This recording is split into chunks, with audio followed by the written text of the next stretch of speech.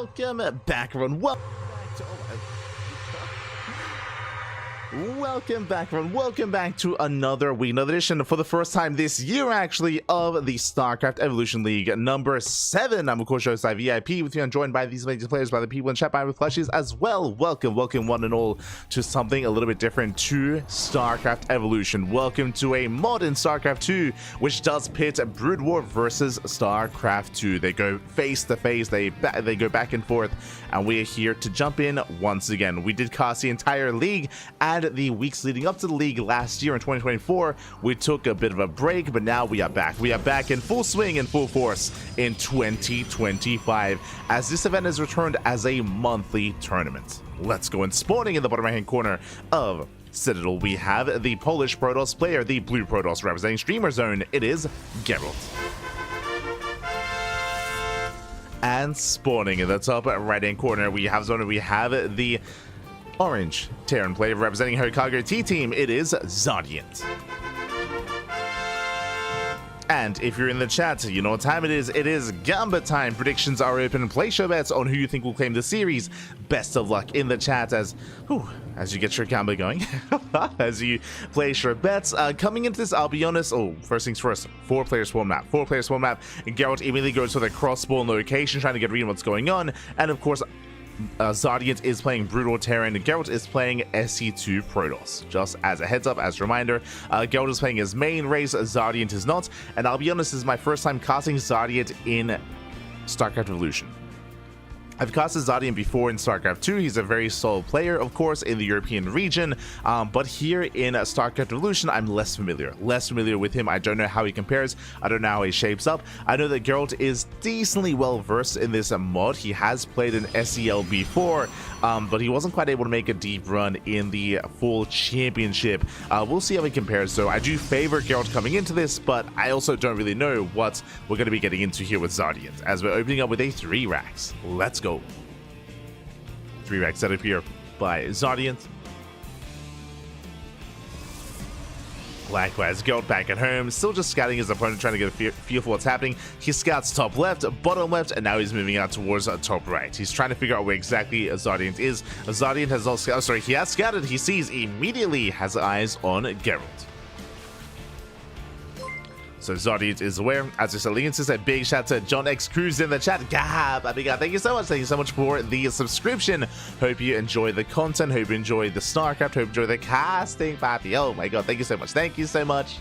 Do appreciate it. And again, it's great to be back. It's great to be back here for StarCraft Evolution. Again, we haven't had an SEL since last year. We have been casting some show matches with StarCraft Evolution, like the Ducklings Showdown and the Latin American showdowns as well. So we have been casting some show matches, but no straight up tournaments, not in quite some time. So I'm ready, I'm excited. As a reminder as well, StarCraft Evolution has returned. It used to be a bi-weekly, now monthly. Now it's going to be a monthly tournament instead. So once a month we have a big bracket, as we see here before you. Exclamation mark B in the chat to have a look at the bracket yourselves. We'll be going over the bracket ourselves after this series. We'll get there. We will get there. Meanwhile, Adept does shade into the main, picking up a Marine so far. Not bad. It does get a Marine. Behind this, massing up more bio here. Stim is on the way from the Academy. And the initial Adept is going to be forced out. I say that does actually shade back into the middle line, getting 1 Marine. 1 Marine does fall. Just the one, though. Gets a full scout. It does get eyes on most of the racks. Gets eyes on the upgrades that are on the way. Interesting. And Gerald, he's going for a proxy Dark Shrine. Bold move. So Twilight Council opener into Blink into DTs across the map. We'll see if Zodiant is able to respond in time. I'm a little bit concerned. Of course, there is 0 detection. No comstat stations yet. We're waiting for the detection. They're waiting for those comstat stations. Without them, there's no scan. Without a scan, without a turret, without detectors, I'm going to be that much more concerned here for Zodiant. Again, with a 3X, there's no factory, there's no starport, there's no science vessel, no detectors yet. And the Dark Shrine is about to finish. Oh, no. Is this how the story ends? The Bio Army does stim across up, does catch 1 Stalker. Not bad. 1 Stalker goes down. Nice stutter stepping here out of Zodiant, chasing down Gerald. And Zodiant may just be forced into an all-in. As there's zero detection. There's no scan. There's no scan. There's no detectors. There is no turret. There's no nothing. There we go. First, it's on the way. Comsat station's on the way. He needs more time, though. He does need time for the scan. And here comes the Dark Templar. Comsat station. It might just be too late here. It's going to finish up in a couple of seconds. The bio armies across the map. Back at home, it's anything to defend. There's a couple of Marines. Only a couple, though. And here we go. It's all or nothing. DTs are revealed. SV is going to be going down. He stims in. He stims. But there's force fields. A couple of good force fields. All we need. Shuts down the bio army. And cutting it in half. Or into pieces. And oh god, the DT is just wreaking havoc here. SCVs are going down both in the main and at the natural. Once again, he stims in. Oh no! Does get caught out by the force field. Shield Rider's putting in a lot of work as well. And Gerald, he holds. Gerald, he's going to hold on.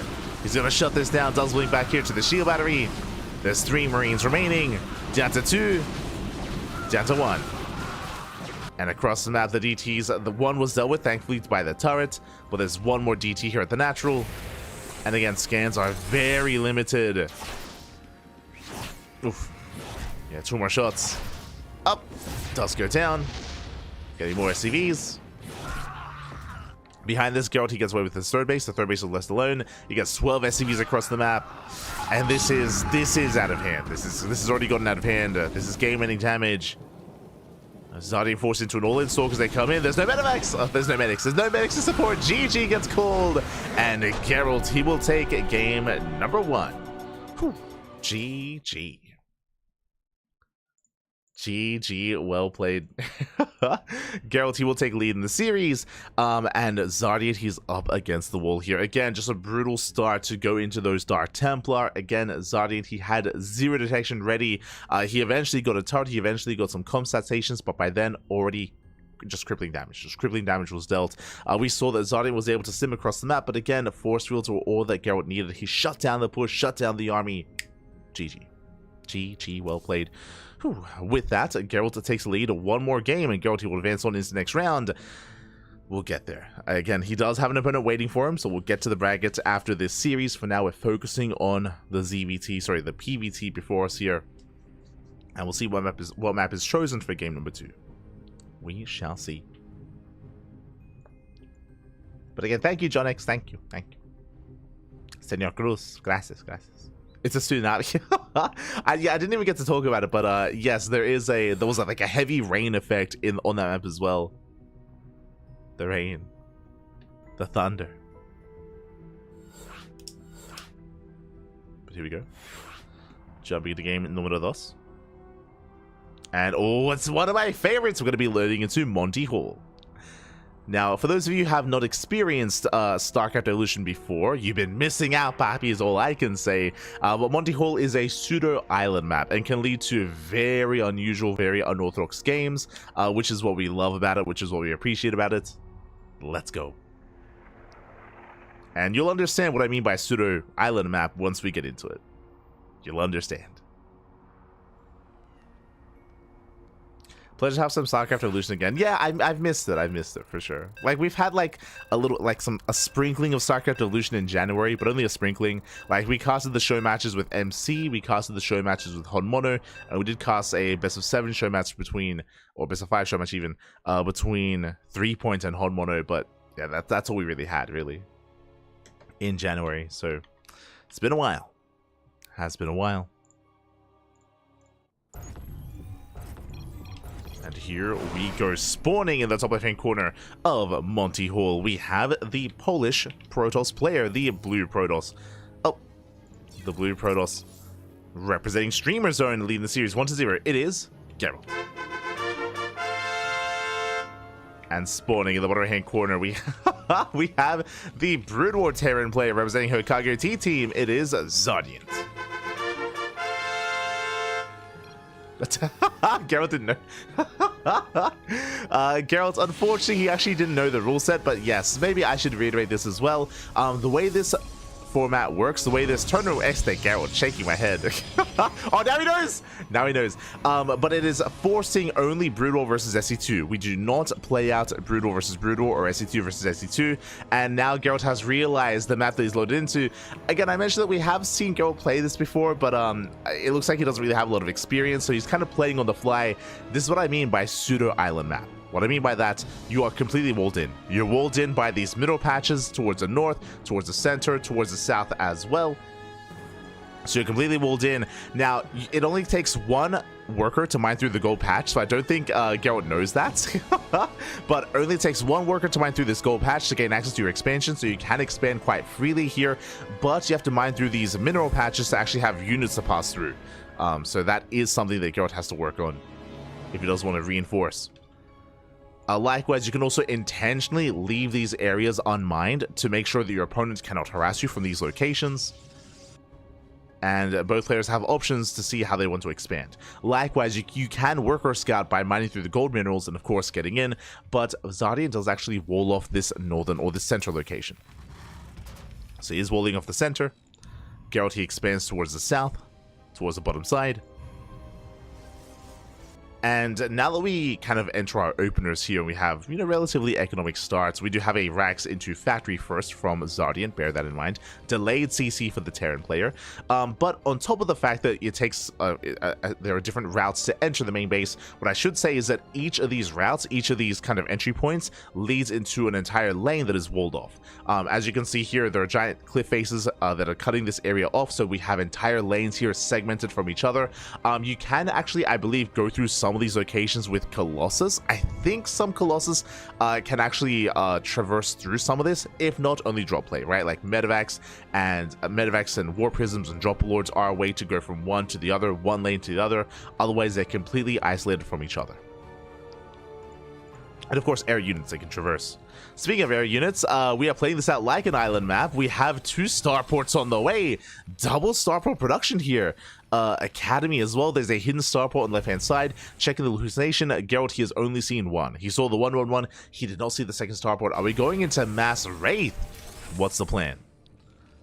We have the control towers on the way. Yep, there we go. Mass Wraith in production. Now, I believe the Wraith was adjusted in the most recent patch. There was a patch a couple of days ago for StarCraft Evolution. And I believe the Wraith cloak upgrade is now, I want to say, more accessible. I want to say it's faster. Or, sorry, I should say, I think initially you didn't have to research cloak and now you do. I might just actually open up the patch itself. Hold on. It's probably good if I just open up the patch. Because again, there was a patch a couple of days ago, as the Wraith is spotted, initially. Now, the Wraith is almost like the Brood War equivalent of a Banshee, almost. I will say its anti-ground attack is still very weak. It's much weaker. Like, the Banshee ground attack is actually pretty powerful in comparison to the Wraith. So it's similar to the Banshee, but not quite the same. So I'm just opening up the patch notes.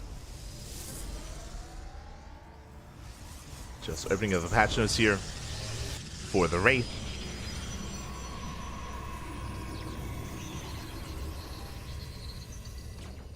As we do dive in, we threaten a dive. Cloak gets activated. Alas, there is no detection. We can actually get more damage done, but there is a shield battery. Yeah, there's a shield battery in position. Shield battery here at the natural as well. And the shield battery, ooh, one probe does fall, but the shield battery is enough to keep the workers alive. Yeah, observers now on the way, being chronoed as we speak. Shield battery is just too powerful here in the race. They do nothing. They get one probe kill. That's all they get. I guess fun fact, 2 Banshees one-shot probes. So, I mean, that's why Banshees, they have a greater anti-ground attack and they can harass these mineral lines in a bit of a stronger fashion. These Wraiths cannot. It takes a little more to one-shot workers, I should say.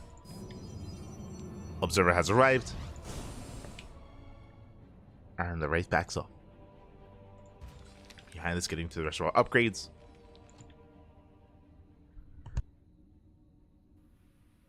Wraiths rotating over towards the main.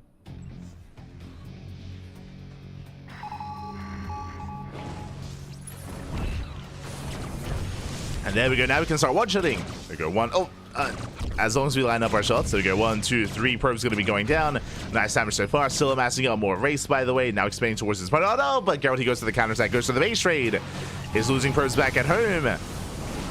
But across the map, he commits. Meanwhile, scan to take down the Observer. Nicely done. Observer does get sniped. No more detection.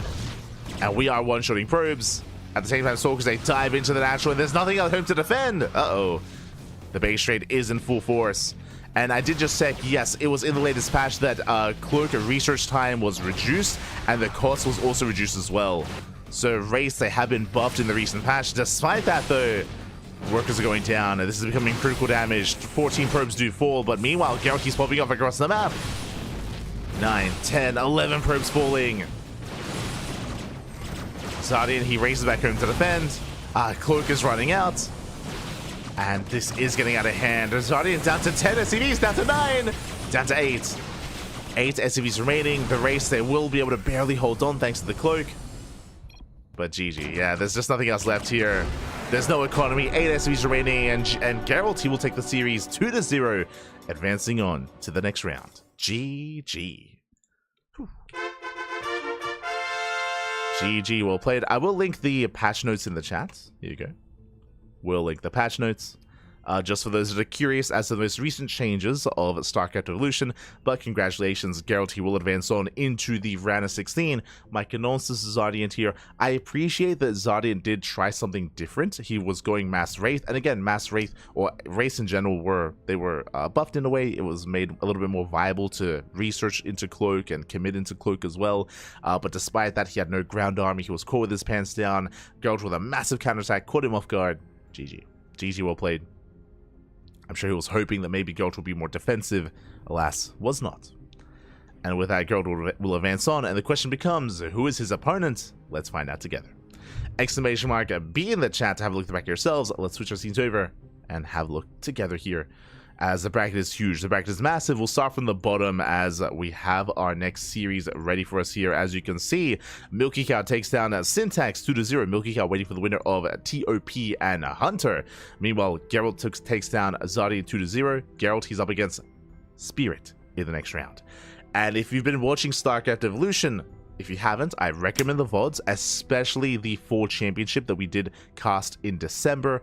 Spirit, he was the runner-up. He was the arguably the second best player in StarCraft Evolution, made it all the way to second place. He did lose to Dark in the finals. It was Dark versus Spirit in the grand finals of the 4 championship, and Dark did end up taking the win, but Spirit took down so many strong players to make it to those finals. So Spirit showing strength, showing expertise in StarCraft Evolution, and Spirit is going to be the heavy favorite in this next series. And clearly what we saw out of this series is that Gerald, obviously he's a solid SE2 player, but he is lacking experience in StarCraft Evolution. He's lacking experience. We saw that he was unfamiliar with the format of the tournament, and we also saw that he was unfamiliar with the map as well. So he has less experience with the maps, less experience with the mod itself.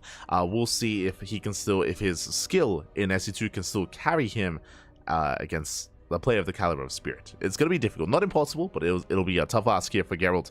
We'll see if he can go even further. As again, you could argue that Spirit is the second best player in the world in StarCraft Evolution. Oh boy. So it's going to be a banger of a series. We're here for it. We are here for it. Meanwhile, we can also go over the rest of the bracket as well. It isn't just, Spirit and Geralt facing off against each other. Heading on over, we have YoungYakov. YoungYakov gets a walkover in the first round, waiting for the winner of Quanta and Reiki. Quanta, another heavy favorite to make a deep run. Big fan of Quanta here. Quanta, he's a Korean Terran player, so wish him the best of luck in his next series.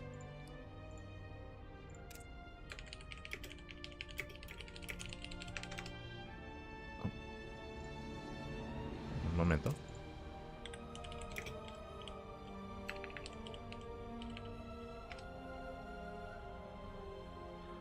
Here we go. Scrolling up, so yeah, Quanta versus Reiki up against YoungYakov in the next round.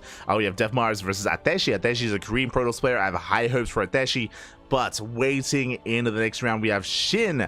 SHIN, I would say, is the second best Zerg player in StarCraft Evolution. Is the second best Zerg. I would say SHIN is second only to Dark. So the hierarchy would be Dark, then SHIN, and then 3 Point. That's kind of how I would place the top 3 Zerg players in StarCraft Evolution. So SHIN is a heavy favorite to make a deep run in this tournament, as Dark is not here.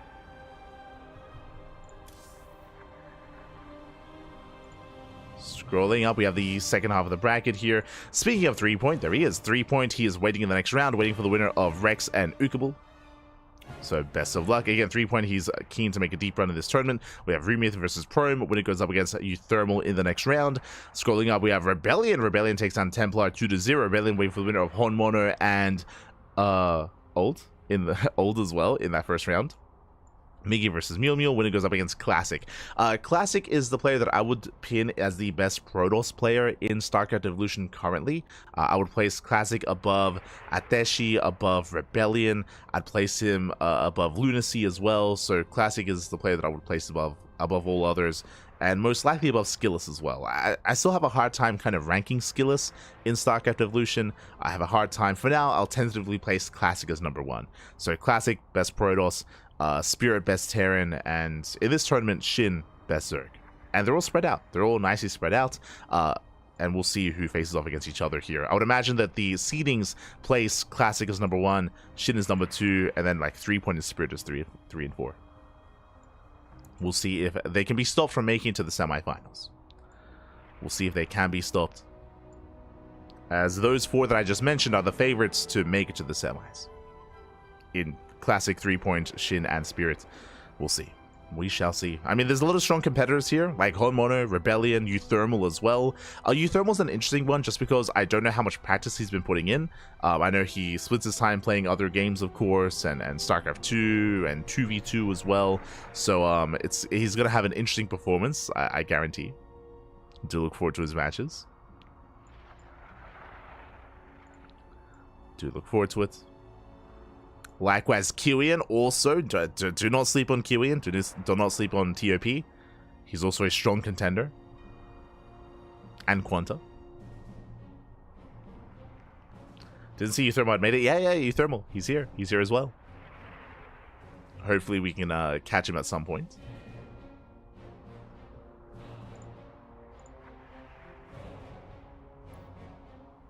Here we go.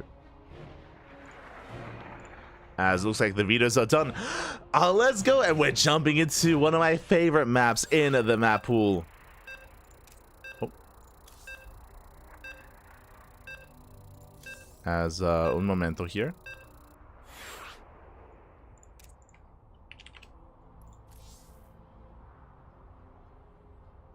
Did I make a mistake?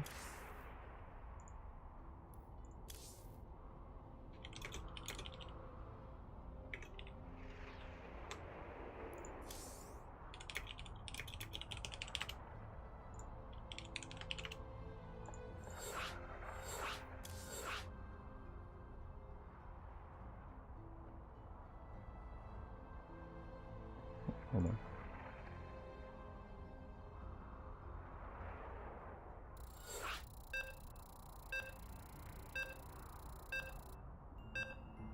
God damn it.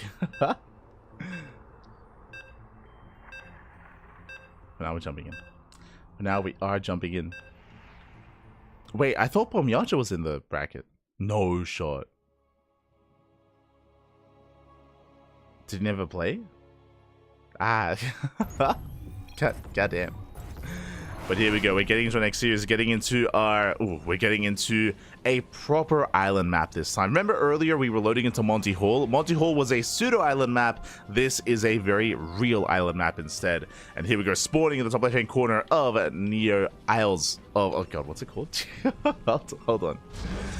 I almost said Neo Violet Square. Neo Isles of Siren. We have the Polish Protoss player playing Brood War Protoss for Streamer Zone. It is Gerald. And spawning in the top right-hand corner, we have the Polish Terran player, the Orange Terran. It is Spirit.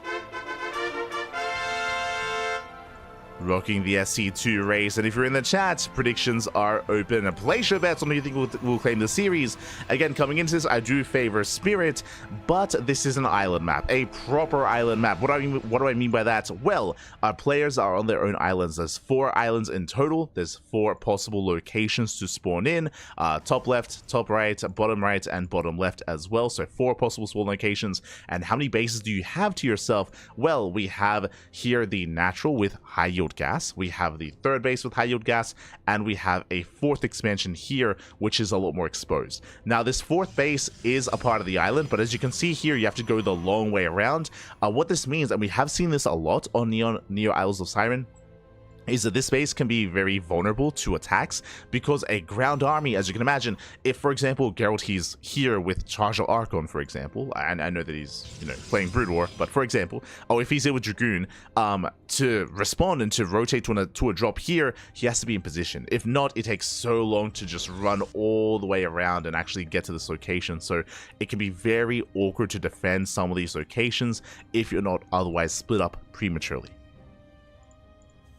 Meanwhile, of course, Spirit has the advantage of lifting buildings. So if he wanted to, he can lift buildings and float to the other islands and take more bases. So Spirit will have that advantage. Likewise, there is a center island as well, which has a plethora of gas and mineral patches to take advantage of. We actually have seen players take this base first as the first island that they kind of expand to, and then use this as a staging ground to lay siege upon one of the other bases. As you can see here, you can actually set up a tank and actually support your army as you push in towards the exposed base.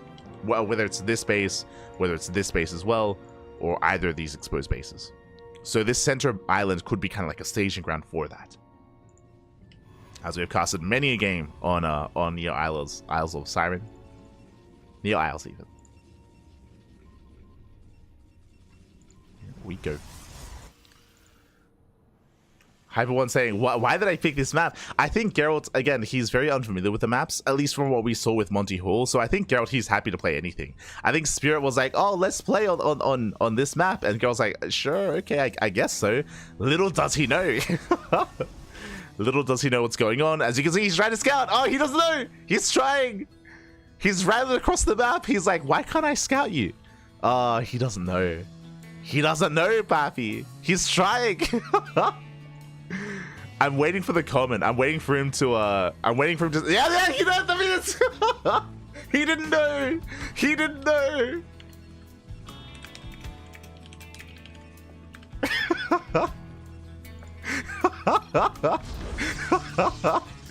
Yeah, this is what I spoke about earlier. Gerald, he's playing a lot of these maps for the first time, and let's go. Let's go. Oh, it looks like Steadfast. It looks like, I don't know if Steadfast has casted much StarCraft Evolution. Maybe he didn't know either. But yeah, it's an island.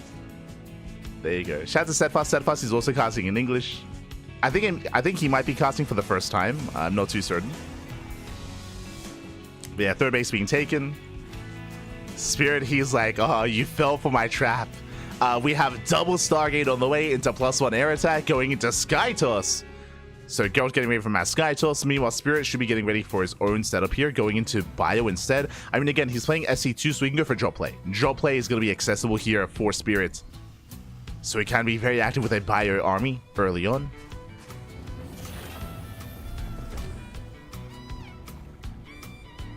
High key evil. Oh no.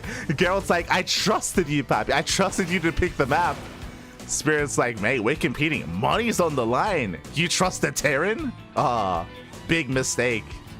Gerald, he's never gonna trust anyone again. He's like, never again, Pappy, never again. He was so pure. He was too pure, Pappy, too pure for this world. The deception, the betrayal. Ah, no. From this moment onward, Gerald, he's going to start regrowing his mustache. That's what's going to happen. He's going to... Ah, no. The mustache era, it's coming back. He's going to turn into a villain as he's going Mass Carrier. Let's go. We have Mass Carrier on the way. Now, the problem here is, again, it takes a long time for carriers to come online. And the reality is, here come Banshee Harass, Cloak Banshee, bear that in mind as well. And Spirit, he's going for drop play. Stim is almost done. Medevac should be on the horizon here with the reactor on that starport, and Spirit should be the first to be aggressive.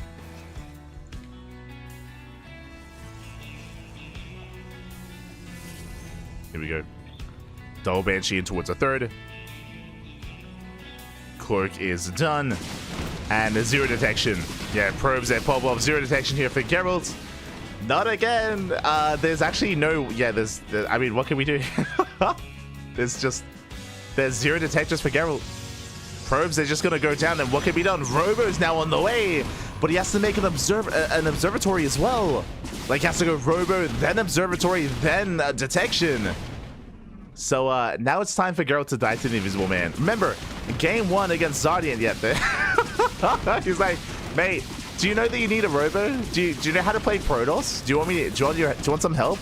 I can link you a guide. Spirit, calm down. Oh my god, he's an animal. I can link you like a YouTube tutorial, mate. Do you know how to? Oh no. As the robot again, he can't make any. He has to make the observatory first. Like, he can't make an observer. That's not how Brood War works. There we go. Banshee finally goes down. To be honest, if Spirit had kept making, if he kept making Banshees, he would just win the game. Like, if he had made like a third, a fourth Banshee, he doesn't obviously like he wasn't aware that it would be so successful. But that is how many probes? That is 21 probes going down. Ay ay ay, insane damage. And Spirit, he's miles ahead. He is miles ahead at this point. For those that are curious, to make an observer in Brood War, you have to make another building. It goes Robo, then another building, and then you can start observer production. So Gerald, he just was not ready for that tech at all. Was not ready. He wasn't thinking about Banshees. Was caught off guard. I would appreciate some translations in the chat. Would appreciate it. As that's too much to interpret. I'd like to believe he's saying, like, you took advantage of me. And here comes the Doom Drop. Does dive in. Hits the center expansion. 11 probes going down in an instant, and now he can just stim and win. There's no support. There's no splash damage. Storm just now began. And he gets one carrier. And he's going to get the other as well. The other barely does survive, but nothing else. There it is. G! The 1G, and Spirit will take game number 1. Whew. GG. GG, well played. Spirit will take lead in the series. Does know about carrier upgrades. I mean, he was too far behind at that point, right? Like, he lost, what, 21 workers, 21 probes, like, brutal damage early on. Yeah, even if he had any upgrades, he only had 2 carriers anyway. Like, things were looking bleak there for Gerald, and yeah, alas, in the end, he was torn apart. He was overwhelmed. And now we're getting into game number 2. And the question becomes, what map are we going to be stumbling into this time? Oh boy. Where are we dropping? Monty Hall? No shot. Sylphid. Okay.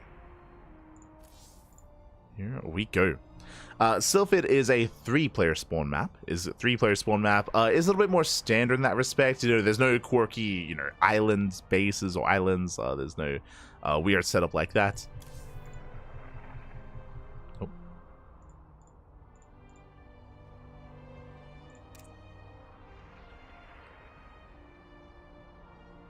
There's no islands. There's no hidden bases.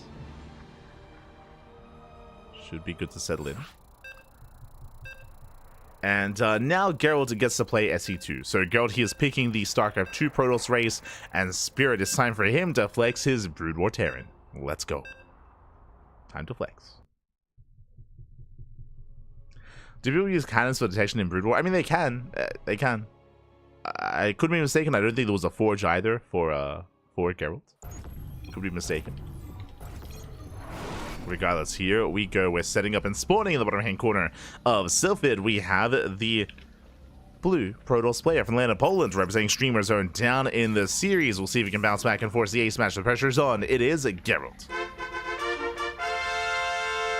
And spawning in the top left hand corner, we have his opponent. We have the red Terran player from the land of Poland, representing, I should say, the Brood War Terran. Leading the series 1-0, it is Spirit.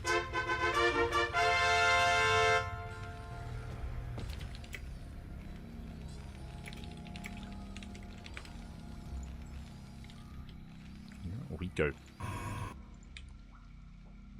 As again, it is a 3-player spawn map. You can spawn in top center, bottom right, or bottom left. And we can see Gerald, he's scouting, checking for the spawn location of Spirit. And he's checking bottom left first. So it'll take a little bit longer here. Oh, never mind. We're setting up our proxy. Bold move. He's going to be proxying here in between the northern and southern bases. Assuming... Oh, no, never mind. Okay, never mind. We're just... Oh, does he not know where the spawn location is?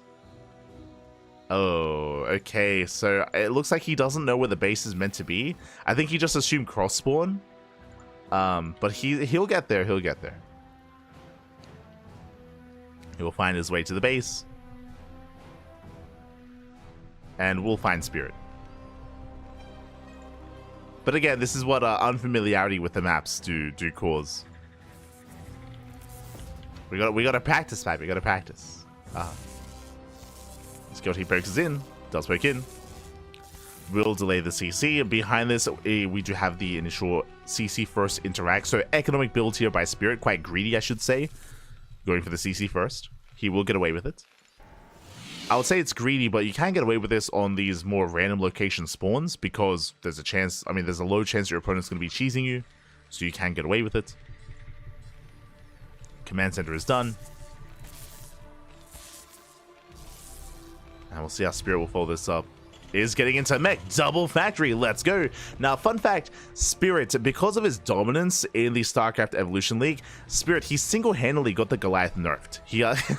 The Goliath was nerfed. If you watch Spirit versus Skillus, I do recommend the VODs, but Spirit, time and time again, he would intentionally even just avoid SE2 and just intentionally pick Brood or Terran and just would mass Goliath. And it was crazy how well he performed with just heavily reliant on that one unit. Of course, since then, the Goliath has been nerfed when it comes to his anti-ground attack, as it's meant to be more of a specialized unit. But we'll see. We'll see how he incorporates mech. For now, it is going to be the Vulture start. Vultures are amassing. We have the speed upgrade on the way. Stalker poking in, and Gerald, he's setting up the proxy. Setting up to reinforce. So far, good kiting. Takes down a Marine. He gets one. Going for the other. Vulture has arrived. Boys are being pulled. And with the help of the boys, we will be able to buffer, able to support. And Geralt is going to be chased down. Likewise, the Vulture was adjusted in the most recent patch to be more microable. As you can see here, it's floating around a lot less. I think previously there was like an acceleration issue or like a different form of acceleration when it stopped moving. So it would actually like slide a little bit forward, but now it stops a little bit faster. And now it's just more microable. It's just easier to control, I should say. So there has been a performance enhancement to the Vultures in the latest patch. Now we can micro. Now it's just, yeah, you can see here, like, it's so much more crisp. And the first Stalker's going to go down. Gets one, going for the other. Shield battery is just now finishing, just in time. Oh my god, too late. Barely out of range. Stalker goes down, a brutal pickoff. And now we're diving into the main base. Decent damage here from a Spirit. Trying to overwhelm. Behind this, Spider Mines is being researched. We'll take down another Stalker. And again, the shield battery is here at the natural, not in the main. Stalkers and sentries going down, and now we can go for the mineral line and go for the probes. Workers are going down. Getting 2, getting up to 3 probe kills. Jesus. 2 Vultures, they one-shot probes. That's crazy. That's insane. 7 probes going down. That's where he backs off. He backs off. Spider Mines has been researched. Now we can lay down those mines. And we have siege mode on the way. So again, just embracing pure mech.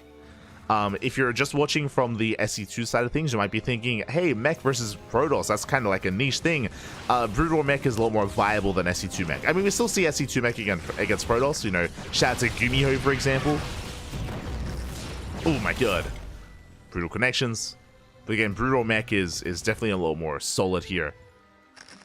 Oh my god. As Blink is not done.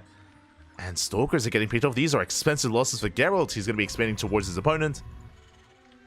Spider-Man's is still set up. There's 2 Spider-Mans left. Geralt ideally wants to bait them out. He has Blink this time. Blink is done. Oh my god, takes 1 shot to the face! And already half HP. Half HP Stalkers. Ay. Did Blink 1 second too late. And behind this, tanks are setting up. We have double armory, double upgrades on the way. Spirit massing up tank vulture. Let's go.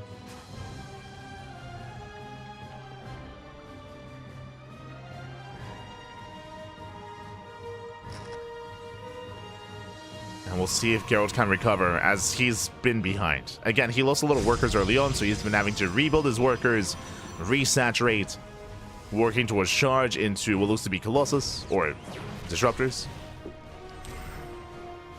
God, the vultures, they're zoomy boys. They're so fast. Coming from behind. They zone away with the spider mines. Pylon goes down. I think the best comparison, if you are mainly watching SE2, is the Vulture is kind of like a split between a Hellion and a Cyclone. Like, it's hard to compare because Vultures, they just do so much more damage than Hellions. So much more. AIDS probes going down. There's so much micro potential as well. Like, they're pretty good. As that's 8 more workers. And Gerald getting pulled apart. Yo, Goliath production has begun. Not again. Does Spirit know they got nerfed? Does he know? Yeah, Goliaths are building up. And again, if you missed out on the VODs, I do recommend the YouTube channel for StarCraft Evolution. But Spirit, he was heavily reliant on Goliath for support. But this time, only a handful, okay? Only a handful of Goliaths. He's going back into Vultures. Again, Vultures, they just have so much utility with their spider mines. Gerald's trying to buy time. He sees the army, he's terrified. He's trying to buy more time, knocking down those rocks. Ooh. Oh my god! Oh, he gets 2 tanks! Massive pickoffs, 2 tanks go down. And Spirit not where he wanted to be. Oh my, the spider mines! Oh my god! No! XD! As he lures him in, the spider mines, they shut him down. Spirit did lose 2 tanks, but it was worth it. The bait was real. Nova goes up. Good connection. Takes down 3 of those spider mines. Ay, ay, ay. But Gerald, it was a trap. It was a trap, Papi. The third is going to go down. He cannot save the third. Not like this. Tanks are moving in. Not gonna lie, I thought the tower was gonna fall to the right hand side. I didn't know it was gonna fall vertically like that. I don't think Spirit was aware either. All planned, exactly. Calculated, Papi, calculated. All planned. The tanks, they gave their lives to the greater good. Like, maybe we could just like unsiege and move out of the way. No, no, no.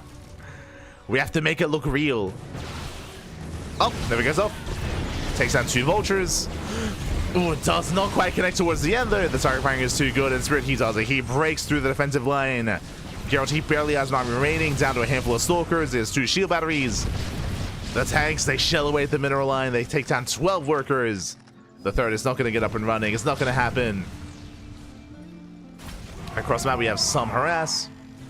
Harass is cleaned up. The base is going to go down, and Spirit, he's just starving Geralt out. And there it is. GG. Spirit, he will claim the series 2-0, advancing on to the quarterfinals. GG.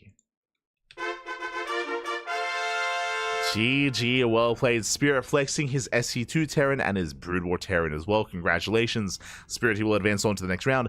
But as I mentioned, Spirit, he is arguably, actually I would say, the best Terran player currently in StarCraft Evolution. He's the best Terran player that we have to offer here. He is one of the favorites to win the entire tournament. He's the one to beat. So, rough seeding here for Geralt, rough for anyone to face off against Spirit. He has been putting in a lot of work, he has been practicing, has been improving. There's a reason why he's here, and there's a reason why he came second in the full championship. GG. GG, well played. Whew. Spirit will claim the win, and we'll see where that leads us. We'll see where that takes us here as we catch up on the bracket and figure out where we are headed. As we are jumping over to the Americas region, and we will be catching up on the bracket. Catching up. A lot of updates. Looks like the initial round has concluded.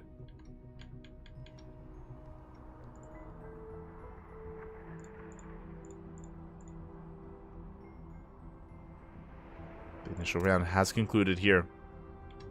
And exclamation mark B in the chat if you guys want to have a look at the back yourselves. Let us switch our scenes over And from the bottom, here we go. We have Milky Cow. Milky Cow versus Top is currently underway. Top takes down Hunter. Milky Cow takes down Syntax. That is a TVT currently ongoing. And I do favor Top. Top, aka Kiwian. Kiwian, he, I would say, is number 3? Maybe number 3 Terran in StarCraft Evolution. I think I rate Quanta higher than Kiwian. I think I rate Quanta quite highly here. And maybe Kiwian is comparable to Hon Mono. But regardless, he is one of the stronger Terrans here. And Milky Cow, I'm unfamiliar with. I mean, we've casted plenty of Milky Cow in StarCraft 2, but in StarCraft Evolution, that I'm not so sure about. So I'm less familiar with his performances in this mod. So I'm curious to see how he compares to Kiwian. Best of luck, as they're going to be facing off against each other. They're currently mid-series. As we speak, they are mid-series. Meanwhile, scrolling up, we of course have Spirit. He's waiting in the quarterfinals, waiting for the Terran opponent, waiting for that TVT, and we're going to be parking ourselves here to try to jump into that series. That's the current plan, at least. Jump into that matchup. Scrolling up, Quanta takes down Raki, YoungYakov takes down Velvet. We have Quanta versus YoungYakov. That's going to be a spicy TVZ. Best of luck to both players. Meanwhile, I would say an upset here. Oh my god, Adeshi goes down. Adeshi, he's a Korean Protoss player. He goes down to Def Mars. Def Mars, I believe, a European Protoss player. I'm very unfamiliar with how they play, so exciting stuff there. Good performance. Def Mars, he advances on. Big upset. We'll see how it compares to SHIN. I mentioned before, I believe SHIN is the number 2 seed of the tournament, so it's not going to be easy. It's not going to be an easy one there. So best of luck. Meanwhile, scrolling further up here, we have the remainder of the brackets. We have 3-Point up against Rex in a ZVZ. Best of luck to Rex. Best of luck to 3-Point. I do favor 3-Point in that series, but we'll see what Rex can get done. I've never seen Rex play StarCraft Evolution, so I don't really know how to place him. I don't know what to expect from him. So I just tentatively favor 3-Point there, but best of luck to Rex. Scrolling up, we have uThermal versus Rumiath. Rumiath is a Korean Zerg player, has been on the rise, and uThermal likewise has been very creative with his builds. I think I favor uThermal there. Maybe I'm a little bit biased, but uThermal, he has been investing quite an amount of time. He's been enjoying a lot of StarCraft Evolution, so we'll see how he compares to Rumiath. Scrolling up, we have Hon Mono versus Rebellion. Currently mid-series. That could go either way, to be honest. That very, very closely skilled players. That could go either way. And at the top, we have Classic versus Miggy. I believe Miggy did just take down his opponent, so the entirety of the round of 32 has concluded, and the round of 16 is fully underway. And there's the result. There's the result. Miggy takes down well 2-1. So round 16 is underway. And technically, I could jump into Classic versus Miggy. I could jump into that series. But typically here, whenever we cast a tournament, we try to stay centralized and follow a player. We try to follow certain players and try to keep everything, relatively linear when it comes to the narrative that we're trying to tell. When it comes to the players we're trying to follow. So we did cast Gerald versus Zodiant into Spirit. And up next, we're waiting for Kiwian and Milky Cow. We're going to be focusing here on the lower portion of the bracket. That's where my attention lies. Meanwhile, looks like we have another update. This just in, Hon Mono takes down Rebellion 2-0. Big win there for Hon Mono. Yeah, massive result. Hon Mono takes the win, does advance on into the quarterfinals, waiting for the winner of Classic and Miggy. Best of luck. Best of luck to Hon Mono. As again, for now, we're waiting for our match to open up. As a result, we have some downtime. We do have some downtime here, so we're going to be going on a break. We're going to be going on a short break. We're going to be waiting for this series to either open up to us to like a game 2 or an ace match, or we're waiting for it to conclude so we can follow the winner into Spirit. That is the current plan.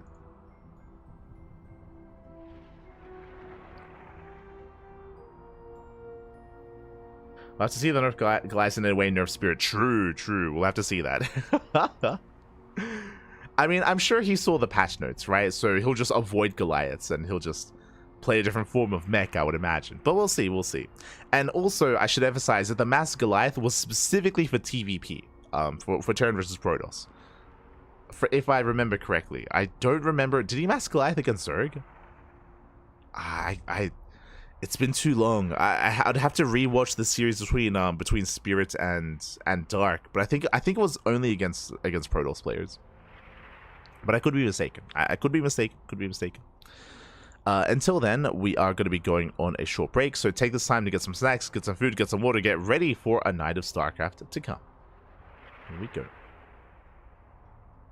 How long to game start? Soon TM. Soon TM. So we'll see you guys in a couple of minutes. Until then, enjoy yourselves and enjoy the brutal OST. See you soon.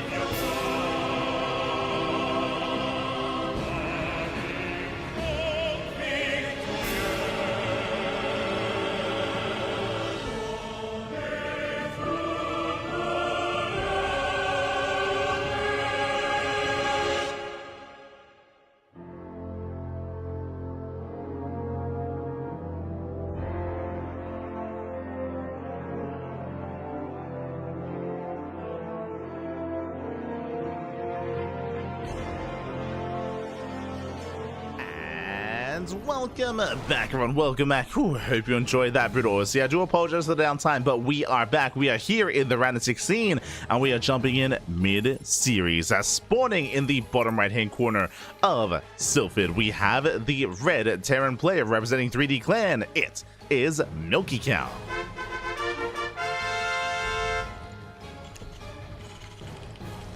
And spawning in the bottom left-hand corner, as this is a 3-player spawn map, we have the South Korean Terran player, the blue Terran. It is Kiwian. Let me just quickly set up his color. Bam, there we go. We are jumping in mid-series. Again, we were waiting for game 1 to conclude. That is why there was so much downtime, but now we are here. We are back. Game 1 did go the way of Kiwian. Kiwian is leading the series 1-0, but it was a very long game, very back and forth. I'm ready. I'm excited to see how close it was. I am ready, as Kiwian is playing SC2 Terran and YoungYakov now playing Brood War Terran. And if you're in the chat, predictions now open. Place your bets on who you think will take the series. Again, Kiwian already has a lead, already has an advantage, but there is a chance for YoungYakov to bring it back, as we are opening up with a 3-racks. Oh my god. 3-racks set up here by YoungYakov, bearing in mind he does not know where his opponent is, bearing in mind they don't know where they are at all, as Kiwian is going out with his SCV Scout. Coming into this, I would favor Kiwian's Brood War Terran. His Brood War Terran is typically his stronger of his 2 races, more so than his SC2 Terran. And likewise, I'd say the inverse for YoungYakov. But regardless, we'll see. We'll see how they compare. Kiwian going for the SCV Scout. He will confirm that, alas, YoungYakov is spawning in the bottom right-hand corner. Does confirm no one to be found here towards the top side. And YoungYakov going for a 3-racks into Academy, into Stim. Now, for those that are maybe a little bit unfamiliar when it comes to Brood War, no add-ons. Or there are add-ons in Brood War, but they're a little bit more specialized, a little bit more niche. Instead, no tech lab here. You make the Academy, and from the Academy, you can, of course, you can gain access to Ghosts, to Firebats, to Medics, Stim, and the rest of your upgrades. So, no add-ons required. Because of this, what I will say is that these 3-racks, this 3-racks hits hard. It hits very, very hard. Imagine a 3-racks or a 2-1-1 in SC2. And to get into Stim and to get into a bio push, it takes a long time. The reason why it takes a long time is because to get into medevacs, what do you need? You need a starport. You need to take up into a factory, into a starport, then into medevac production, and that delays the push a lot more. Here in Brood War, you do not need a starport. Already we have Marines massing, Stim is done, Firebats on the way, Medics as well. You already have supportive units. 3-racks in Brood War, they hit sooner, they hit harder, they hit faster as well. And here we go. Is pushing out across the map. Meanwhile, Kiwian setting up a proxy BC. He's crazy. Going for the fusion core, going for the starport. Proxy BC on the way from Kiwian. Meanwhile, YoungYakov just rallying across the map, sending everything he can. Firebat about to run into the Hellion. Oof. Volley goes off. Hellions, they can shut this down. Firebat taking a lot of hits. Taking a lot of hits so far. Does tank though. Does tank those shots. Kiwian setting up. Hellions, if they line up their shots, they can shut down these Marines at least. Let's rush Stim. Does Stim in, going for the add-on. Yeah, Reactor's going to be going down. Hellions are going to be sent away by the Firebats. That's Firebat can Stim as well. Yeah, can and will. Reactor goes down, knocking down the wall. Deeper's going to fall. And YoungYakov, he breaks into the natural. Does break in. Bunker is denied. He's going for the main base. He's going for the mineral line. Ooh, Kiwian, he supply blocks. And across the map, the BC is not being made. It's not being produced. And YoungYakov, can he end the game here and now? He's so close. The boys are being pulled. Ooh, into the Firebat though. There's a Stim. Firebat pulls away. Medevac does sustain it. And this is becoming crippling damage. It's becoming far too much. It looks like YoungYakov may have just done it. 17 SCV kills. Kiwian getting a little bit too excited, a little bit too frisky with that proxy. The BC is on the way, but it may not matter as everything is falling. All the SCVs, all the Marines. YoungYakov has done it. The BC can try to, I mean, we could try to go for a base trade, true. Yeah, there we go. We lift. The Great Migration has occurred, lifting every single building. 0 units left for Kiwian, except for the BC. Kiwian, he's hoping to win the game with purely 1 battle cruiser. Is that possible? It is possible. Is it likely though? Oh, the scan! He sees. He knows what's going on. Checks to the BC. Does come across it. YoungYakov, he knows turrets are on the way. Very important here. Quick reaction here by MilkyCow. Turrets being thrown down immediately. They still need time. And the BC is going to be the first to arrive. The battlecruiser has arrived. We can see here MilkyCow racing back home. He cannot destroy the buildings, but he has to defend against that battlecruiser. BC does dive in. More turrets on the way. Marines, they stim. They stim, and they win. The BC takes too many damage, too much hits. Too many hits, too much damage. Gonna be forced back down to less than half HP. Is in the dead space. But MilkyCow, he's bouncing back in this series. We're gonna be forced in the ace match. Again, Killian, too ambitious. GG gets called, and MilkyCow ties up the series. We are going to the ace match. Let's go. Whew. Let us go. We're getting into game 3. The supply block ruined it all. The supply block was huge. Again, killing the depot, right? Remember, the depot at the wall was destroyed. With the depot going down, that meant that we had the supply block, of course. It was a brutal moment for Killian. And with that, just took so long for the BC to actually come online, to be a factor in that game. And with that, we're going all the way to the ace match. How will this story end? In a normal macro game, I do favor Killian, but that's not what we're getting here. At least that's not what we got last game. Killian being too cheeky. A little bit too cheeky there. And we'll see where this takes us.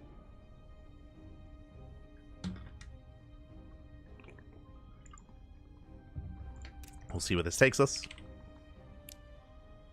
We'll see where this goes. Oh, as we are.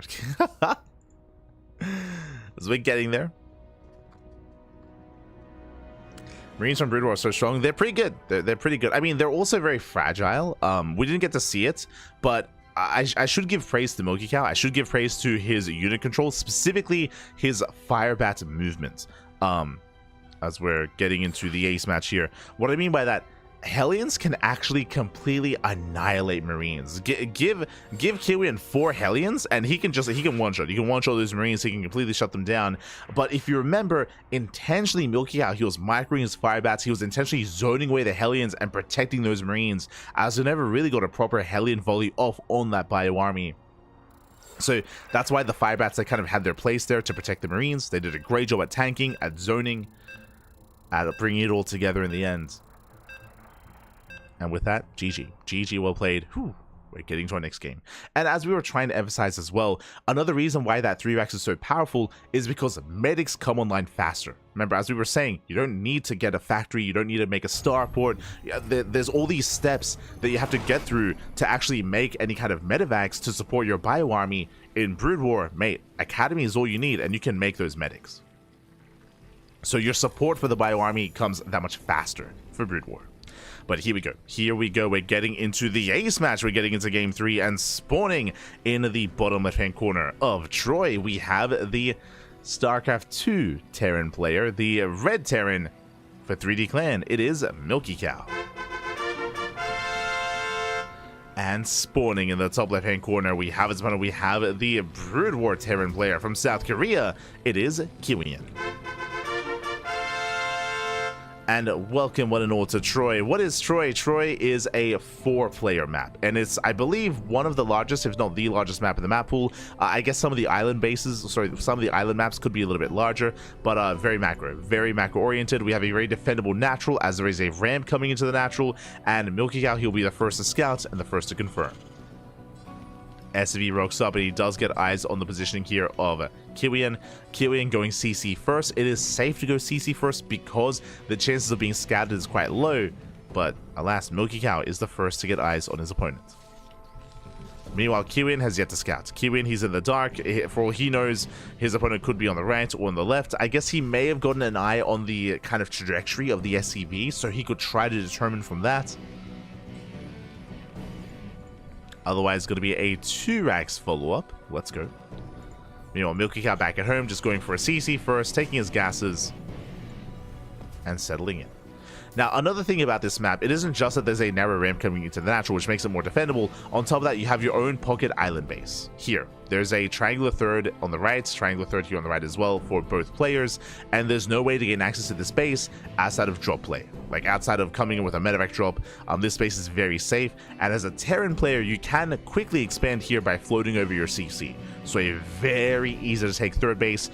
The fourth base is going to be likewise an interesting one as well. It is also a pseudo island base, so there's a reason why we see a lot of late game on Troy. A lot of late game, as it can be difficult to punish these bases. Now, when I say pseudo island base, what do I mean by that? These gas geysers are a big factor.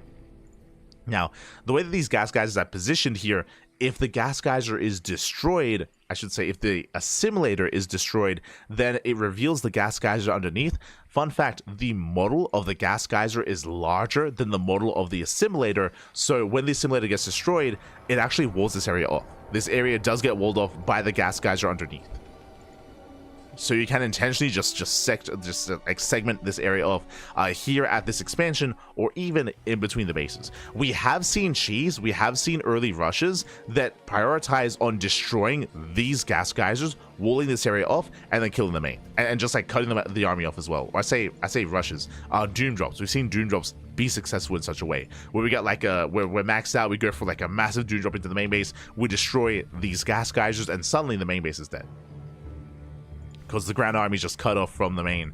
We've seen that quite a bit, especially with Brutal Protoss struggling, as Brutal Protoss have no recall outside of the Arbiter. So if they have no Arbiters, there's no recall, they just die. We've seen a lot of Brutal Protoss die to Doom Drops because of that. And we've seen a lot of Zerg players actually die to that as well, yeah. Zerg players and Brutal Protoss. SE2 Protoss, of course, they can recall. And Terran can, of course, counter drop. For now, though, third CC on the way for Milky Cow, again looking to expand to that third location. We do see Kiwian moving out. The expand behind this is pushing, but last is a bunker. There's a tank. The natural should be pretty safe. And Sound does stem in. Ooh, brutal tank shots. Yeah, he does face check. He does get met by the tank. And Kiwian is forced back. Again, there's no breaking this. Not anytime soon, I should say. So back at home, Kiwian, he's building up his bio, working on those upgrades. The rest of his racks as well. It's like 82mm of shells or something. It's the bio upgrade. It's on the way.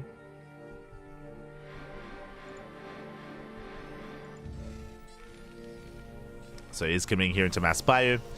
Meanwhile, from the side of Milky Cow, likewise a 2-1-1 setup. 2-1-1, scan reveals no mech. No mech, which is important. Mech is viable for both players in TVT.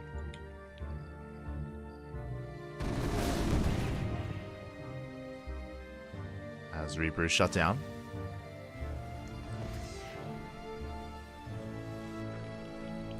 Likewise, Siege Mode being researched here from our Blue Terran. And a big power spike is going to arrive once we get into Ghost production. Like, Ghosts are so good and so fun in TVT, specifically from the Brood War side of things. I'm referring to Lockdown, and there it is. It's U238 shells. I'm never going to remember that. I'm just just something shells. But Ghosts are going to be a big factor. We have the science facility on the way. There we go. Science facility is in production. We see Milky Cow landing as third. It does float it over. And no third base yet from Kiwian. Oh, now getting on location, going for the center expansion, which is more exposed than the kind of pocket island base.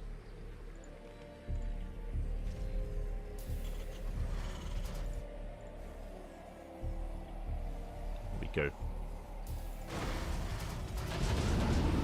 As we can see, Milky Cow now going to be dropping over to actually saturate the expansion. Getting into his own Raven production into Interference Matrix. Ravens likewise going to be a big factor. I mean, it's going to come down to the spellcasters, the Ravens, the science facilities. Sorry, science vessels. Irradiate is being researched. Let's go. Of course, Irradiate is almost like a parasitic bomb, but for ground units. And only affects biological units as well.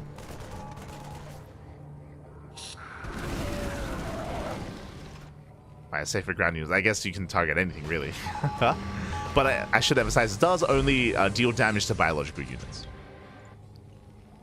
So there are instances where you can irradiate your own like dropship or your own science vessel and then like dive in And just irradiate everything.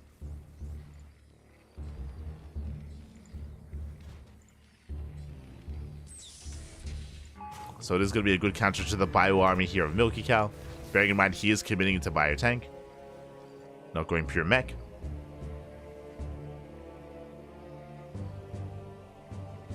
And both players are still gearing up. Kiwian going for top right, sneaking out a ninja base. Let's go. Likewise, Kiwian also in position to scout any ninja bases of his opponent. He's in position. Science vessel poking forward. There's a scan. Explorer reporting. I'm sure looking for the bio. As a radiate is done, is researched. Likewise, science vessel can also EMP. Speaking of, Raven's moving out. Oh, does go for the disable. And Kiwian caught with his pants down. Both tanks, they should fall. Takes out the science vessel. Oh my god, science vessel goes down as well. Yeah, Kiwian not paying attention at the wrong moment. We'll lose everything. Oh, a second science vessel goes down. Ay, ay, ay. And that might just be too much. That might just be game, to be honest. Like some brutal losses for Kiwian. Losing 2 tanks, 2 science vessels. Otherwise, preoccupied. And now YoungYakov coming in for the kill.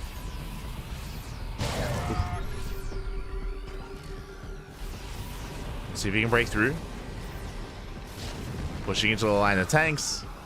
Ravens, they're moving in. Show us the disables. He gets 1. Just the 1 for now. Ooh, we lose 2 Ravens in the process. Takes down one of the tanks. Moving forward.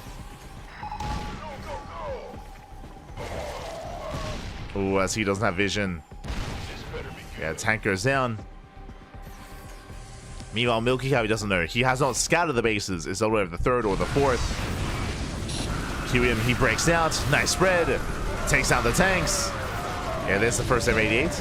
The radiate pops off, shuts down the bio.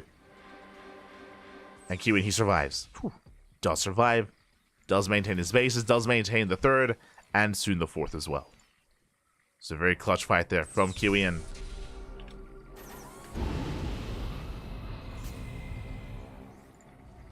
YoungYakov going for his own drop. Dropping into the natural. Turrets are in position. I love that they still use the sound effects. Like, I love the sound effect of the turret. More so than the SE2 variation. Drops into the main base, catching out the production. And nice moves here by YoungYakov. Oh no! Takes down some of the bio, does not quite get the science vessel. Kiwian defends. Shuts down the army.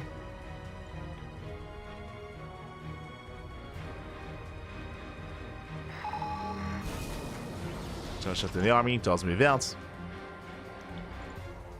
Cloak on the way. We're getting ready for the ghosts. We're getting ready.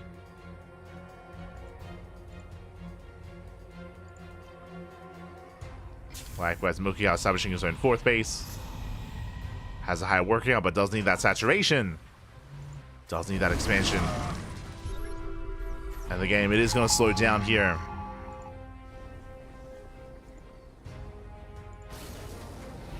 YoungYakov moving out. He's got his own Ravens. More starports on the way. To make sure he ensures that air control. Oh, there goes the irradiate. Oh my god, it takes a while here to split. But does split in time. Very close. Was it wise to use 2 though? Again, the irradiates are limited. There we go. Lockdown is being researched. Ghost production has begun. Now, I believe Lockdown was nerfed in the latest patch. I will have to double check. But I believe they did adjust the Lockdown. So as the armies are posturing, YoungYakov moving out. He does max. And here come the disables. Yeah, takes down 3 of those tanks. Oof. Did I say 3? Gets 4 tanks even. There's the irradiates. Oh, getting a lot of damage done. No splits out of YoungYakov. And yes, lockdown range was reduced from 10 to 9. So I was just confirming. So range is shorter. Which will impact the power of the ghost. As again, ghosts, the brutal ghosts, especially in TVT, they were insane. And they still are, I'm sure. Oh! Raven goes down. Ghost is still building up.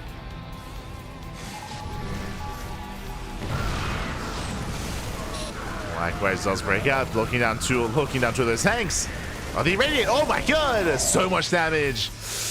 Ooh. Yeah, massive losses here. 2 massive clumps go down. Again, like, brutal spellcasters are so impactful here. You gotta respect it. You gotta respect the irradiate, papi. Again, no splits there out of YoungYakov. So far, holding the line. Raven count down to 4 here for YoungYakov.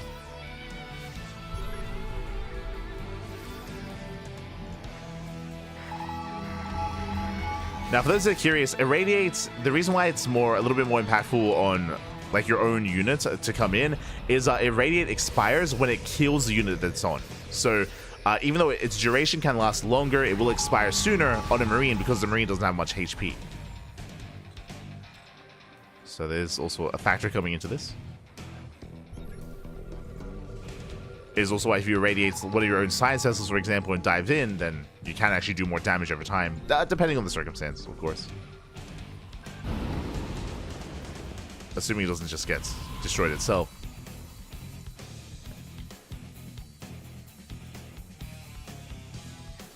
I wonder, is the counterplay possible here where if your Marine gets irradiated and you just kill your own Marine, right?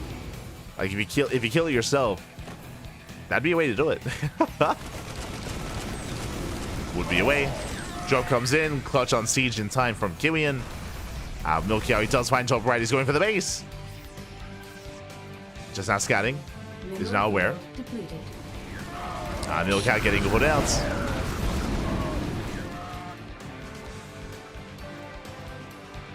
He's caught out. Science also moving in. Oh, irradiating the medevac. Oh my god. Catching out some of the Marines. And Marines go down. Double jump coming in, knocking down those assimilators. He gets one, but only one. Oh my god, the choke point. Oh my god. He holds the line. He tries to at least trades very efficiently, but is forced out. It's going to be forced back. That's YoungYakov forcing friendly fire.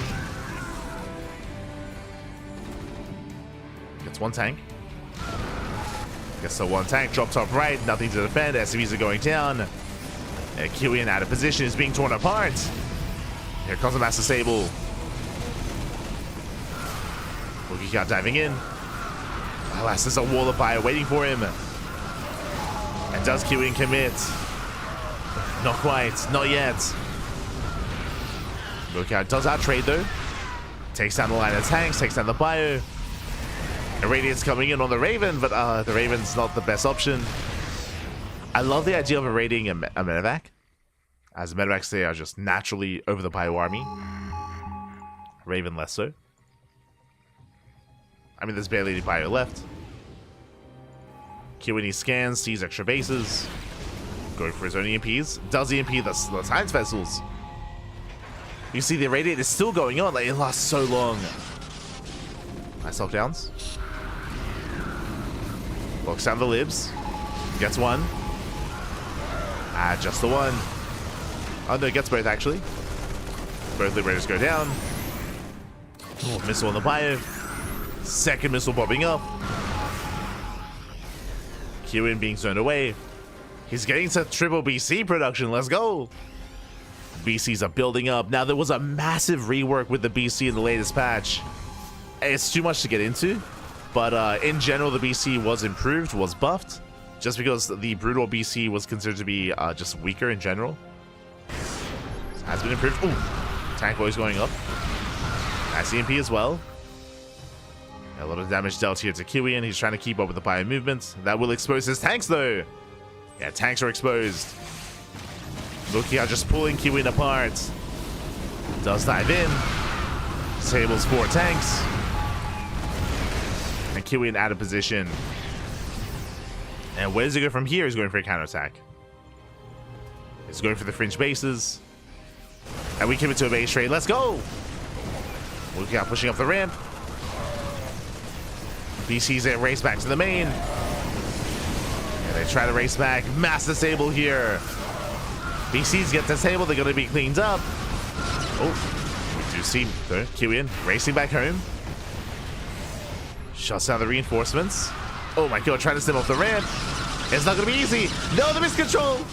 Oh my god. Okay, dust him in. Gets one, gets two. He's going to get all four. Tanker gets reset. Nice lockdowns with the way army just came to production. Is in the main. Now dropping over. And again, the Brutal Terranari is that much more immobile. Like, there's no dropships. No dropships. Nice to radiate, though. BC's coming in. Oh. The disables are brutal. And the BCs will defend. Dropping over the third. Dropping over the center expansion. But the BCs are tankier. So quickly just glossing over the patch here for the BCs is that they have increased HP and they have increased armor as well. So they're just beefier in general, as they were very fragile.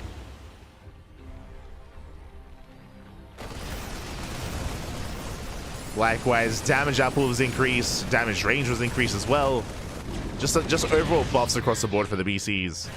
But that's going to be a dead expansion. 34 SCV kills. Ay, ay, ay. And Kiwin, he has to counterattack, but he has half the supply. And this time the supply is not lying. It's not lying, Bappy. Nice lockdowns.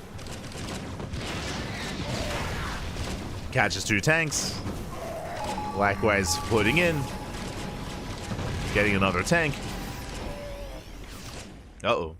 There's one tank. Sorry, two tanks left. Two tanks remaining. There is Yamato. Our first BC goes down. Army comes in from behind, coming in with those disables. Yeah, there's 3 BCs left. They can actually attack. And we try to counter lockdown. Try to. And Kiwin, he's breaking through. He's trading well for himself. Takes down the Bio, takes down the Marines, takes down the Ghost, the Ravens as well. Again, the new and improved BC. They're actually pretty good. Actually pretty damn good. As Milky Cow, he's struggling here. But we do need some repairs though. We do need some repairs. The BC is getting very low. Marines are coming for the dive. They get one. One BC goes down. There's 3 left. 3 BCs remaining. Up, up, down to 2. Yeah, barely down to 2 BCs. But you can see the power with these BCs here, getting so much ground. There's a planetary in the main. What the hell? Okay. Planetary in the main base. Another BC falls down to 1. Oh, back up to 2. Yeah, but that's so low here. And they get shut down. Milky Eye, he barely holds on. He barely survives. Shout out to the planetary. And GG gets called. Milky Cow, he will weather the storm. He will take the series 2-1, advancing on to the quarterfinals. GG. Oh my god, the cow popped off. GG, well played. Milky Cow will claim the series. A very, very intense final game. Very, very back and forth. There were opportunities for both players, definitely, and it was great to see the new and improved BC. Again, there was a patch a couple of days ago for StarCraft Evolution, and the BC now has more HP, more armor, does more damage, just does more auto attack damage, I should say. And likewise, it also has extended range as well than it used to. So all across the board was buffed, except for the Yamato. I believe the Yamato was nerfed. Yeah, Yamato the Yamato now does less damage than it used to. But I think that was like the only real nerf. Oh, and it was also made slower as well. Was made slower. But with that, GG. GG, well played. Whew. Milky Cow will take the series, will advance on into the next round, and the question becomes, who will face off against him? We know it. We know the answer. Spirit. It's going to be another TVP. Sorry, TVT. Going to be another Terran versus Terran. And hopefully I don't get left behind. Uh-oh.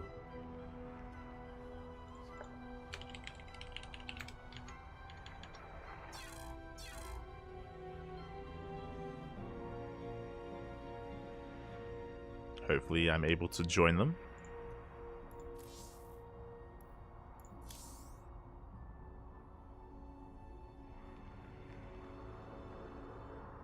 As we switch over here.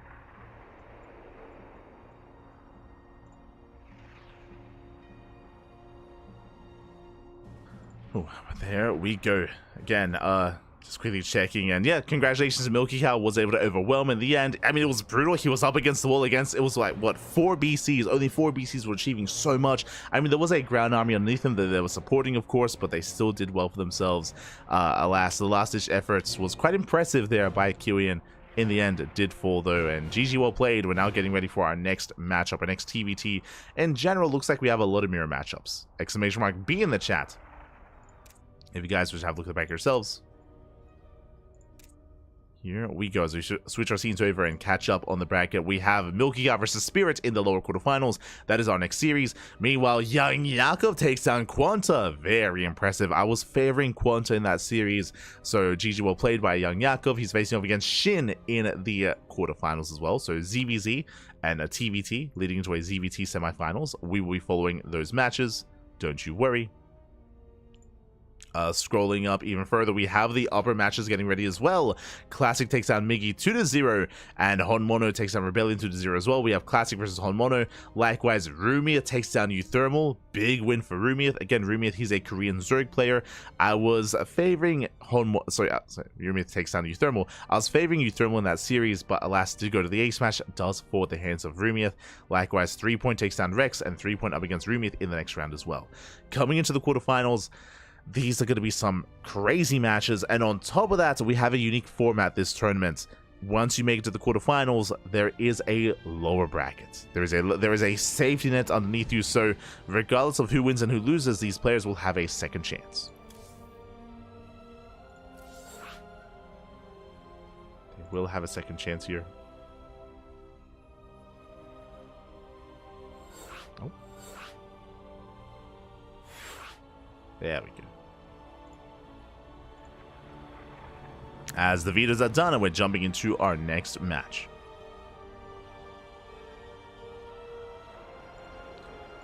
Now, because of the double elimination format, it does mean that it's going to be a longer broadcast. It's going to be a bit of a longer broadcast, but we're here for it. We're ready for it. Let's go.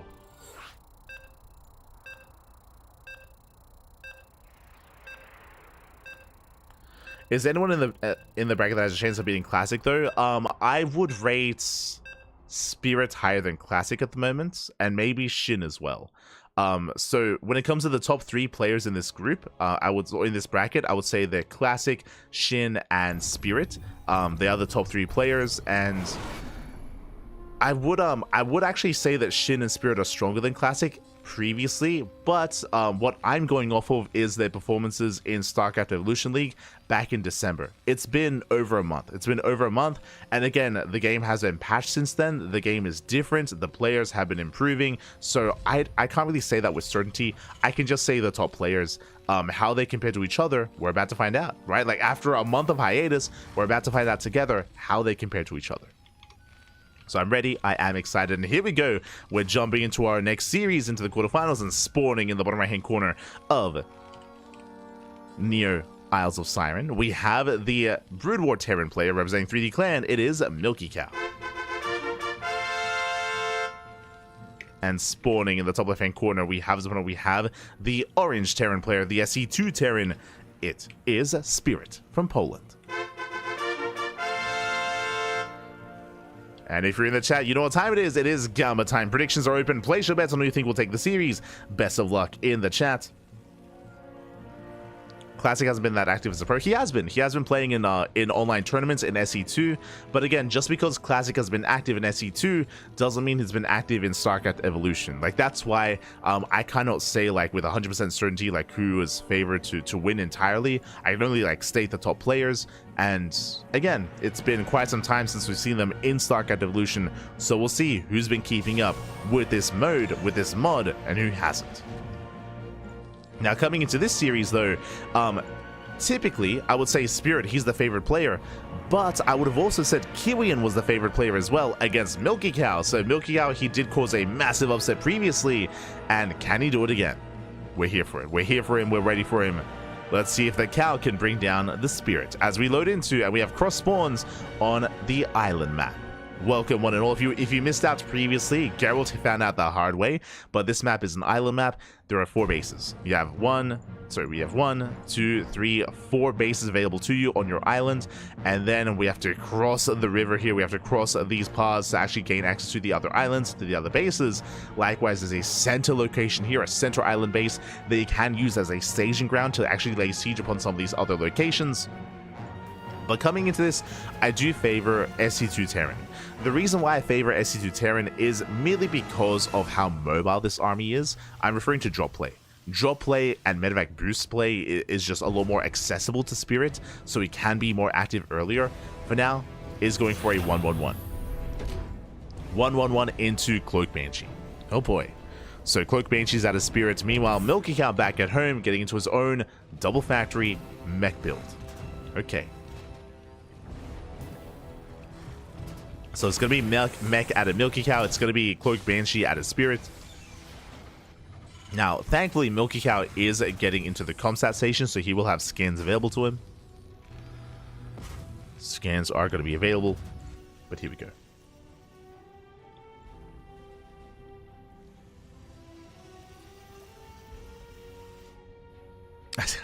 Speaking of scans, Milky Cow, he scans top right. He confirms there is no base, there is no expansion, and he's looking for Spirit. Again, it's a 4-player spawn map, so Spirit, he could be top left. Spirit could be bottom left as well. Likewise, Spirit is also in the dark. Spirit, he's taking a very fast 3rd CC. Again, because these are island bases, you are very free to cut corners like this and be hyper greedy. I feel like Spirit, he thrives in this kind of scenario as he's rushing into the 3rd. Behind this, the Banshee has arrived, and we do see Milky Cow getting into Mass Goliath already. Okay. Setting up defensively here. I guess he's, I mean, this is showing me, I know that Bratok has been hosting SEL tournaments. I know he's been hosting StarCraft Evolution tournaments. I know that. So I know that a lot of the European scene has been able to embrace that a lot more. Matches that I haven't been able to cast. And he's going for Goliath drops even. Let's go. Goliath production into the dropships. Okay. So Goliath drop out of Milky Cow. Meanwhile, initial Banshee from Spirit. And Spirit, he's looking for the base. He's looking for Milky Cow. Remember, he does know where he is. Checks top right. Now rotating over towards bottom right as well. Spirit, he's looking, he's searching. We have Hyperflight Rotors on the way. Oh, Milky Cow, he scans, he's looking. He finds him. Does find him in the end. Meanwhile, with Hyperflight Rotors, we are committing into extra Banshee. A double Starport Banshee production. Let's go. 2-port Banshee out of Spirit. Mass Banshee. Meanwhile, the drop is moving out across the map, setting up turrets in the center.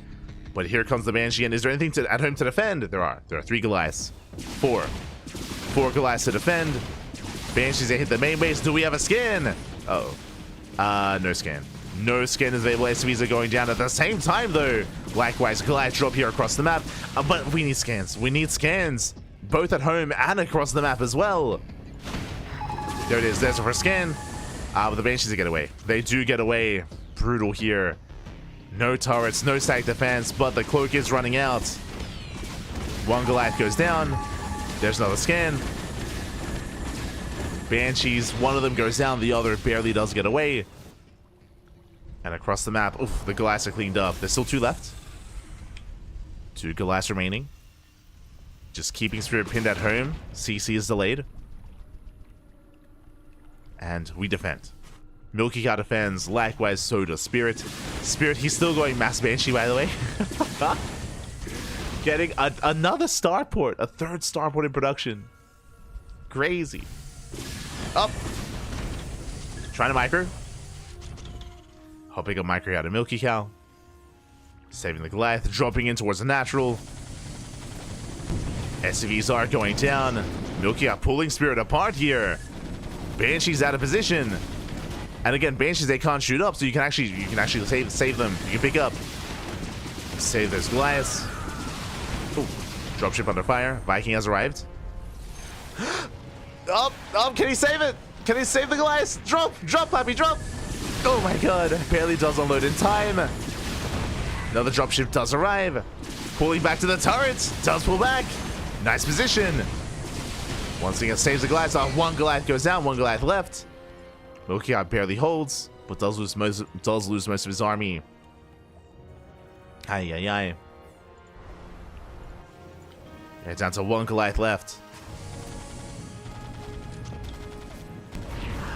Getting some economic damage as it all settles here. It was 10 SCVs versus 5, so Spirit, he lost more workers, true, but dropship goes down. Even though Spirit lost more SCVs, YoungYakov, he lost more of his army. He lost 10 Goliaths here amongst in all this harass. 10 Goliaths, 2 dropships. We can see YoungYakov trying to take that central location. Bold move here. The center base is very difficult to defend, but he's going for it. And he keeps dropping. He just keeps dropping in. The cloak is brutal. Rax tanking some shots. Dropship rotating around. Meanwhile, still making more Banshees. Going into Banshee Cyclone. At least attempting to. YoungYakov diving in. Oh, losing a Goliath. Yeah, he's going to lose everything here. It's going to be cleaned up. There's no escaping this. As there are Vikings. Dropships go down. Nice skin up here out of Spirit. And Spirit, he's expanding. He's migrating towards the south. He's now getting access to the southern island base. YoungYakov trying to make a stand here in the center, throwing down more turrets. So it's mass air from one player and it's ground from the other. And again, YoungYakov is going to be so immobile in comparison. And that's typically the strength of SE2 Terran versus Brood War Terran, is its mobility. Like, it's just such a faster army here for Spirit. Dives in, takes down both turrets. Yeah, no repairs in time. The Vikings, they land as well. And the center base is going to be forfeit.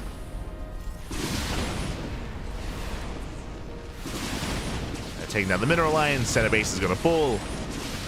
Spirit now has a greater economy. He's got a fourth.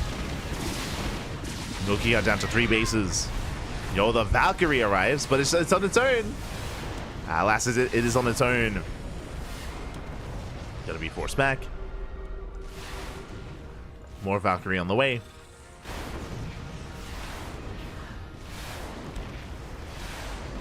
Behind this Spirit going into mass BC. Yamato's in production.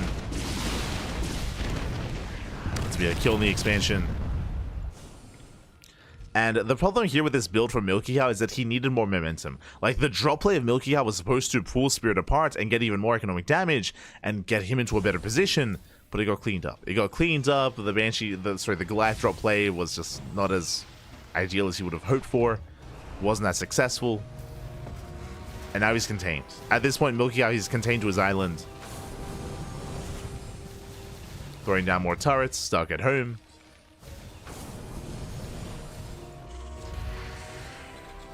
Behind this, working towards more dropships, more Valkyries. Trying to gain a semblance of map control. Trying to. But he is behind. Spirit is building up to his endgame. Like, mass BC is kind of the ideal. It's the late game composition. And Spirit, he's almost there. Even getting +3 ship weapons. Jesus. Yamato's now done. Banshees move out. Scanner reveals a dropship. YoungYakov tries to be active. Once again, though, Spirit, he's just all over this. As the army tries to move out, Spirit, he moves in. Let's move in. Sniping the armory.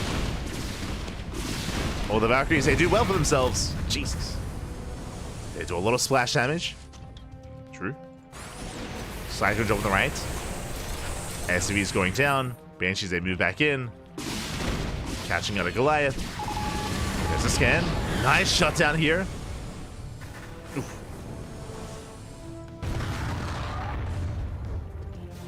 Again, the Valkyries, they will clean this up. But how do the Valkyries compare to mass BC is the problem. Again, we're making 5 BCs at a time.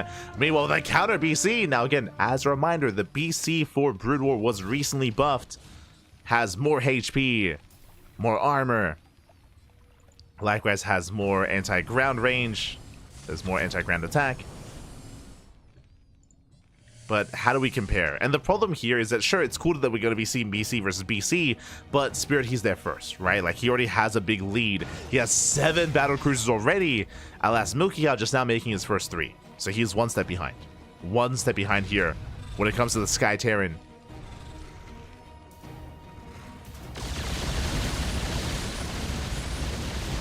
Spirit, yeah, he denies center base once again.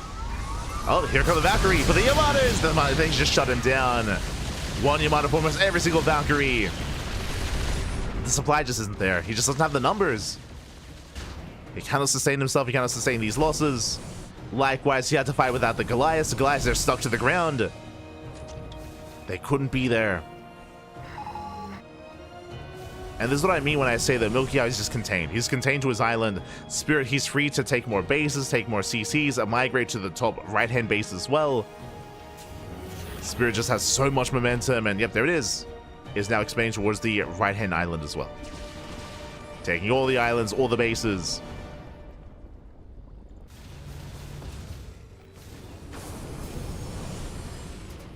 Like, the Goliath drop play did set YoungYakov behind, just because it didn't do enough damage. Didn't do enough.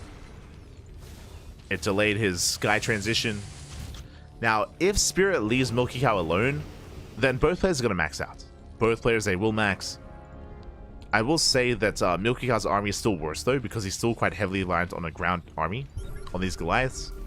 And here go the BCs. 14 BCs, each with a Yamato. And he's just going to bully YoungYakov back. Goliaths have to come back home. Yamato's a bubble. They shut down the BCs. Yeah, it looks like 3 Yamatos to kill 1. And YoungYakov is just being overwhelmed. I keep all the ways to repair, but now there's only 2 BCs left. Up against how many? Up against 12. Only 2 BCs went down for Spirit. Oh, has to back off though. Teleporting back home. Let's go, YoungYakov barely holding. Let's go. He does hold. Unfortunately, again, as we mentioned, only 4 BCs fell, which means we'll have plenty back at home. Look at this. Oh my god. So many BCs survived. So many did teleport. And now they can just be repaired. And again, this is the other big factor. I mean, we spoke earlier how SC2 is just so much more mobile. The teleport, right? Brutal BCs can't teleport. Like they can't recall across the map. Spirit can, right? So he has extra potential with these BCs, as he can just teleport away and then repair instead of losing his BCs. So they're just much more efficient.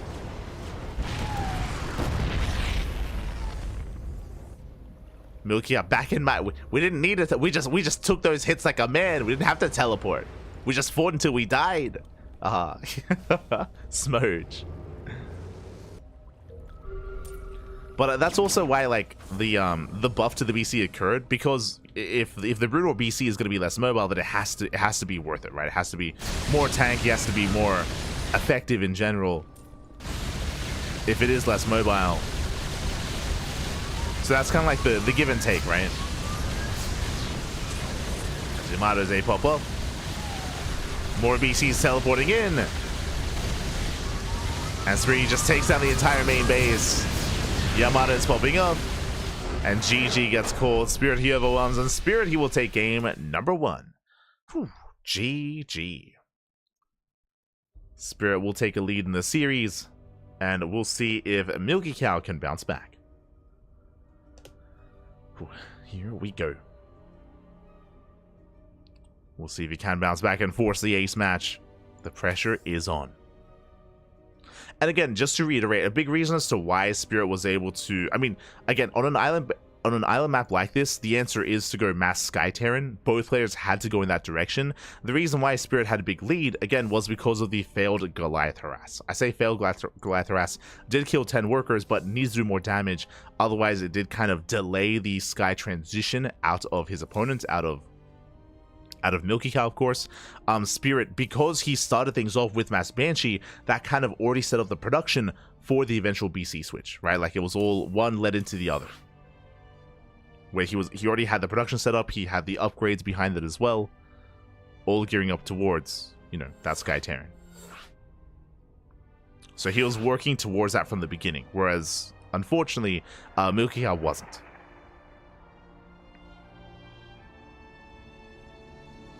And here we go. We're getting into game number 2.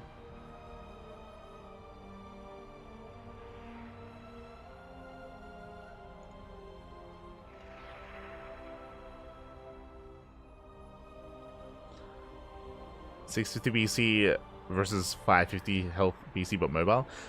If I remember correctly, I believe the new BC is at 700 HP. Unless it was changed. Wait, was it changed again? I think it might have been. Oh yeah. Sorry. It was changed again. They patched it twice. True. So they buffed the BC to 700, then they knocked it back down to 650. Okay. Oh, and they reverted the armor change. Oh, okay. They reverted the armor change. So the armor is now the same as it was before, but the HP was still increased. Okay. Interesting. But here we go. We're getting into game number 2 and spawning in the bottom left-hand corner of Sylphid, we have the blue Terran player. We have the blue Terran representing 3D Clan. It is YoungYakov. And spawning in the top side of Sylphid, as this is a 3-player map, we have the, once again, SC2 Terran player, the orange Terran. It is Spirit from Poland, leading the series 1-0. And I'm very curious. I mean, I say I'm very curious. So YoungYakov, he chose to stick with Brood War Terran. He did not switch to SC2. But what I will say is that now we're loading into a more standard map, which means we don't have to rely on air units. We don't have to rely on Banshees and BCs. We are no longer on an island map, so a ground army can punish each other. So very different dynamic. Very different dynamic, very different game. We're going for 3 racks. Let's go. YoungYakov, he's going for a cheese. Starts off with 3 racks instantly here before expanding. YoungYakov, very fortunate. He scouts, he checks, he finds Spirit immediately. As a reminder, this is a 3-player spawn map. You can spawn bottom right as well. And YoungYakov, he gambled a little bit. He did find him straight away. Now, this 3 racks is going to be a stim timing. Winding it back here, if you're familiar with 3 axes when it comes to SC2, you would know that 3 axes, they can hit quite hard. They usually see them in TVP in StarCraft 2. Terran vs Protoss. Usually it's a stim timing. Here, this is even stronger. It's a stim timing, but with medics as well. Again, medics, you do not need another add-on. You don't need another tech structure outside of the academy. You make the academy for stim, and the academy gives you access to medics as well. So this 3-ax does hit harder than your typical SC2 3-ax, as you have medics to support, to sustain. Speaking of, medic is on the way. Fire bat as well. We saw YoungYakov use this build on this map to actually kill Kiwian, if you recall. Did the exact same build against Kiwian. That was also the game where Kiwian was going for the proxy BC, if you recall. And he got punished for it. And we'll see if Spirit can survive. Bunker is done. Safety bunker here by Spirit, going for his 1-1 setup. Racks into factory. Production's in the main. The army is massing up. And I believe we should be waiting for Stim. Stim has begun, but YoungYakov might be tempted to push in before Stim instead. We'll see. Here we go.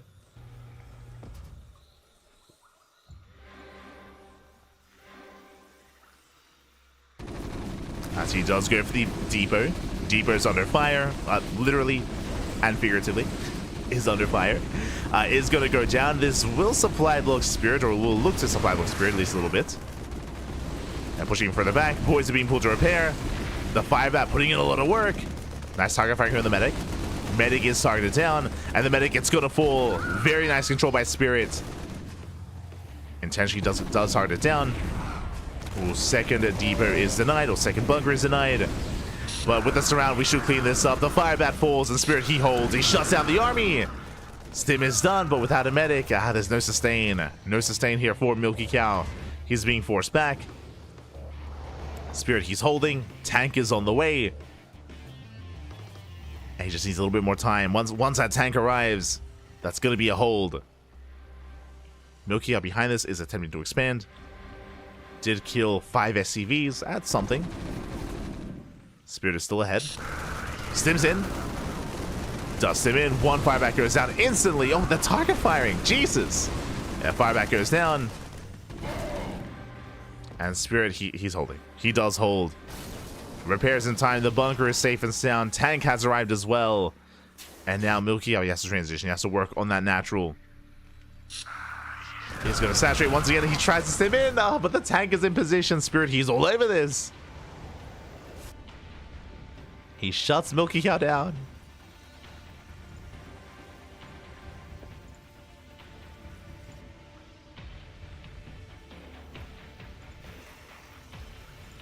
Does shut him down. Alright guys, Milky Cow still just trying to build back up. Still trying to saturate. Stuck on mass bio. There's no other tanks behind this or vultures.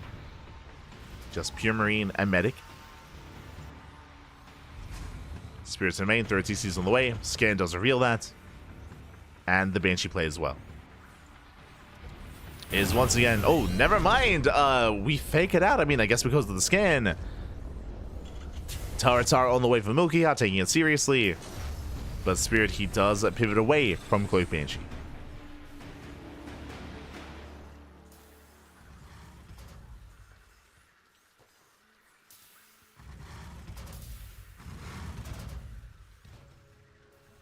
We go.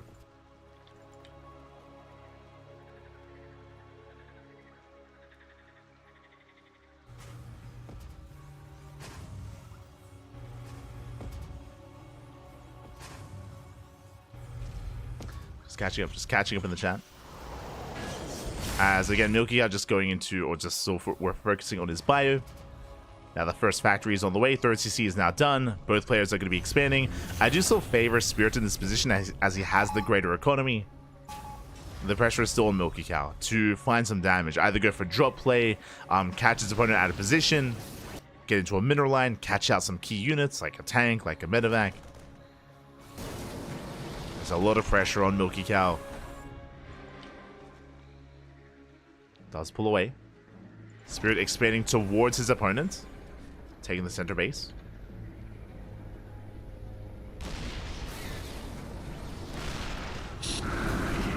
Likewise, stimming in. Doesn't quite break through.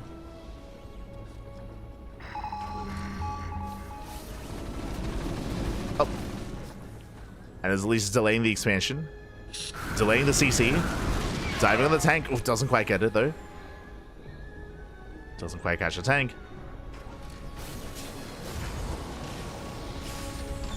Where Spirit does transfer. Does saturate the third. And Milky Cow doing the same. At least trying to. Trying to keep up. Going for his own tank production. Siege mode is being researched. Spirit embracing his own bio. Oh! Nice trade here by Milky Cow. Oh! Has to respect the tank line. Has to respect those tanks. His zone has arrived. Spirit diving in. He's denied as well, though. Better trade here for Milky Cow, but alas, he will lose the tank. He's within range. Was within range here of Spirit.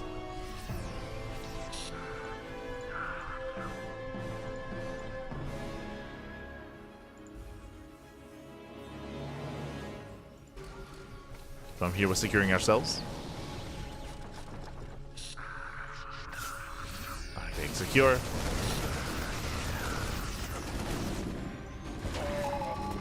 Spirit looking to push out. Milky Cow, is he ready to receive this? What is the tanker looking like? One tank for Milky Cow. Ay, ay, ay. Against how many? Against 5 of Spirit. Spirit, he's pushing in.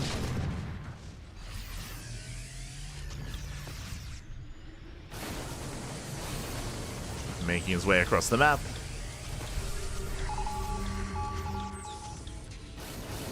Oh. And it's pushing in even further. Is within range. Milky Cow barely outranging Spirit. Let's go. But here comes that Liberator to make up for that. Irradiate has not been researched.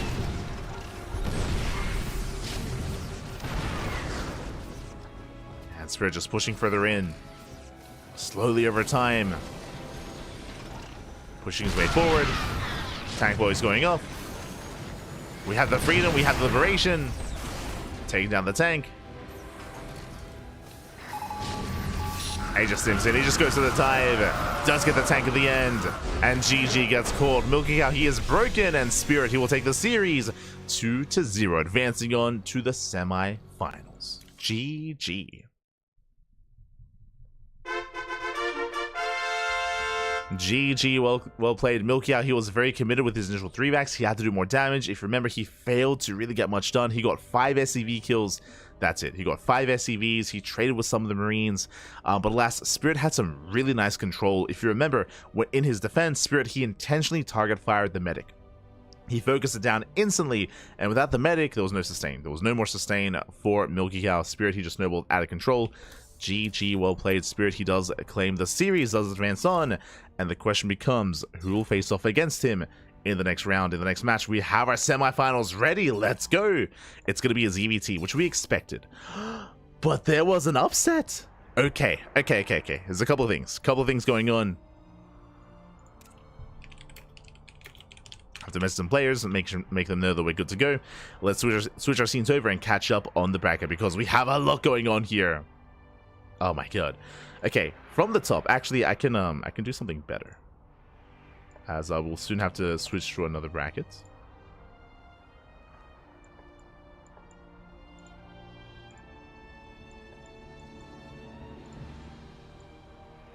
There we go. Okay, we have our top 8. We have our top 8 players. First things first, we have seen Homemono defeat Classic before. That has happened. They went all the way to the ace match, so a very close series between Classic and Homemono. Classic does survive the animal that is Homemono. Heading down, we have Rumieth. I would have favored 3-point. 100%. I would have favored 3-point against Rumieth. Rumieth is a Korean Zerg player, so is 3-point. And Rumieth, he has been rising through the ranks. He has been improving over time. He's one of the few players that I would say does dedicate more time to StarCraft Evolution, more so than SC2. So big win there for Rumieth. Does advance on the face-off against Classic in the upper semifinals. Scrolling down, SHIN takes down YoungYakov. Went to the ace match. Impressive. I would have pinned SHIN to 2-0, but no, YoungYakov does fight back, did force the ace match, and now that leads us into our next series. SHIN versus Spirit coming up next. Here we go. Is going to be our next series, and honestly, this could go either way. I mentioned before that Spirit, he is the number 2 player in StarCraft Evolution, second only to Dark, at least when it comes to the SCL 4 championship standings. That's where Spirit was able to claim second place. It was a big win for Spirit, big result for the Polish Terran player. But if you recall, a reason why that happened is that SHIN was on Dark's side of the bracket, and SHIN and Dark had a crazy series, had a crazy ZVZ. Dark did defeat SHIN, I want to say in like the quarterfinals, like early on in the playoffs, and SHIN got knocked out of the tournament. He got knocked out then and there, so SHIN, he never had a chance to play against Spirit, so I'm ready. I'm excited. This is the match that never was. This is the match that never was, the match that never happened in the full championship. I'm ready for it. Let's go. I am ready for it. As vetoes are done, and we're jumping in.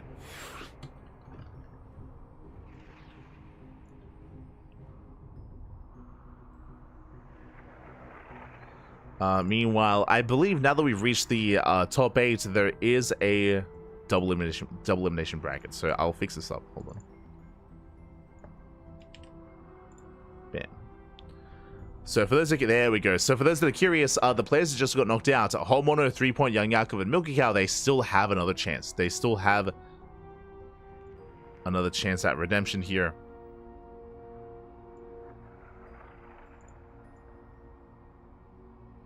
Let's go.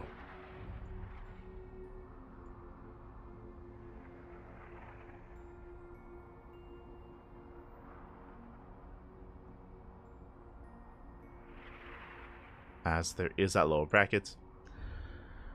Ooh, and we'll see who can make it through. We'll see who can make it through that lower bracket here, as we have reached kind of the... we're nearing the end of the... I guess I should say halfway. We're halfway through the broadcast. Halfway through the broadcast. We're going to be going over the upper semifinals, into the upper bracket finals, into the lower bracket finals, into all these other matches, into eventually the grand finals as well. We are getting there. So if you're a fan of Homemono, if you're a fan of 3 points, YoungYakov or YoungYakov, do not worry, they still have a chance. They still have more matches ahead of them. They're good to go.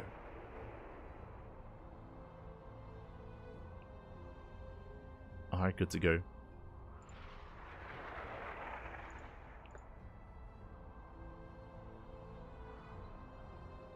The Hyper One team kill, true. Yeah, always fun seeing home water versus 3-point. Not wrong. Always fun seeing them face off. They always make for a banger of a match. If you recall, we did have home water and 3-point play during the Ducklings showdown, and they had an ace match. They had a best of 5, went all the way to the ace match. Did barely go the way of home mono. It was a reverse sweep. It was 3-point won 2 games in a row, and then home mono he brought it back with a reverse sweep, winning 3 games thereafter. It was crazy. It's insane.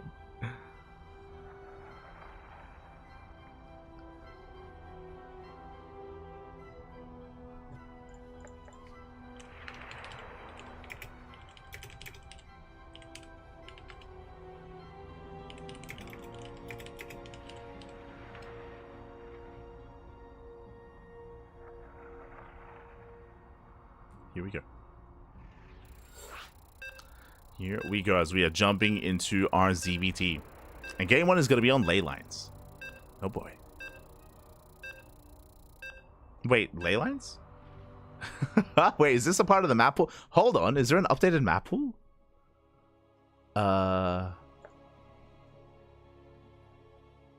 Yeah, sorry, it is. Ley lines and Whispers of Gold. Maps that we have not seen yet today until now. And here we go, we're jumping into our upper bracket semifinals, and spawning in the right hand corner of ley lines, we have the South Korean Zerg player, the Red Zerg, representing Gaiman Gladiators. It is SHIN. And spawning in the bottom left hand corner, we have his opponent, we have the Brood War Terran player, the Polish Terran. It is Spirit. And if you're in the chat, you know what time it is. It is Gamba time. Predictions are open. Place your bets. Place your bets on who you think will claim the series. Best of luck in the chat. If I remember correctly, it was very cheesy. Yes, it was very cheesy. As SHIN opening up pool first. Interesting. So pool first opener out of SHIN. Meanwhile, if you haven't seen much of Spirit in this matchup, he very often plays mech. Not always, but very often does play mech here. With his Brood War Terran, going CC first. CC first into typically like a vulture into tank composition. We'll see if he does deviate. We'll see if he does play bio at some point. I know he did vary it up a little bit against Dark previously. But now I'm ready. I'm ready for the 2025 version of Spirit in StarCraft Evolution. Oh, going for a 2-Rax opener. Okay. You have my attention. Let's go. We should be seeing a 3rd Rax behind this. Getting into a 3-Rax setup. There we go. 3-Rax into Academy, into Stim. But remember, this was still CC first. So this is not the same build that Milky Cow went for. Milky Cow, he rushed into 3-Raxes and rushed into Stim. This is a more economic start into a later timing. Meanwhile, the initial pool is done. SHIN, he's moving out across the map. Now, because the Rax is a little bit delayed, there is opportunity here for these links to wreak havoc. But now, scouting for proxies before moving out. As SHIN does settle in. Taking his gas. Shema, papi, Shema. Ah, good to see you. Good to see you.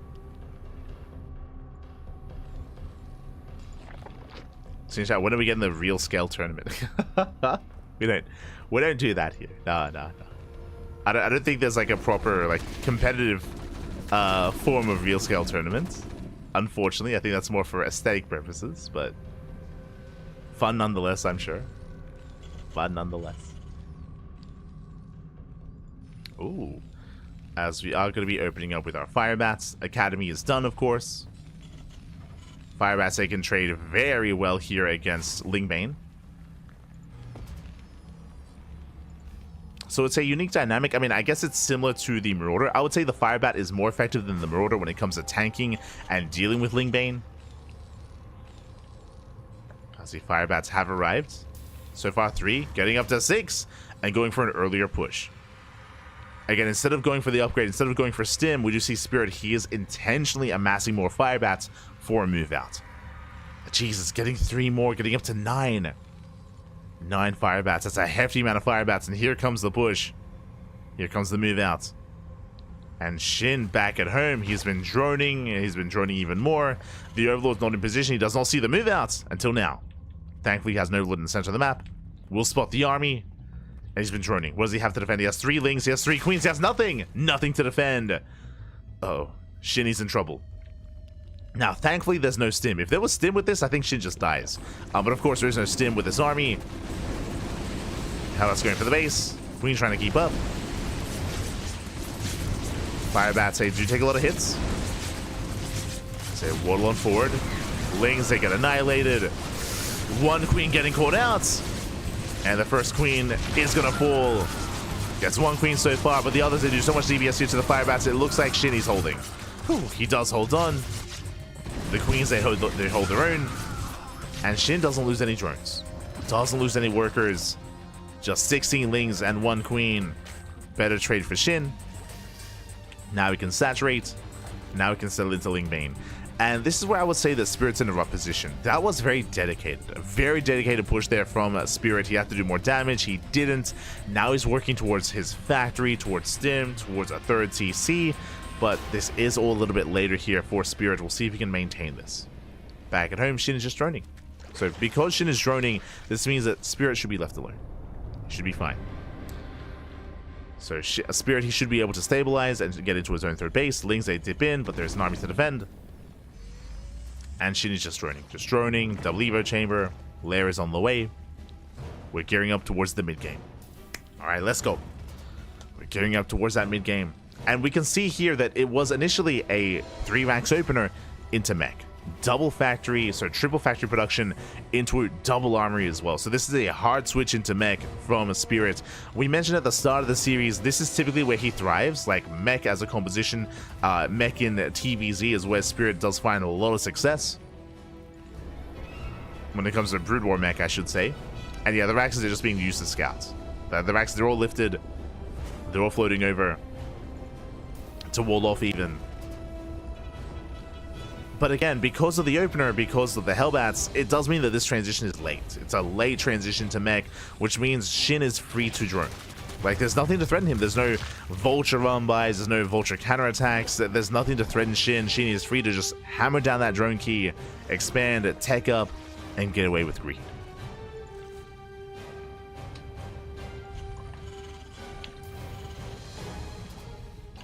We go.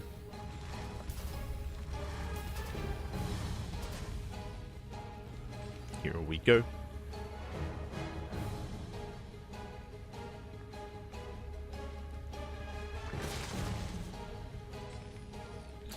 StarCraft 2 is very ready for Brood War Stim challenge. Yeah, as we mentioned, he intentionally went without Stim, as that's how he was able to afford additional fire bats.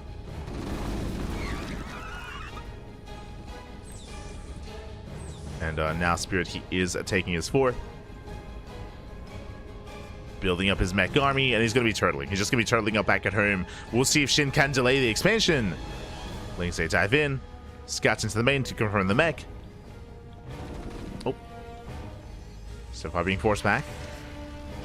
Spider mines are set. We have spider mines towards the left, towards the center, and soon towards the right as well.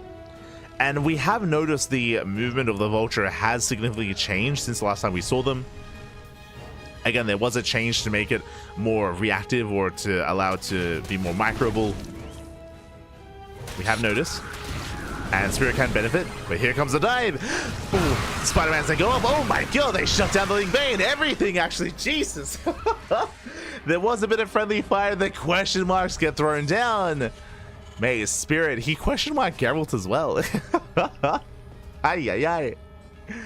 Spirit, he's so cheeky. Usually in SC2, like he's like innovation, like he's very emotionless, but both against Geralt and against Shin, the question marks, they're being thrown down all over the place.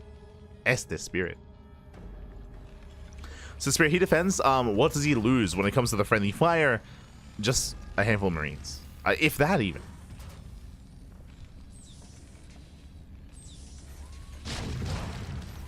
go. Oh, actually, it doesn't show. Oh, because of the friendly fire, I don't think it shows here. But it was some Marines and some fire bats did fall.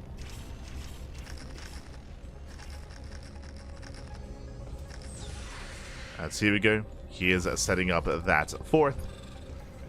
Walling up as well. The tanks. The spider mines. Again, we're completely done with bio. We're going into even Wraith production. Okay. Wraiths alongside Cloak. Spirit has been lured to the dark side. He has. Like he's...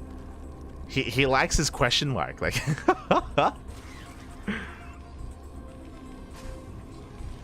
That's like the entry into like BM. Like... Oh no. Oh no. Meanwhile, nice contamination here. Slowing down the Wraiths. You don't see this enough. But very nice contamination. Likewise, Wraith production was spotted, was confirmed by SHIN. Back at home getting into Roach Hydra. So Lingbane Roach Hydra here out of our Zerg player. From here, the Hive is done. Vipers are amassing. Vipers are going to be ideal here against this army. Getting into Lunkers as well. And we spoke about it. SHIN has just been left to his own devices. No harass, nothing to threaten the economy whatsoever for SHIN. He's just been free to drone, take more bases, spread more creep. He has full map control. But the reason for this is because of the early game. Like, we should emphasize that as well. That because the early game went so poorly for Spirit, it did set him behind. Oh no! Okay, they crash in. The shuts down some of the vultures. Abducting the tank. And more tanks on the way, more abductions. Gets one, gets two tanks. But the Hydras are being overwhelmed. There's just not enough support here. Nice Blinding Cloud. The Hydras actually somewhat holding their own. Oh, and the Blinding Clouds are crazy. He has so many Vipers, so many spells. Alas is being forced back. But still, that was what? 5 tanks going down. We have more Ling Hydra on the way. Ooh. Spider Mines popping off. Big connection on the Hydras. The Hydras that get shut down.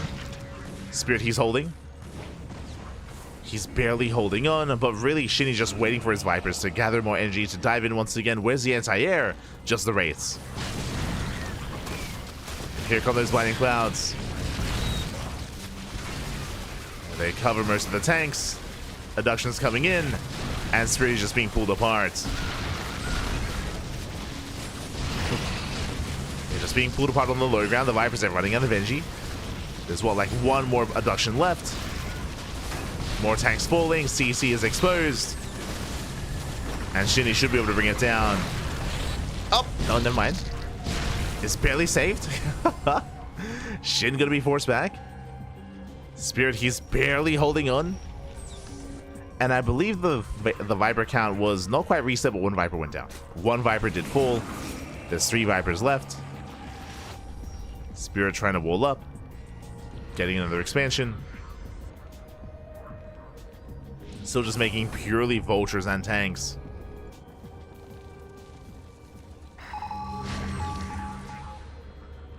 BMSE Spirit, the world is not ready. It's not. Oh. Abducting 2 more tanks. Yeah, 3rd tank going down. Once again, the tank line is pretty well set up here on the high ground, but not on the low ground. Has to move down. The Wraiths are doing a great job here just zoning away those Vipers. Forcing them back. Viper count was reset. We have 3 more Vipers in production. So SHIN has to rebuild those Vipers. Tanks trying to get within range of the mineral line. They're getting close. Meanwhile, these minerals are so bright. Like, more so, they're like radioactive minerals. Jesus. More so than usual. So your Spirit is pushing in. Deny is mining, going for the expansion. Viper still gathering energy. Let's see, Spirit trying to go for Rumbai, but last is a wall of Spine Coolers to defend.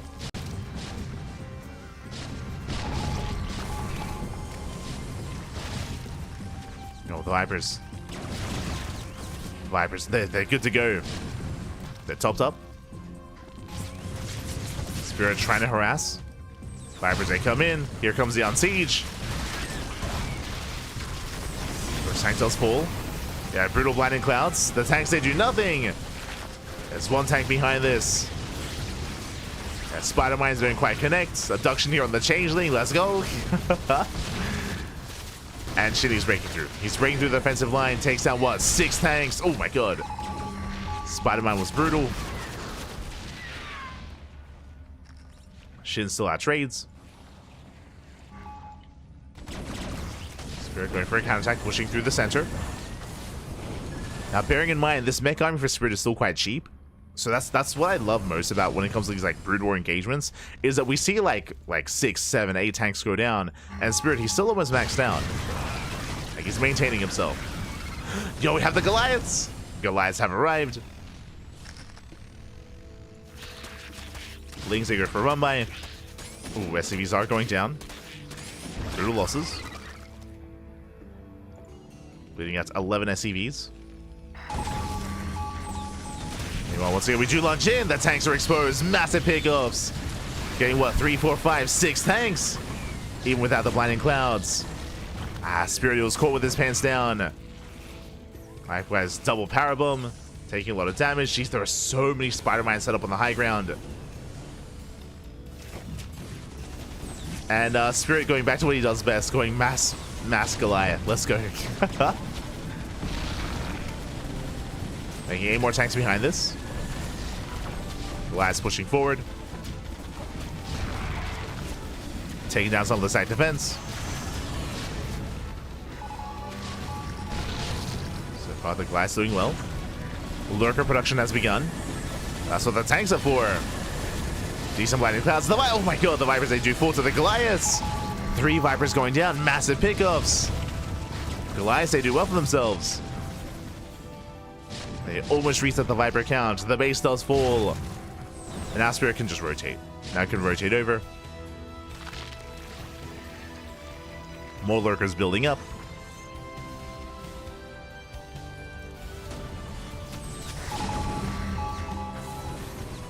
At least attempting to. At the same time, Hydras, they knock down the bottom right base. Knock down the expansion. Shin, he just keeps on pushing. Going for another expansion. Spirit out of position. Again, a very immobile army. And another CC is going to go down. Spirit, he may as well just counterattack. He's trying to, but there are Lurkers. Lurkers are set up.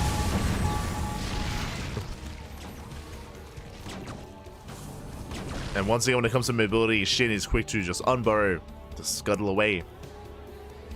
Yo, BCs though. BC production has begun. We spoke about it earlier. BCs for the Brood War have been buffed. They have been improved.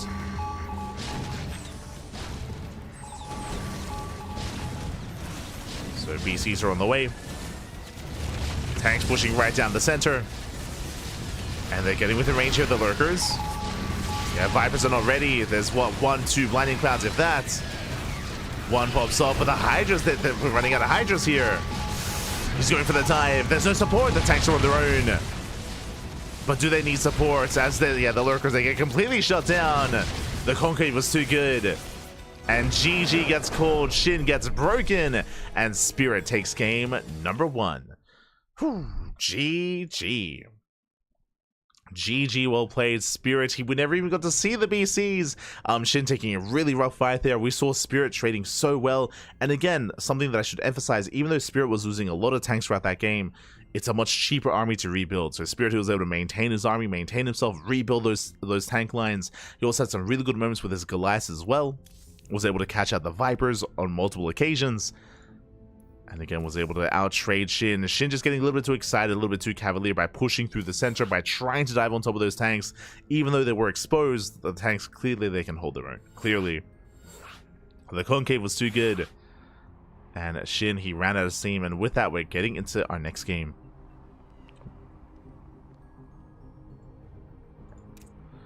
We're getting into game number 2. We'll see if Shin can bounce back or Spirit will claim the win. I'm also curious to see which races our players are going to commit to, because Spirit, he does typically enjoy playing Brood War more than SC2 when it comes to picking races here in this mod. He often, if he can, he will commit to just Brood War Terran. But it is Shin's choice, as Shin did lose the game, so it's his choice if he wants to go into SC2 or not.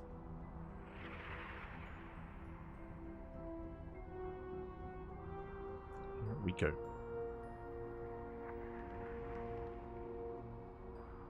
Here we go. You say Spirit has left SHIN unchecked, but I actually think SHIN has left Spirit unchecked. Yeah, SHIN, he, I would say, was trading well, and he did kill 2 bases towards the south line.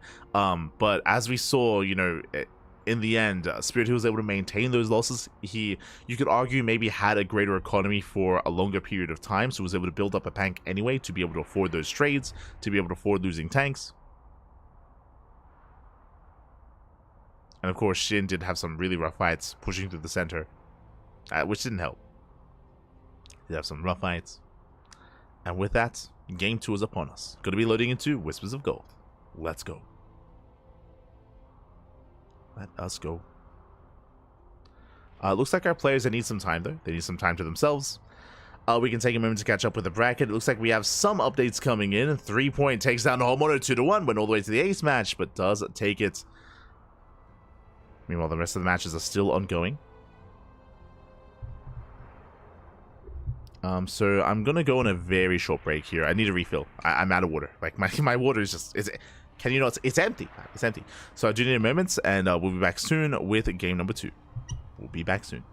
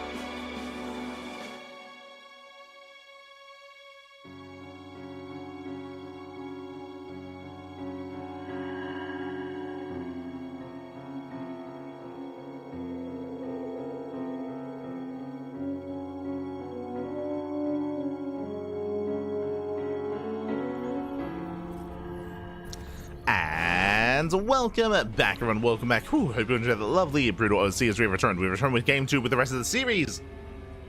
As our Terran player is leading 1-0. We'll see if that trend continues. We'll see if we can force the ace match or if it all ends here and now. As spawning in the top left-hand corner of Whispers of Gold, we have the SE2 Zerg player, the Red Zerg for Gaming Gladiators. It is SHIN. And spawning in the bottom right-hand corner, we have the winner. We have the Polish Terran player, the Brood War Terran. It is Spirit. Again, Spirit, he's arguably the player the favorite player in the entire tournament to win the entire event. We'll see if anyone can stop him. Ooh, as SHIN, he opens up with the proxy hatch. Let's go. We start with the hatch block.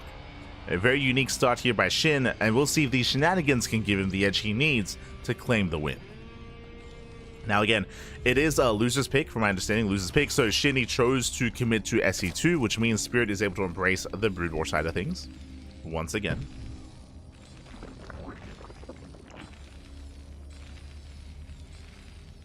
Once again. CC is on the way. Is going to be proxy, or is going to be the hatch block into a pool before the natural expansion, so a much more aggressive follow-up here out of SHIN, much more aggressive.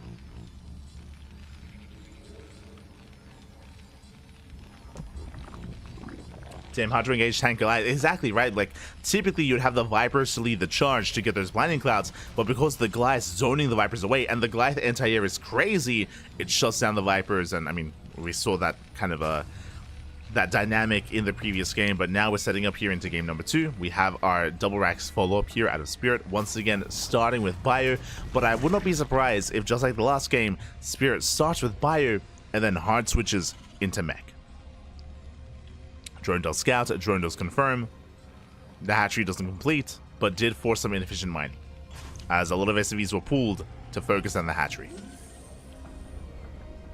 But now Spirit, he can expand. The CC timing wasn't delayed by too much. Building up the bio, and I'm curious if once again Spirit is going to go for another Firebat push, another Firebat timing without Snim. I'm curious. Back at home, Shin, he's double expanding, getting his natural, getting his third. Likewise, even though he went for the earlier spawning pool, no lings, only the queen. Sorry, 4 lings. 4 lings and the queen. The lings are here to apply pressure, to poke in, but no big commitment here by Shin, as Marines are building up. And there is that academy. Once the academy comes into play, we could go into sim, or we could go into Firebat production once again. The rush distance by ground on Wisps of Gold is short. It's much shorter than the previous map, so I want to say that an early push can be a little more successful here for Spirit. I'm concerned. Oh, that is not Stim. That is not Stim. We're going for range instead. Okay, I see you. Let's go. What is it? U258 3 shells? Something like that. 283, 256, 789, 60. Yeah. Here we go. Likewise, Firebats are amassing. Yo, shout to Enki. El hermoso, papi. Oh my god. I hope you had a great time casting. I hope everything's okay. I'm sure that Enki is going to be covering the rest of these matches via replays if something did come up. But I hope you had a great time. What were you casting? Which matches? Gracias, papi. Gracias. Gracias. Papi, ga. Bienvenidos todo de Enki Stream. Bienvenidos. Aquí estamos en inglés. Estamos casteando en inglés, no en español. Just as a heads up. English cast, not Spanish. Pero bienvenidos. Bienvenidos, papi. So here we go. As we do have our Roach Warren follow-up. Meanwhile, medevacs are on the way, and here comes the early push. Up, Shin! He sees! He barely catches a glimpse. Does he notice? Does he notice in time? So old school. Go. Oh, you had some hardware issues. Oh, I'm sorry to hear that. I'm sorry to hear. Feels bad, man. Feels bad. Yeah, I've been there before, at least when it comes to, like, networking issues as well. I hope that things clear up. Hope you're able to figure out what's going on with your PC. Feels bad, man. Feels bad. But regardless, once things get resolved, I'm sure Enki's gonna be there with you, with those replay casts. Always, happy, always. But yeah. Regardless, hope you had a good time covering your matches. So here we go. So here we go. Shin does move out. Again, going for his own timing. Cutting workers here at 2-base saturation. Under 2-base saturation. He does pull out of gas. 36 drones. All he has is going for the all-in. As he moves out, here comes Spirit. We miss each other. We're going for the base trade. Let's go. Shin is going for the natural. Spirit likewise going for the natural as well. Does that medics? He can't support himself. When Shinny turns around, he races back home. The Ravagers commit, and the Lings, they turn around, but there are Firebats. How can the Lings engage? They're gonna try it. Walls being broken down. Lings, they dive in, but the Firebats are here, and they will shut this down. Oh my god, the Lings, they melt. The Lings get roasted. We have more Lings coming in. Some of the Marines did fall, but the Firebats, they just shut down the army. They pushed in. Back at home, where's Ravager? Likewise, boys are being pulled. SCVs are falling, and Shinny defends. He does defend back at home. He deflects the army for now. Tank on the high ground though. Siege mode is done.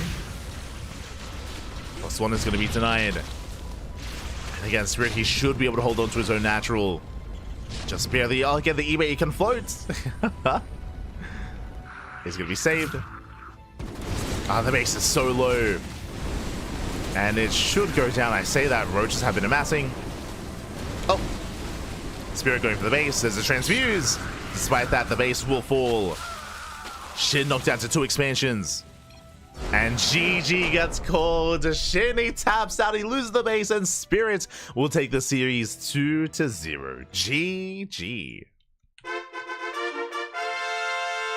GG, well played. Aye, Bappy Spirit. He does flex his macro play in game 1, and he flexes his defensive play here in game 2, able to survive the Ling Road Ravager all in, causing chaos, going for his own push across the map for Shin to race back home. Again, the Lings, they took down like 2 or 3 Marines, I want to say, but they got roasted by those fire bats. And with that, Spirit, he did crippling damage. Remember, Shin, he was all in. He cut workers at 36. Losing the third base was a loss he could not afford. As he was trying to recover, he was so committed there. Even though Spirit lost some SCVs to defend, he had more than enough. And with that, GG. GG, well played. Spirit, he will advance on into the next round. And we have some updates. We have some updates for you. And has Spirit met his match? That is the question. Here we go. Exclamation mark B in the chat to have a look at the back yourselves. We have some updates. We have some results coming in. Once again, Classic showing some weakness here. Classic, he lost the game against Honmono, and Classic also lost the game against Rumiath. Rumiath, he goes down to lower brackets. Classic advances on 2-1, and now we have the upper bracket finals. We have Classic versus Spirit. Again, coming into the Spirit, he is the heavy hitter. He is the one to win it all. Can Classic be the one to even take a map off of Spirit? Spirit, he has yet to drop a map. He has yet to drop any game whatsoever here. Will Classic be the first? Oh boy. Will he be the first?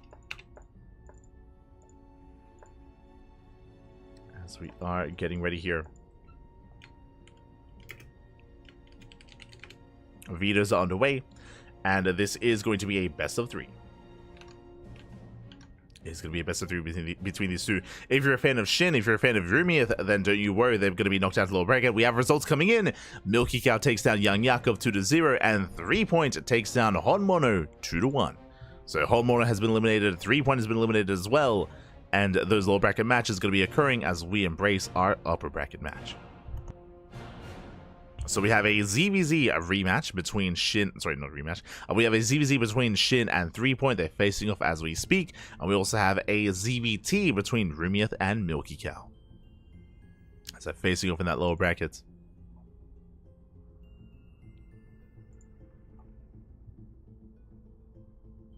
So they are going to be facing up.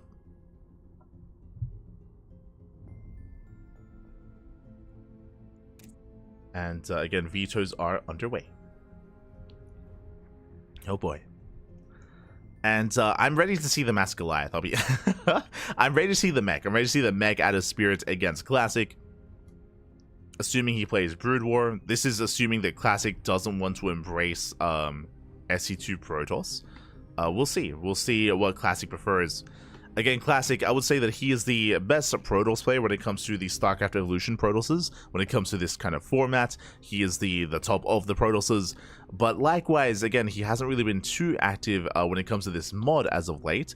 At least we haven't seen too much of him, so I don't really know how to gauge his skill currently compared to Spirit, specifically in StarCraft Evolution. If we were casting SE2, then I would favor Classic. I'd say, no, yeah, Classic, he's in better form than Spirit in SE2. Classic has been looking quite impressive as of late, but in StarCraft Evolution, different format, different story. So we'll see. We shall see. For now, though, it looks like we're going to be going on a short break. We're going to be going on a short break here while the players conduct their vetoes, and then we'll be jumping into our next series. Here we go. I don't know what Classic has been doing recently. To be honest, he's been playing in tournaments. He's been playing a lot of tournaments in events like Alima League and KSL. We haven't necessarily been able to cast him all the time, but for example, I think in the most recent Wardy TV Monday, Classic went to the finals. He was in the finals against Clem. This was last week. Classic, to get to the finals, he took down Gumiho. He defeated Gumiho and he defeated Dark. So pretty big wins. Again, Classic, he has been very active in SE2. I'm referring to his activity in StarCraft Evolution, as it is a different format and a different kind of almost like set of skills. Your success in one game doesn't necessarily mean that you're going to be as successful in another. Like, for example, in SE2, I would favor Shin over Spirit. In Evolution, Spirit takes down Shin. So, a different dynamic. Different dynamic. But again, for now, we're going to be going on a short break, and when we come back, we'll have the upper bracket finals. See you soon. See you soon, Pappy. See you soon.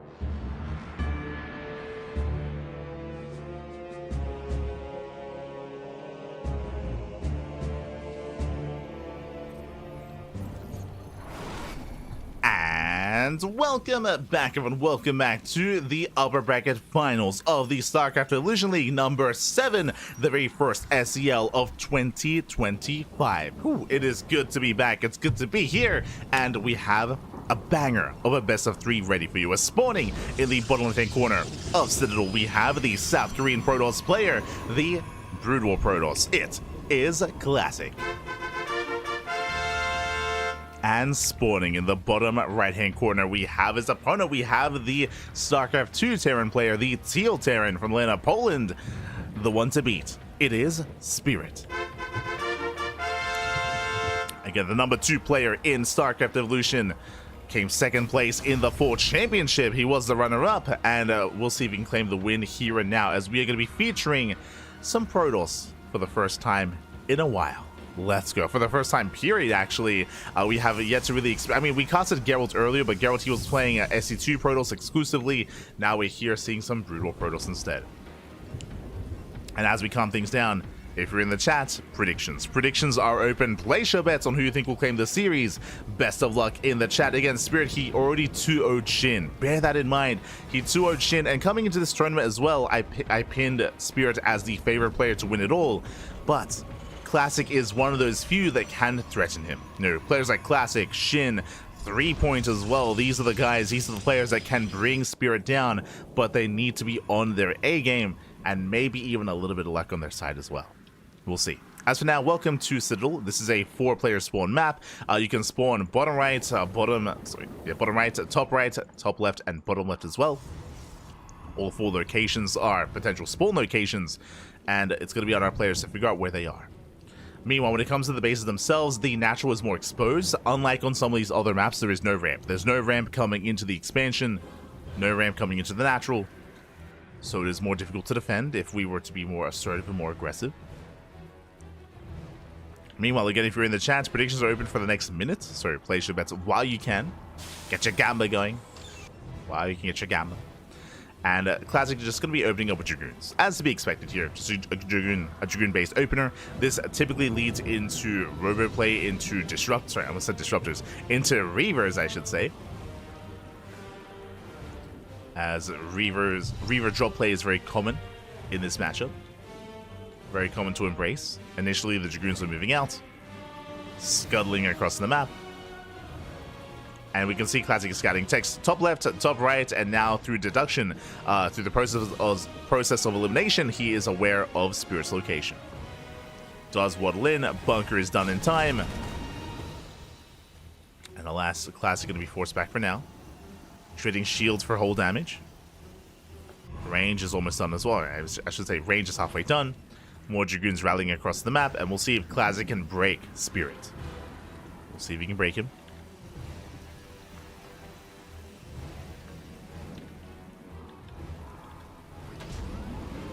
He's laying siege.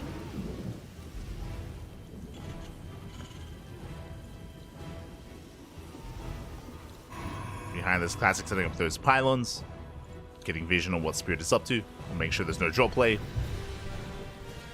As again, Spirit is stuck playing SC2 Terran, going for his economic opener into tank follow-up. But early on, these Dragoons, they can actually overwhelm. Just waiting for range, finishing up in 10 seconds. The first tank has arrived, but can Spirit hold? Can he hold on? So it is. Range finishes, dives in immediately. Tank volley going up. Boys are being pulled. Will save the bunker. Bunker gets saved. Classic taking a lot of hits, but doesn't lose anything. Not yet. Doesn't lose Dragoon. And here's that follow we spoke about. Remember, Dragoon opener into Reaver drops. Shuttle is on the way. Bay is on the way as well for those Reavers, for those Scarabs, to get across the map. Oh boy. And we'll see if Spirit can keep up. Again, when it comes to the latest patch, I believe there was a change to the Reaver as well. Let me just quickly double check here. Yeah, there was a change to the Reaver. Mainly affecting PvP, actually, when it comes to shield damage. But it looks like the Scarab movement speed has been decreased. Okay.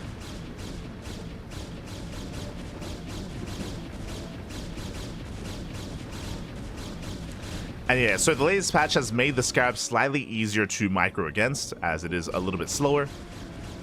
Meanwhile, Rock's being knocked down, a Classic gain access to the Zelnaga Tower, and here comes the first Reaver. Likewise, shuttle speed as well. Now, there was a change not too long ago which increased the pickup range of the shuttle. It's not as large as the Warp Prism, not at all, nowhere near as large, but it has been increased a little bit here to help when it comes to shuttle drop play, or Reaver drop specifically. Going in with Reaver and with the Dragoon.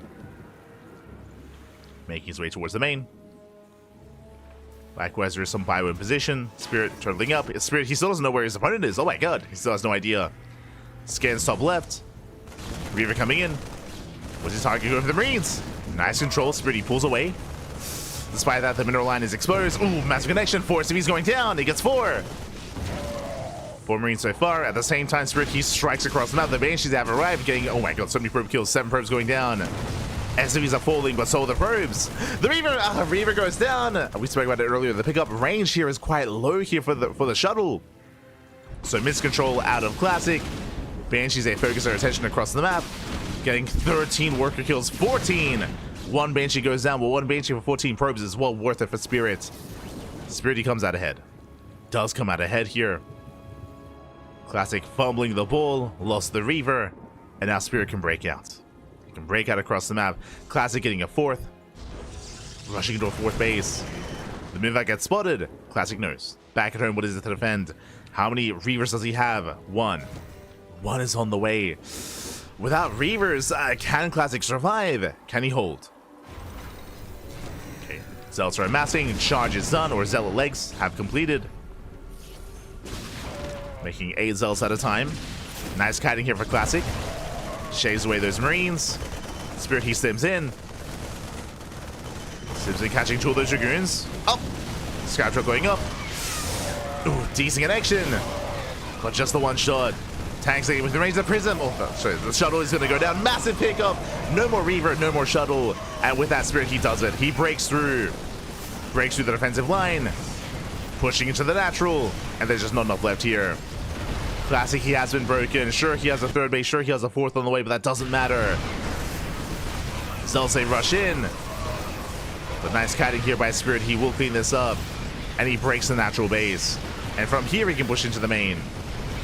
Zealots, they do get on top of the first tank. Not bad. Tank goes down. Nice pickup.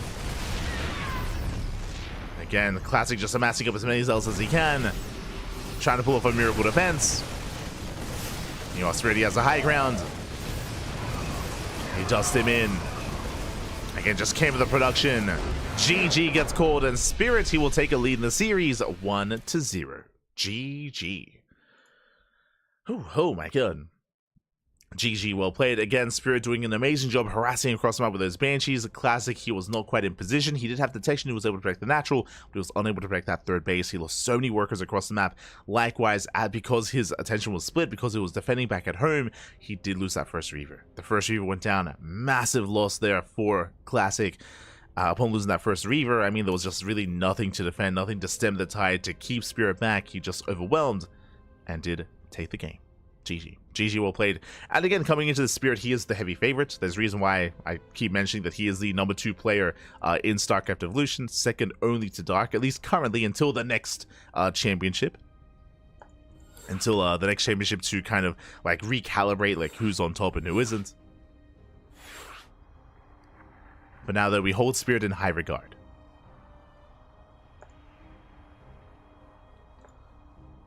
To hold him in high regard here. Here we go. We are getting into our next game.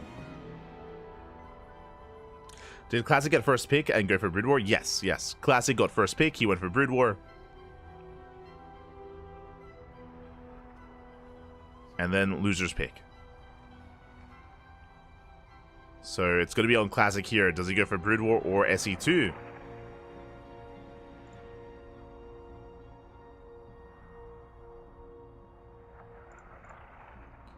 Looks like Classic, he is going for Brood War. Okay, so once again, he's sticking with the Brood War race. We'll see if he can bounce back. We'll see if he can recover. We'll see if he can force the ace match. Oh boy.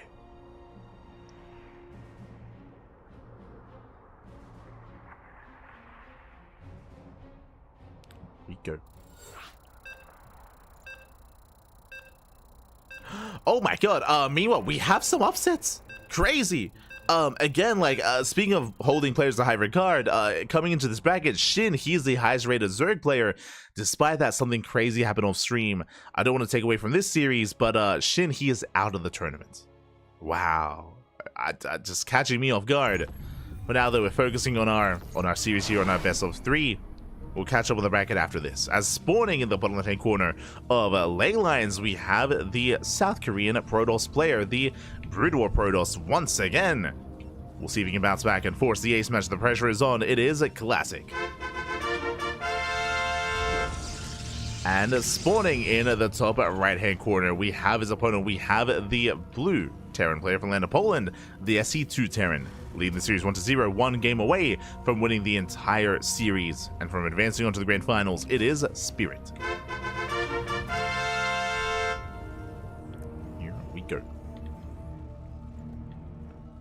Again, the #1 Terran player in StarCraft Evolution up against the #1 Protoss player in StarCraft Evolution. And we'll see. We'll see if Classic can force that ace match.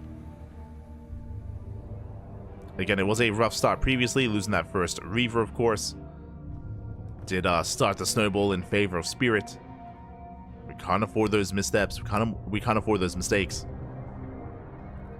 Not against Spirit. And here we go. As Classic is going for his own gate expand. Spirit back at home, double gas. Double gas open out of Spirit, going for a faster factory. Delayed CC. Much more aggressive this time out of the blue Terran. And from here, he can go into, once again, Cloak Banshee. True. He can go into a Banshee-based opener. He can go for Reactor Reaper Hellion. He can go into early Cyclones. He can go for early Tank Drop as well. Spirit is going to be initially more assertive. As is that factory on the way. And we'll see what Classic does go for. I mean, initially we should be seeing, once again, Dragoon opener. Like, Classic build last game was pretty standard, to be honest. Like, Dragoon into Reaver is what we expect in StarCraft Evolution PvP. It is the standard. So I wouldn't be surprised if we see it again. Would not be surprised. Safety shield battery on the way. Reaper's moving out. Dragoon range of production. And Spirit behind this going for the Reactor initial Hellion as well. I imagine this is just for scouting. I don't think he intends to commit. Now he pokes in. Thrown away by the Dragoon. Gonna be forced back. Never mind, he is committing Reactor Reaper Hellion. Okay, very aggressive start here by Spirit. The goal here is to get past the initial gateway units and to bust into a mineral line. And wreak havoc and get economic damage. We'll see if he can.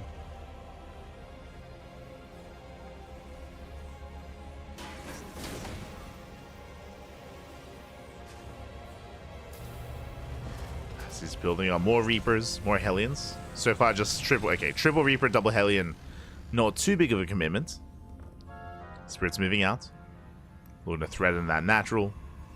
Back at home, Spirit getting into his 1-1 follow-up. Tech Lab is on the way. Do we go for an add-on swap? Or do we commit here to an early tank? Do we go early tank, early Cyclone, or swap into Banshee? Tank is on the way. Do we go for a medevac? Potentially. Reapers are diving to the main. They force a reaction. Hellions, they head towards the natural. So far, Classic he holds. And it is going to be an early drop. Medevac's on the way. It's going to be a tank drop here out of Spirit. The aggression continues. And because Spirit's being active with the Reaper Hellion, he's keeping Classic at home. And Classic, he doesn't scout. He's in the dark, he doesn't know what's happening. He's focusing on his ground defense. Little does he know that a tank is coming. And here we go. Spirit boosting across the map. Meanwhile, Classic taking up into the Bay, into the Shuttle, into Reaver. Again, same build. Like Dragoon into Reaver is kind of the meta of TVP.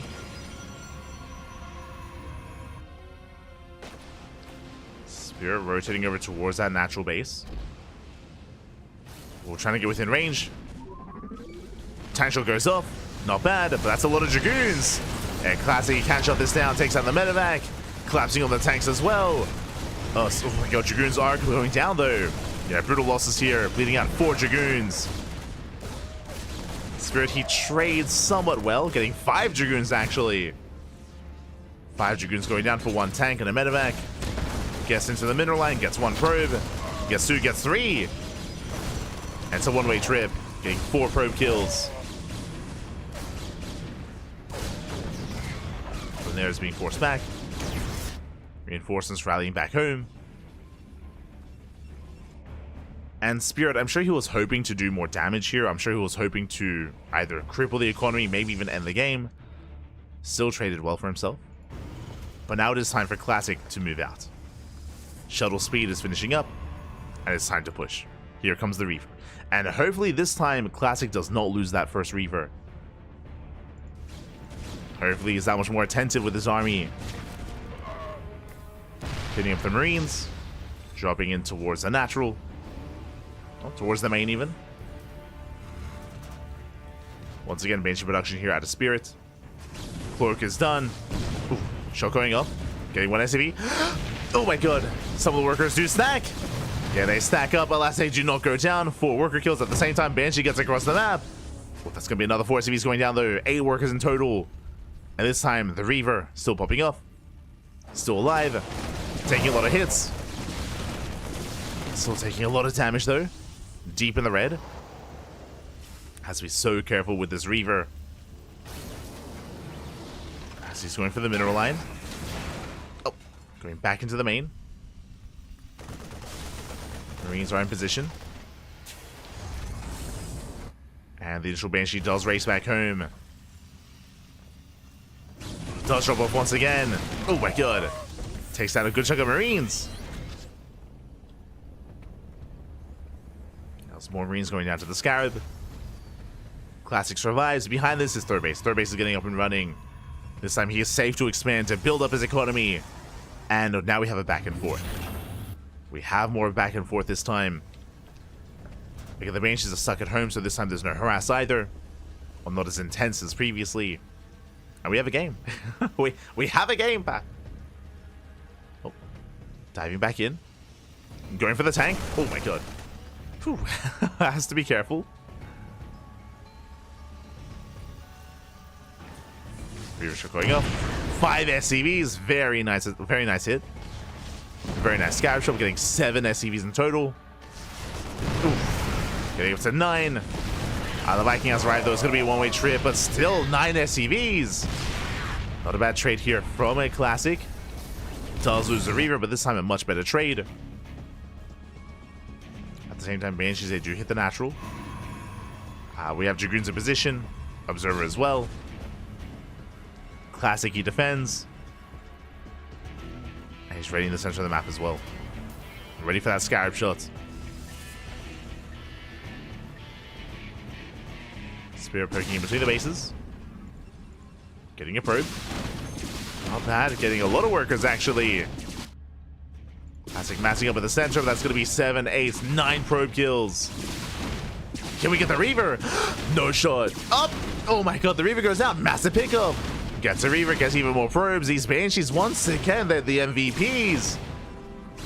We saw them get so much done last game, and this time, once again, they both escape. They get away, and they get 12 probes alongside a Reaver. Crazy damage. Spirit gets out. Classic still down to 1 Reaver. Storm is on the way, trying to diversify splash damage. At least Classic does get a 4th. The 4th base is getting up. Spirit likewise going for his push.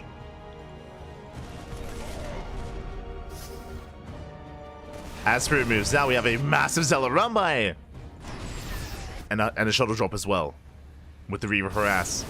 Spirit is out of position. Zealots hit the 3rd, and the Reaver hits the natural. Classic, he's all over Spirit. SCVs start going down. Spirit has to make a choice. What does he do? Tries to respond. Production being shut down. And Classic is just pulling Spirit apart. And Spirit, he cannot maintain himself. Too many worker kills. He's trying to push in.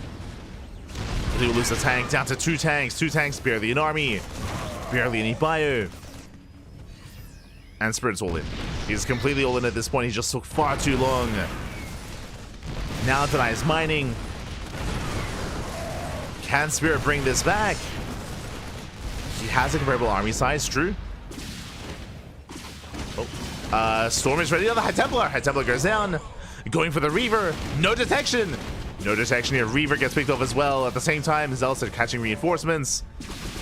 High Templar, they can be targeted one after the other. He's going for more High Templar. Massive becomes no splash damage. No shot. Spirit, he can do this. He can pull this off. Oh, down to 1 High Templar. 1 Storm. As he's pushing in, High Templar's already. Goes to the dive. The snipe takes down the High Templar. No Storms remaining, no Reavers remaining either. 0 splash damage, and Spirit, he's pushing in. No, he's doing it. No shot. He's going for the kill. There's almost nothing left. Zealots, they're killing SCVs across the map, but it doesn't matter. May not matter. Depowers the Robo. Tank gets caught out. Respecting the Zealots, though. Tank goes down. Zealots, they trade well. Spirit, he's still in this, though. EMP pops off. And again, the Reaver is still depowered. High Templar on the way. Spirit, he's running out of steam, running out of units. The Zealots, again, they can trade well. And yeah, Classic is holding. He's barely holding on. Oh my god. Forcing Spirit back, but here come the reinforcements. Oh, that's a lot of bio. That's a lot of Marines, a lot of Marauders.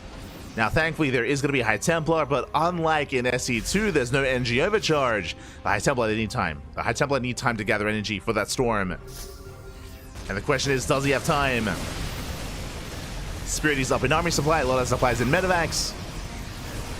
Fights against the Zealots. Yeah, solo trades. Zealots are going down. They trade against the Ghosts. Yeah, 2 High Templar. Soon to be 2 Storms. Let's go. Reaver gets repowered. Reaver's on the way. There's our first Storm. There's 1 Storm left. 1 Storm remaining. Doesn't want to waste it. Okay. More High Templar coming in. Liberation has arrived. He's got the Freedom. Ooh, does have Freedom set up. Nice spread. Decent Storms, though. Is the spread good enough? Shows the Scarab shot. Up the Scarab. Can he pop off? It's on its own. Takes out the lib. And we'll target down one of those Marauders. He sends in. Ooh, massive connection. Yeah, brutal shot on those Marauders. Barely pops off. And with that, Classic he holds. We'll lose 20 probes, though. And now suddenly, Classic has a worse economy. Classic is down to 35 workers. Meanwhile, Spirit, he's been muling. This entire time he's been muling up. He's up to 57 SEVs. Spirit has the greater economy. Hannah has a larger army as well. Classic was doing so well. Remember, Classic, he was in every single base. He was killing, he was crippling the economy. He was doing so much damage. But Spirit with the killer instinct. Again, there's a reason why. There's a reason why he is the highest rated player in this tournament. There's a reason why Spirit is the favorite player to win this all, to win this entire event. And he's going for it. He's going for the kill. Oh, the flanking Storm, though. Storm pops up, takes down the Ghosts. Ghosts are going down. But Spirit, he will still break the base. He breaks the base. GG gets called, and Spirit, he will take down Classic 2-0, advancing on to the grand finals. GG. GG, well played, Spirit with the 2-0. Again, Classic, he was looking pretty good in this game. He was doing well for himself. Went for a massive counterattack as well, popping off. Able to wreak havoc at the third at the natural, killing SCV after SCV, crippling the economy, even sniping tanks. But last, the killer instincts with Spirit to dive in. The Banshee, remember the Banshees, they were the MVPs. The Banshees, they killed, what, like 3 or 4 High Templar. They sniped a Reaver. The Banshees, they depowered the Robo. The Banshees did some crazy damage. And I'll be honest, I think the Banshees were the reason why Spirit won that game. If it wasn't for the Banshees, there would have been, what, 4 High Templar, more Reaver production behind it as well. Like, they accomplished so much in the back line. It was crazy. GG. GG, well played. Spirit does take it, and now we're heading over to the wars of the lower bracket.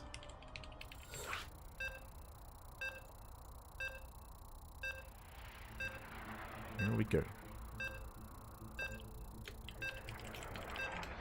We're getting into the lower bracket here. Looks like we're jumping in mid-series into YoungYakov versus 3-Point. Now, very quickly, let's catch up on what has been going on. Okay, so this is the upset that we referred to earlier. 3-Point, he toured SHIN. SHIN, he's out of the tournament. He lost a 3-Point to 0. Crazy result. Again, I was favoring SHIN to maybe come back from the lower bracket, but no, SHIN goes down. 3-Point advances on. Likewise, YoungYakov takes down Rumiath, and YoungYakov is up 1-0. We're jumping in mid-series and spawning in the bottom left-hand corner of Ley Lines. He's up. He's up 1-0 here, the Brood War Terran player for 3D Clan. It is YoungYakov. And spawning in the top right-hand corner, we have the South Korean Zerg player, the SE2 Zerg. It is 3-Point for Hyper 1. And if you're in the chat, predictions are open. Place your bets on who you think will take the series.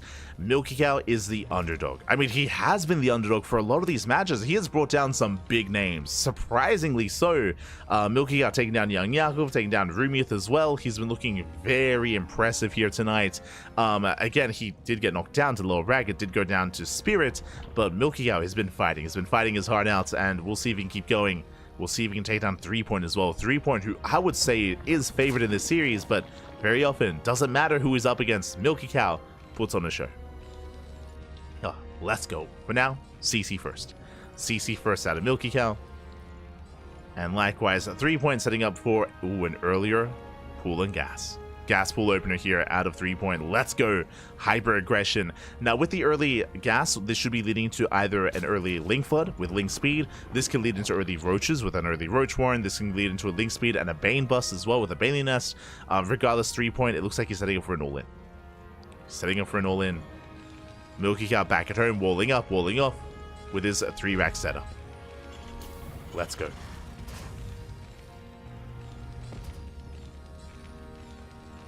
3 Templar and a Reaver. Remember, it was 3 Templar and a Reaver, and he depowered the Robo. Remember that as well. He also depowered the Robo with those Banshees. It was crazy. Just the amount of value that those Banshees got. It was insane.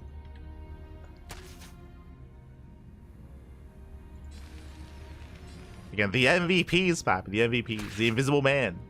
The Invisible Flying Machine.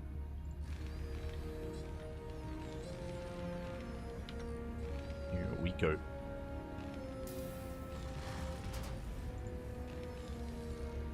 But here we go. YoungYakov, he is going into his own 3-racks. Once again, has been very fond of this in this matchup. We saw YoungYakov go for this build against SHIN, if you recall, going for 3-racks into either a stim timing or a firebat push. Oh. But now he does hold his own. 3-Point, rushing into Link Speed. He stays in gas. Very important here. Stays in gas. And what is that gas for? Fast Lair. I am a little bit confused. So 2-base Lair for SE2 Zerg could mean 2-base Muta if we took gases. Otherwise, okay, Roach Warren. Interesting. So 2-base Roach out of 3-Point.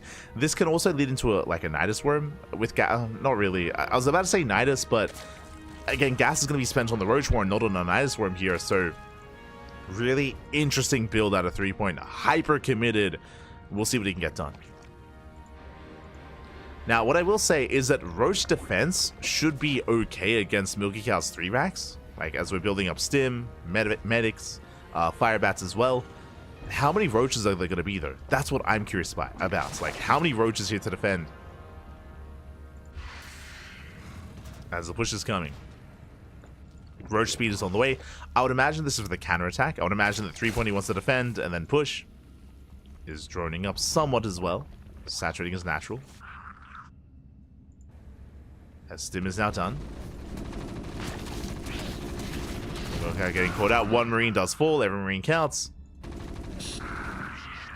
Every Stim counts as well. As YoungYakov doesn't move out across the map. And how many Roaches? 3, soon to be 5. 5 Roaches, sorry, soon to be 8. Jesus.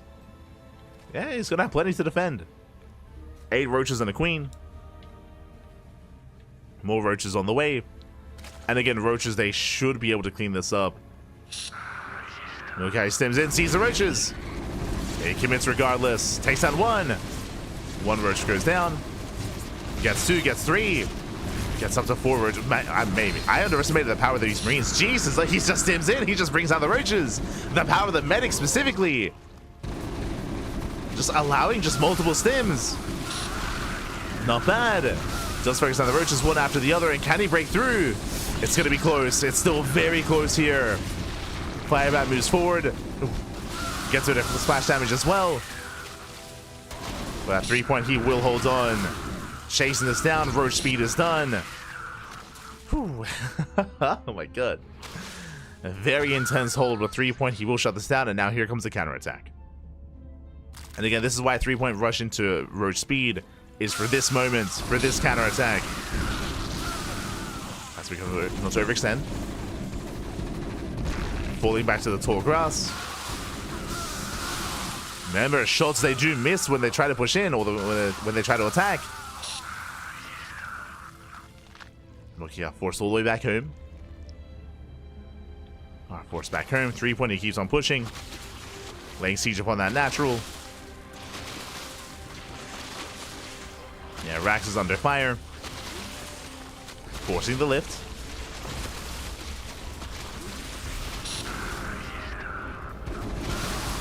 Does force the lift. Once again, steaming forward, but there's just too much Roach Ravager here. 3-point should be able to overwhelm. There's no bunker, there's no tank. There's no support. There's no other support here for the army. Yeah,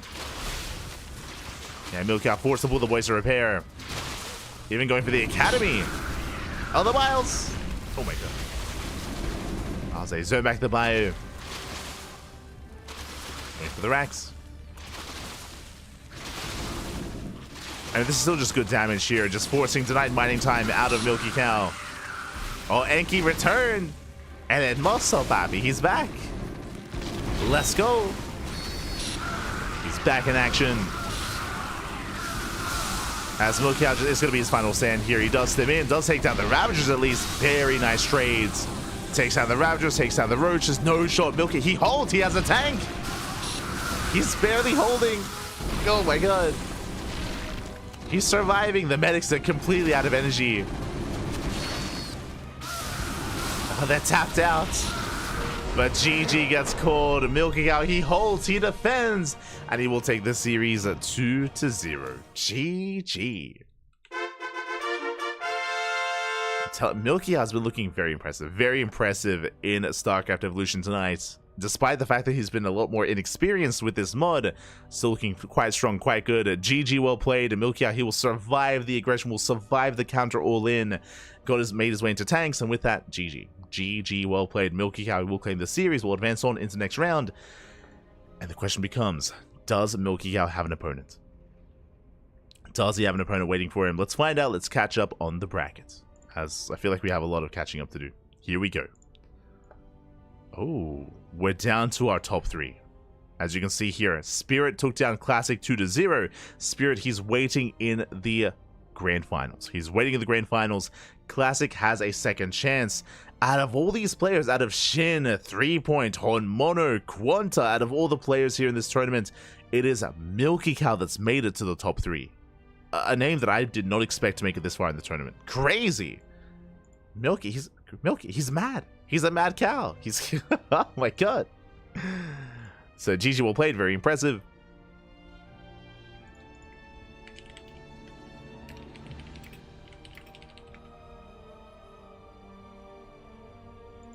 Here we go. As we are getting ready here for the lower bracket finals. Again, 2 matches left here tonight. We have YoungYakov versus Classic. Likewise, we also have Spirit versus the winner of this series. Here we go.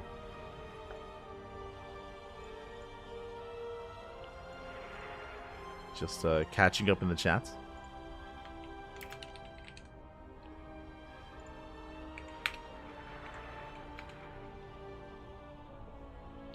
Does NA server work now? Yes, NA server started working like an hour before the tournament, and the Korean server is still broken.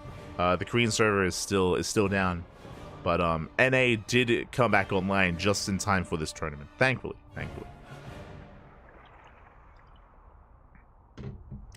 Unfortunately, when our event was going on, when Masters 1 Open was going on, NA was still down, so we had to reschedule our tournament. But thankfully, you know, it looks like the issues were resolved just in time for SEL. Just in time. And with that, looks like we're going to be going on a very short break here. Okay, we're going to be going on a short break. Our players, I need a little bit of time here to conduct those vetoes. So we'll be back soon after the break. Shouldn't be too long. Take this moment, get some snacks, get some food, get some water, drain your disruptors. I'm going to refill my water, I'm going to hydrate my hydras, and we'll be back soon with our next series. We're almost done. 2 matches left. See you then.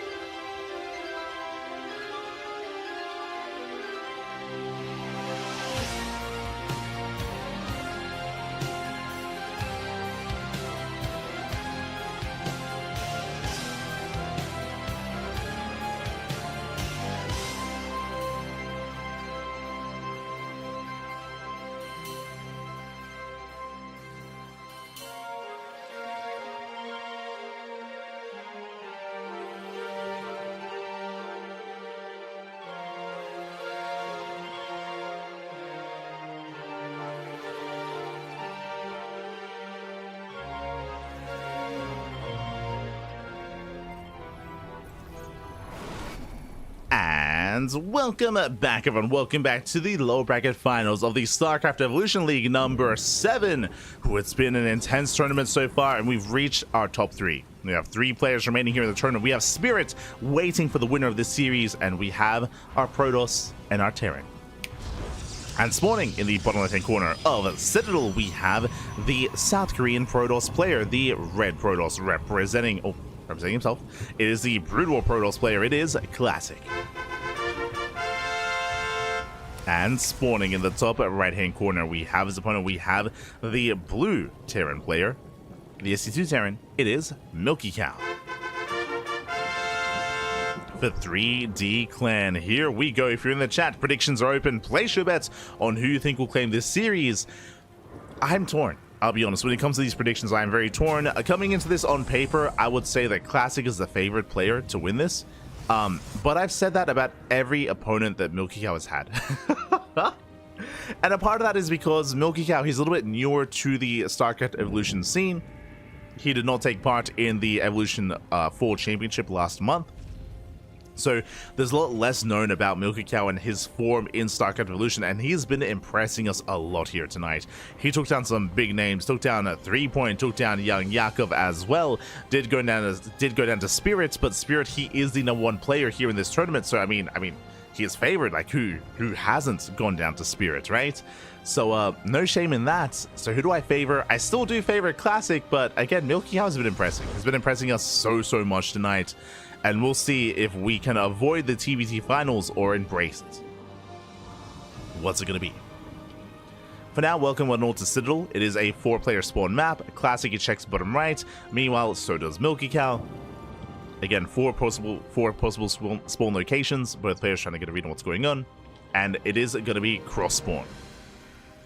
Diagonal spawns here for YoungYakov and Classic. And this does favor longer, more macro play, which is something that we haven't seen too much of so far tonight. We've seen a bit of mid-game, true. And I guess we did have late-game TBT. Kind of. But we'll see where this takes us here. Back at home, Dragoon opener. Again, we expect to see a Dragoon into Reaver. Like, that is the standard way of playing Brood War against SE2. PBT, I mean. So we should be seeing Dragoon into Reaver. Meanwhile, YoungYakov back at home is going for a Rax into Expand. Economic build here on a YoungYakov into a more delayed factory. YoungYakov going to be less aggressive than Spirit was last game. Oh, shout out to SC Evo. Let's go. Shout out to Hyper1 as well. Hyper1, he is of course the organizer of this event. Does organize, does admin, does fund the tournament. Has been a big proponent for StarCraft Evolution, and without Hyper1, this event would not be possible, and StarCraft Evolution would be worse off. 100%. Would be worse off without him.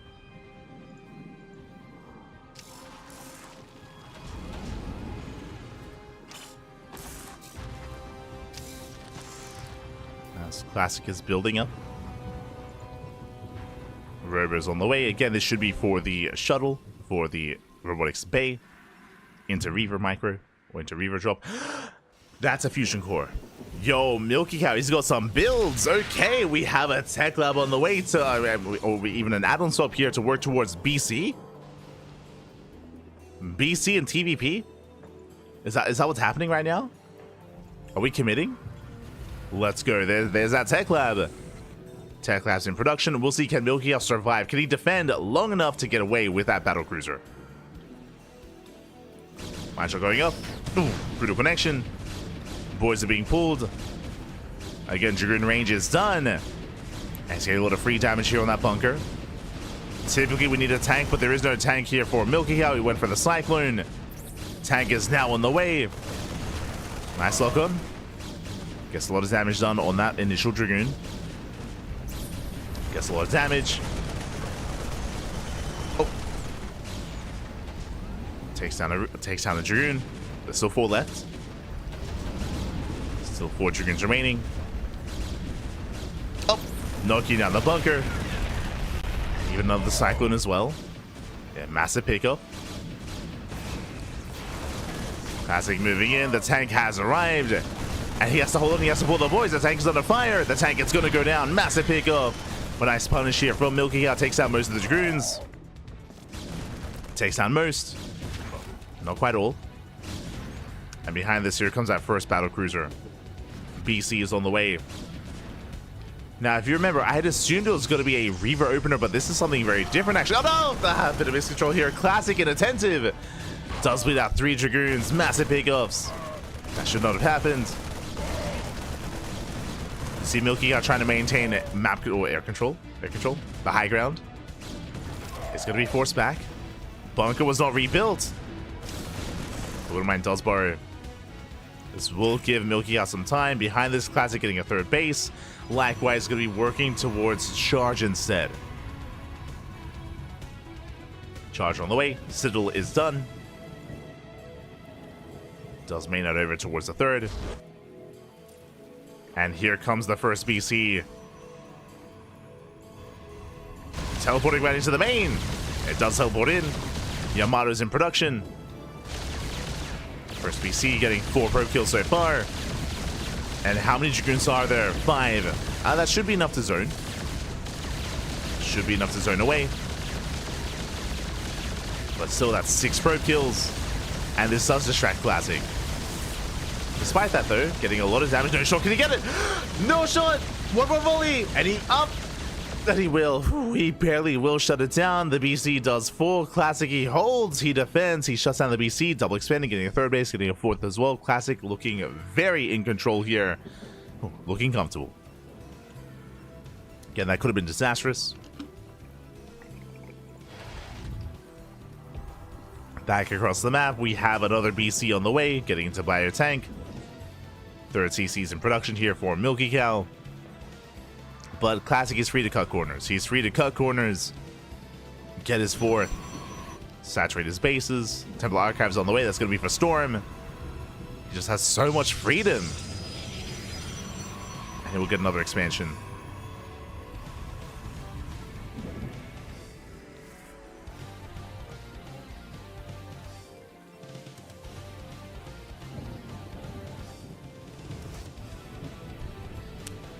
Well, I just hydrated his hydros. Yeah, I don't know why, but today my throat is a little more dry than usual. I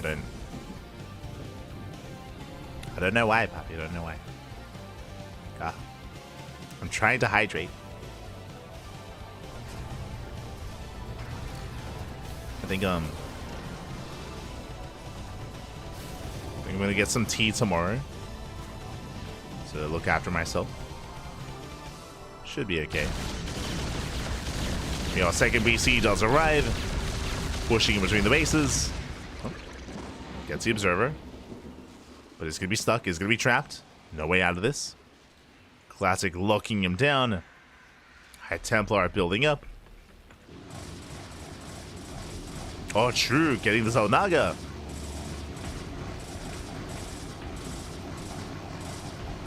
Oh, the nostalgia with the sound effects. Do you love to hear it? Does gain vision. Still not quite within range, though. But Classic just double expanding. Just getting more bases. Getting a 5th base, getting a 6th base as well. His economy is getting out of control. And YoungYakov, he has to do something here. Again, it's just been a really rough start. This investment into BCs and Yamato has just not been worth it. And it was a big investment as well. And he's now falling behind. Double drop is deflected. Likewise, BC overextends, and it's going to go down as well. Oof, brutal pickup. Ah, no. I mean, Yamato was cancelled, thankfully. But that's 2 BCs falling. And here comes Classic. With Mass Charge, Dragoon, and Storm. He's got 4 High Templar in that shuttle. He's good to go. It's good to commit. Here we go. He's going to be swarming in. We have a couple of goes. We have some EMPs. So I'll say flood through. Diving on top of the tank. Tank is going to go down. Here come the storms. Oh my god. Not yet. Again, there's 4 High Templar. Storm in 10 seconds away. I'm sure Classic was also a little bit stunned. There we go. Storm now finishing up. Oh, nice EMP. There we go. Storm's not available. Brutal Storm does zone away. At the same time, YoungYakov going for his own drop across the map, getting some probe kills. Attempting to distract. Yeah, 10 probes going down, not bad. Mine shots going up. There we go, we have, I believe, 1, soon to be 2 more storms remaining. YoungYakov, they're holding the line here. And buying time still across the map, catching more probe kills. Somehow, some way, losing 14, but getting 13 probes across the map. ASIM's in. Dust him in. High Templar, they do land their storms. Just barely. Despite that, YoungYakov, he breaks down. Does break out. We'll chase him down. The Prism, the shuttle, it falls. Massive pickup. That was 4 High Templar, by the way. 4 High Templar going down. But behind this Classic, he has 80 probes. He has a booming economy. He can rebuild, he can remax. YoungYakov, lesser. He has a comparable worker count, but he's oversaturated. He's still on 3 bases. He's here 32 out of 12. He needs another CC. He needs a 4th desperately, as he's not mining efficiently whatsoever. Boosting into the main. Dragoons are keeping up.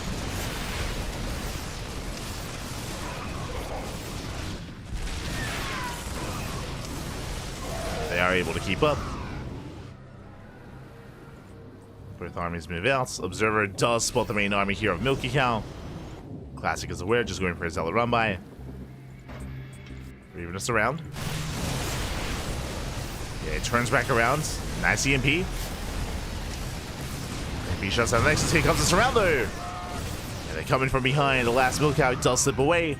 Does pull out. Drop into the main. Catching more probes. 7 more probe kills. And Milky Eye races back here to his tank line. Tank shots going off. Zelzay peel into the mineral line though. SCV start going down. And he's going for the base. Going for the expansion. That's going to be a kill. No lift. Classic, he should now have enough. Storm doesn't quite connect. We'll take down 11 SCVs. Yeah, better Storm of the army. Plenty more head tumble behind this. The drop was cleaned up.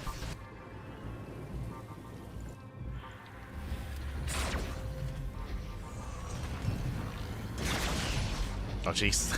I was like, what was that noise? The cannon bat. And the armies, they do pass by each other. Milky Cow going for a Doom drop, but meanwhile the 4th base is going to fall. Oh my god, once again a brutal storm. Oh, it does the effects. Storms the main army. Drop coming in. Planetary holding its own. Clutch repair. No shot. As the expansion is going to go down in the planetary. And the storms though. Yeah, the storms, they shut down the SCVs. The planetary should finally go down. Nash target firing at a Milky Cow. Does focus down most of those High Templar. Drops, they continue. So also trying to keep up. Storms as well. Yeah, Storm reinforcing, but a friendly fire. Well, the Master getting very low. Corsair has arrived. And this is all that Milky Eye has. He's running out of NG.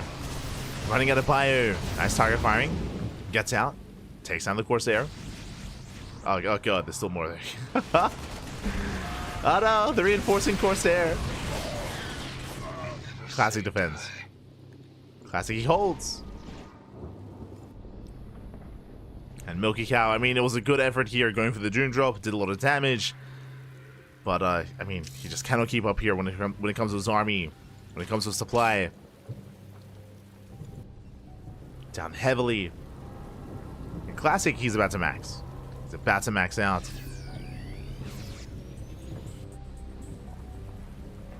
He's pushing. Zealots, Dragoons, High Templar. Not too many High Templar. Oh, no, he's got 8. Jesus. 8 High Templar. Taking more bases. Taking more expansions.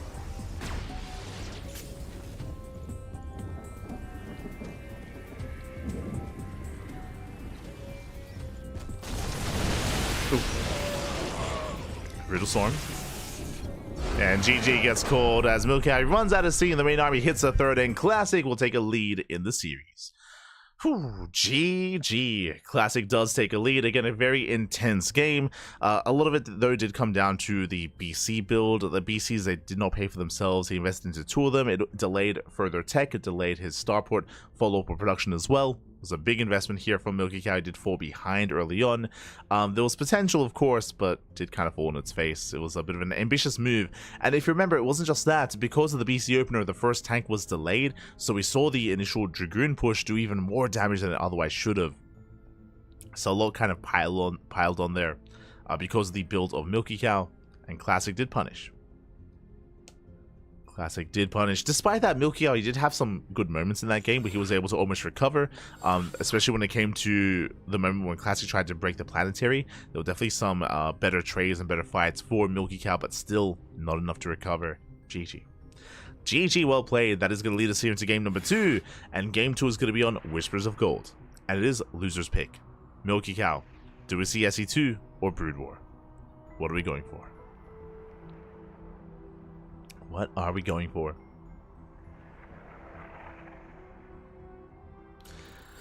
They're more powerful. You can see how they walk. They're power walking. They are.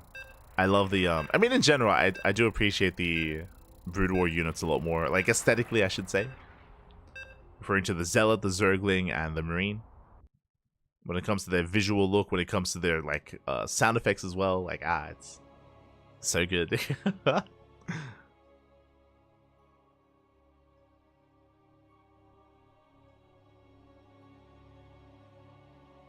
we go.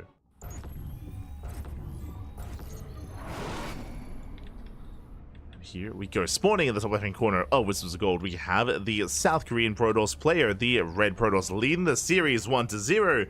One game away from having that rematch against Spirit. We'll see if he can bring it home. It is classic. And there is something about this mod that makes these minerals teal. Do you notice it? They're like bright light blue. It's crazy. Like neon minerals. Oh my god. And spawning in the bottom right hand corner.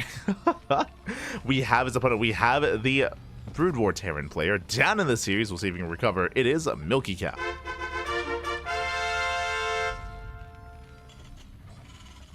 But yeah, specifically for this mod, the minerals actually have a different aesthetic look than the normal. As the Gas Geyser is cancelled.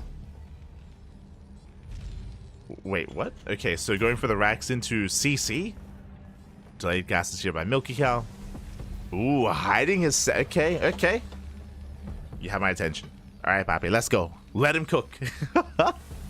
Going for a 3 racks? No, 2 racks. Okay, 2 racks opener into a delayed gas geyser. Interesting. And I would imagine he's going to go for a 3rd racks and go for like a 1 base all in. Speaking of 3rd racks, there it is. 3rd racks on the way. Now, technically, we could go up to 4 racks and try to hit without the academy. Curious. We'll see. As I imagine that Milky Cow, with whatever build he goes for, he might even just pull the boys with this. Show us what you got. Academy's on the way. Okay, so 3 racks here. 3 racks, most likely a stim timing. Most likely. From the side of Milky Cow. Behind this classic, getting into his own opener as well. Gate expand into Cybercore. Oh, sorry, Gate Cyber expand even. So we are settling in. Classic looking for a proxy. Making sure nothing crazy is going on. I mean, there is something crazy, but not across the map.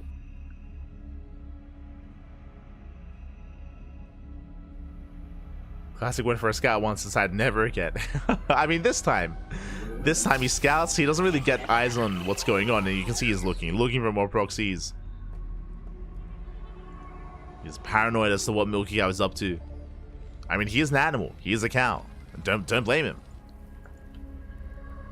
Don't blame him. Ooh, a very safe robo opener out of classic. Now, typically a robo opener in SE2 is for faster immortal production, faster observer, faster colossus. A very safe way to play.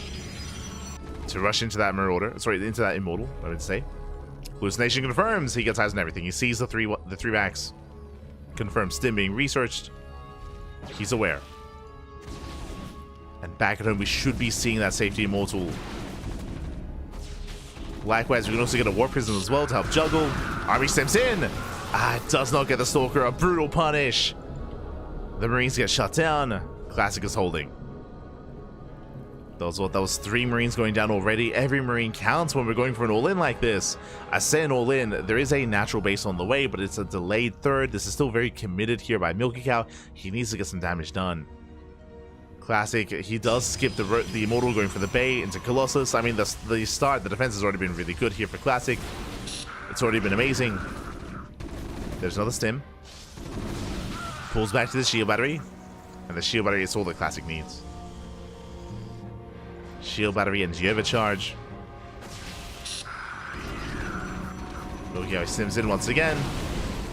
Can he get a Stalker? Oh! Not quite. The answer is he cannot. The efficiency here from Classic has been insane. Hasn't lost a single unit so far. power of the Stalker. And yeah, Classic feeling confident enough to just skip the Immortal. Just skip the Immortal, go straight for the Colossus instead.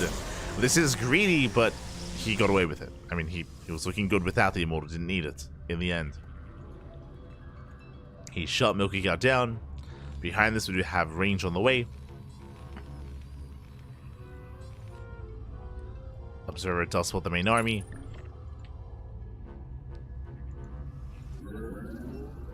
Classic, he has the high ground as well. Bear that in mind. This is a change here in the latest patch of StarCraft Evolution, and that is that shots do miss when fighting up a ramp and when shooting to a point of elevation. It's like 53% chance to miss or something. Something like that. Oh, another stimming in. Oh, the boys.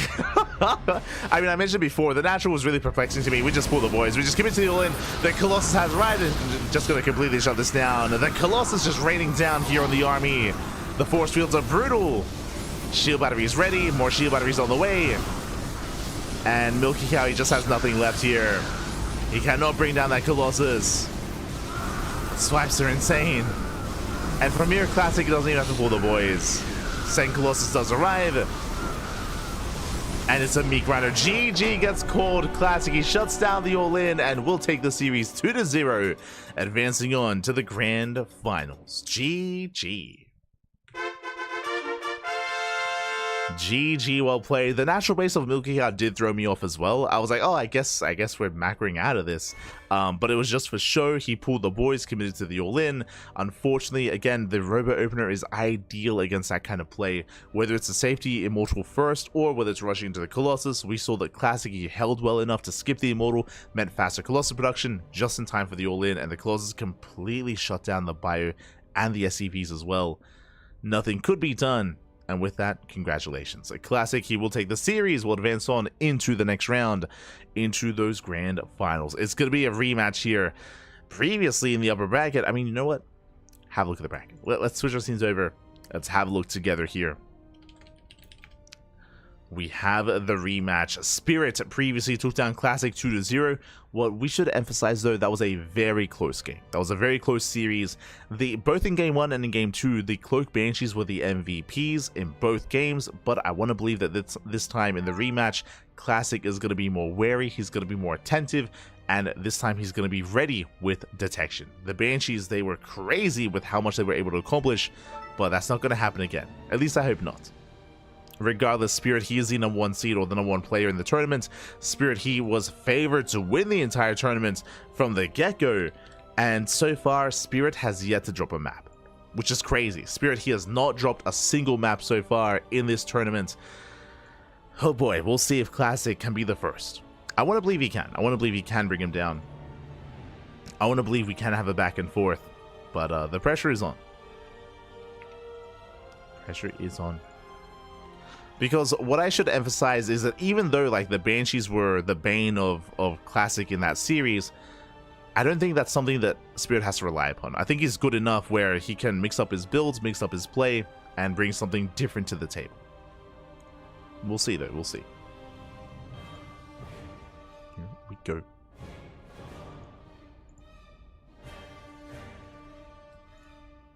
As we are setting up for the grand finals.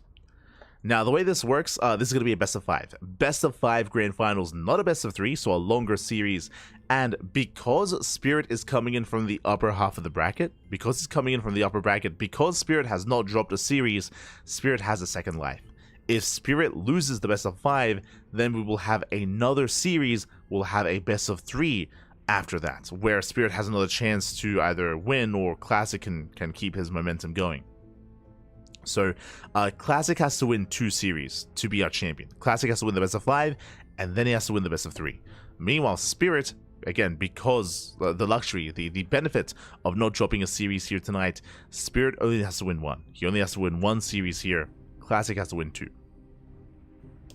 So, things are working against Classic here. Now, when it comes to the predictions, it's only going to be for the first best of 5. Only for the first best of 5, and then we'll have a fresh prediction for the potential second series.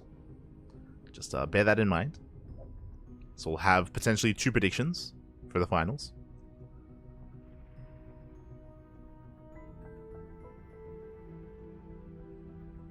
Oh, meanwhile, we're negotiating.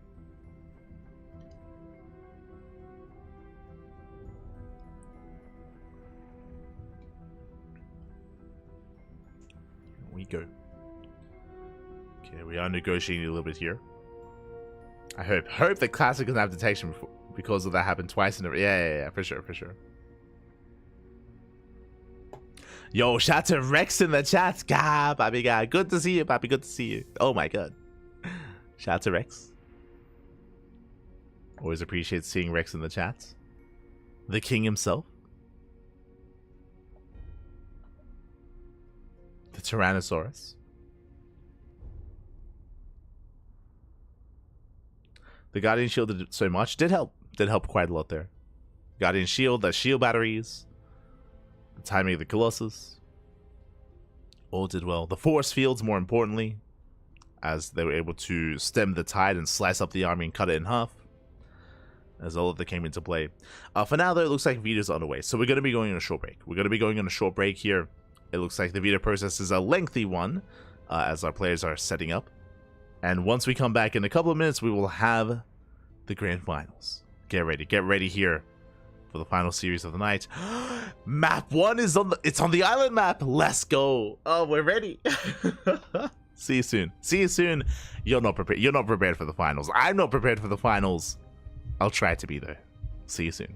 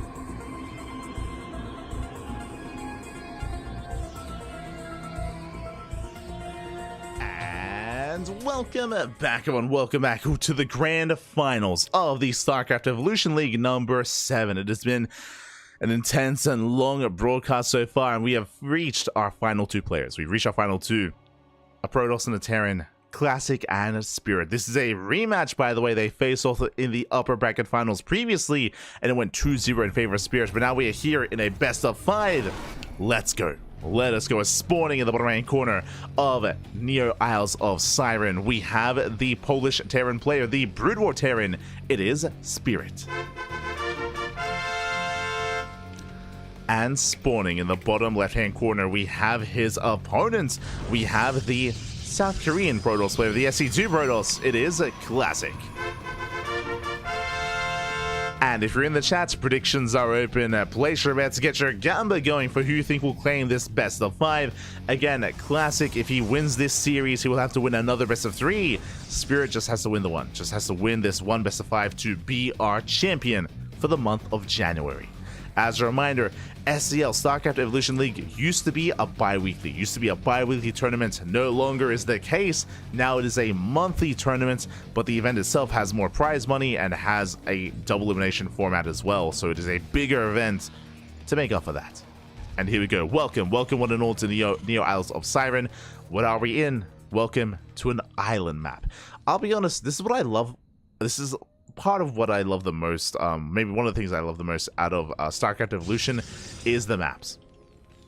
I'll be honest, I love how diverse the maps have, or the map pool is, where if we have island bases are not a thing in SC2 for balance purposes, but here in StarCraft Evolution is very much so a thing. Island bases, pseudo-island maps as well. I mean, every single map has something quirky to it, and it's great to be able to experience these maps in some form or another, in one tournament or another, even though we don't get this in StarCraft 2.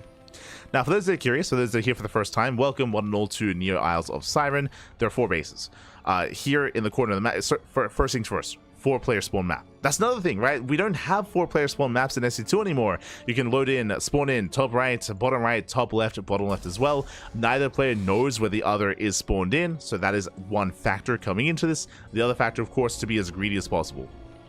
You have the natural, you have your 3rd, and you have your 4th base, all on the same island, and you cannot actually traverse to the other islands without something like a Nidus Worm, Dropper Lords, Medevacs, dropships, shuttles, War Prisms, for example. Meanwhile, Robo Opener. This tells us Classic he's going to be opening up with the shuttle.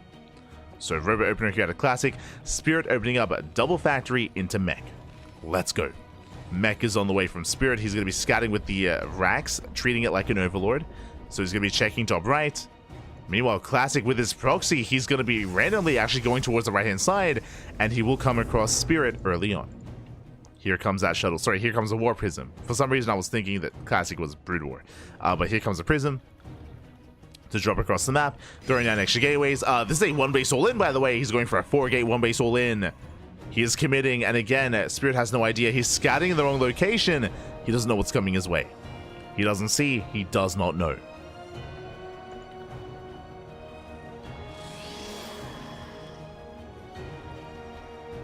Here we go.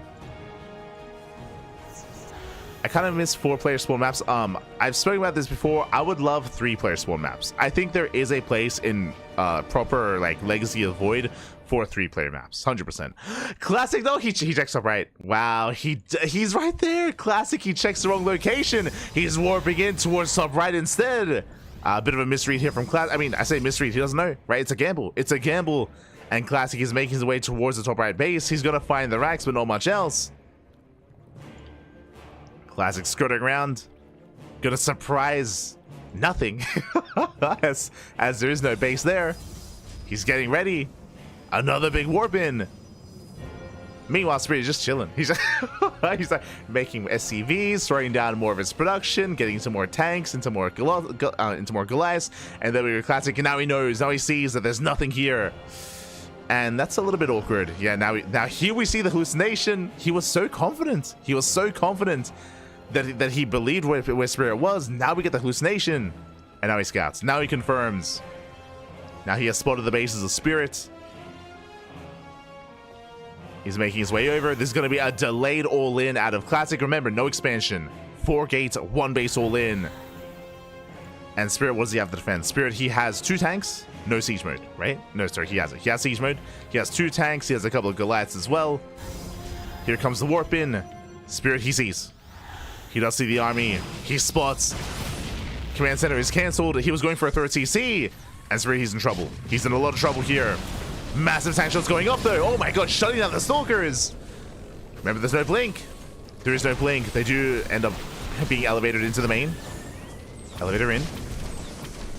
Prism being forced back. Boys being pulled once again. The tanks, they just shut down those stalkers so hard. Massive tank shots going over the Delta. They get on top of the tanks. One tank goes down. Second tank goes down. But no more stalkers. Here comes another warp in. The Prism falls. No more reinforcements. And Spirit, he's barely holding on here. I say barely. Maybe barely not. This is all that's left though. 4 stalkers remain. Wraith has arrived, making whatever he can. Here comes a surround. There's 2 stalkers left, and Spirit holds. Spirit, he holds, and then what did he lose? He lost 7 SCVs, 8 SCVs, still has a better economy. Greater economy for Spirit. Spirit, he's further ahead. We have a backup War Prism on the way. Oh, Wraith goes down. Nice pickup. The Wraith would have been necessary here to deny the Prism. Not anymore. 1 Stalker survives. And the all-in continues. The all-in does continue. Spirit, he survives the first wave, but now he's down to 1 tank. He's down to 1 tank. The second wave is coming. And Spirit, he might not have enough.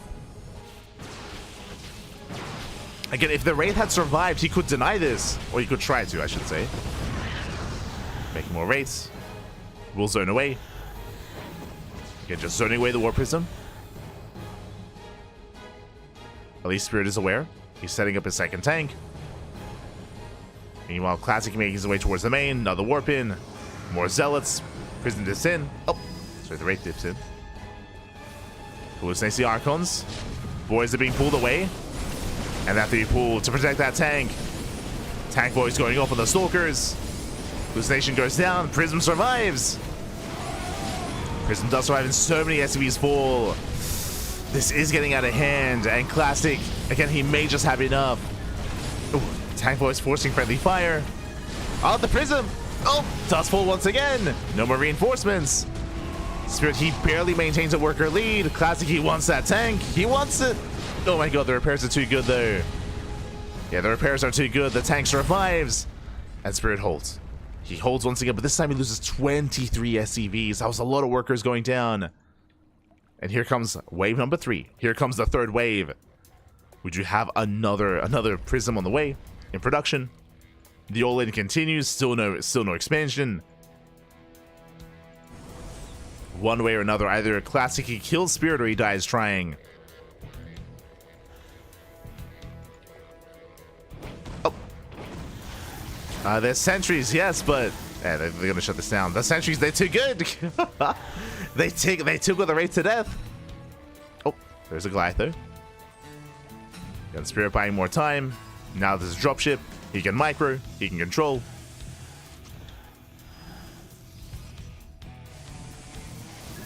Gets caught out of position though. Yeah, the Goliath is exposed. Tank as well. Tank is gonna go down. Massive pickup. And Spirit's in trouble. Dropship should fall. Oh, barely does get it. Nice tank line though. Tanks, they protect the mineral line. Spirit making more SCVs. Building up a greater mech army. Once again, Classic pushing towards the main. This time we have 5 tanks to defend, but where's that buffer? Where's that support? We have to pull the boys. They're a little bit late to be pulled. They come in. First tank is going to be targeted. But now this time we hold. Yeah, we hold. A much stronger defense this time here from Spirit. He shuts down the army. There's nothing left. And GG gets called. Spirit, he will take game number 1. Whew, GG. Spirit, he will take a lead. Again, a very clean defense towards the end. The first and second wave, it was much closer, don't get me wrong.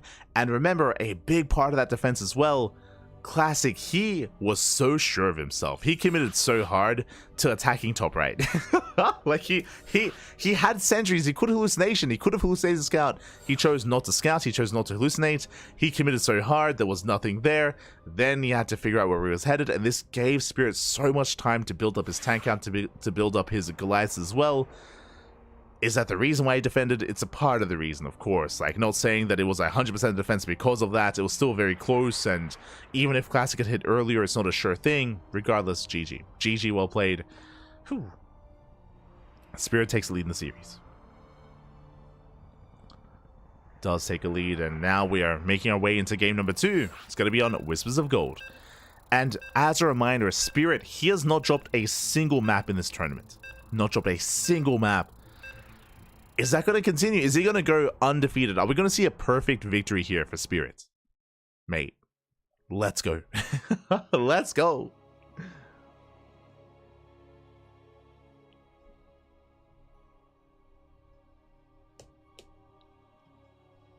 Here we go. We're getting into our next game. And we'll see if Spirit can be brought down. As spawning in the top left-hand corner of Whispers of Gold, we have the Polish Terran player, the Red Terran, leading the series 1-0. It is Spirit. And spawning in the bottom right-hand corner, we have his opponents. We have the Brood War Protoss player. Down in the series, can he bounce back? It is Classic. This time switching to Brood War. This time Spirit is playing SC2. Okay. Now, I'll be honest, I do favor Spirit's Brood War Terran against Classic's SC2 Protoss. But as a reminder, this is a Classic's map choice. Or I should say, sorry, the vetoes are done. It is his choice to play Brood War instead, which I think is it a wise choice? It's hard to say. I mean, Spirit's just so good. is the problem. He's a beast. He's an animal. Again, he's top 2 player in StarCraft Evolution. So, we'll see what Classic has in store for us. Once again, though, to reiterate, when it comes to this matchup, when it comes to this style, we expect to see Dragoon. We expect to see a Dragoon-based opener into Reavers. It is kind of the go-to in this matchup. We'll see if Classic does shake it up. If you remember, on Citadel against Milky Cow, we did see Classic go Dragoon into Charge, into delayed Reaver production, so he can mix it up, but I believe that was because of how large Citadel was as a map. On a smaller map like Whispers of Gold, which is, I would say, the smallest map in the map pool, I expect to see us not to really cut that many corners and rush into Charge the way that he did on the larger map. So we're expecting Dragoon into Reaver. We'll see if that's the case. Meanwhile, from Spirits, what are we going for? For now, we're going for a Rax Expand, economic build here out of Spirits, going for a Delayed Factory. So, Delayed Factory from our Terran. Into a more economic build.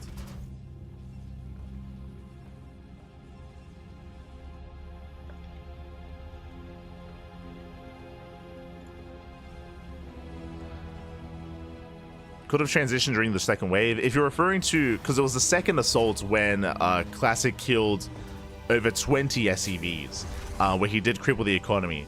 Potentially, I mean, he's still behind, right? Like, you could argue he could transition at that point, but he would still be behind because even though they're similar worker-wise, like, Spirit still had 2 CCs, so he's still making 2 workers at a time.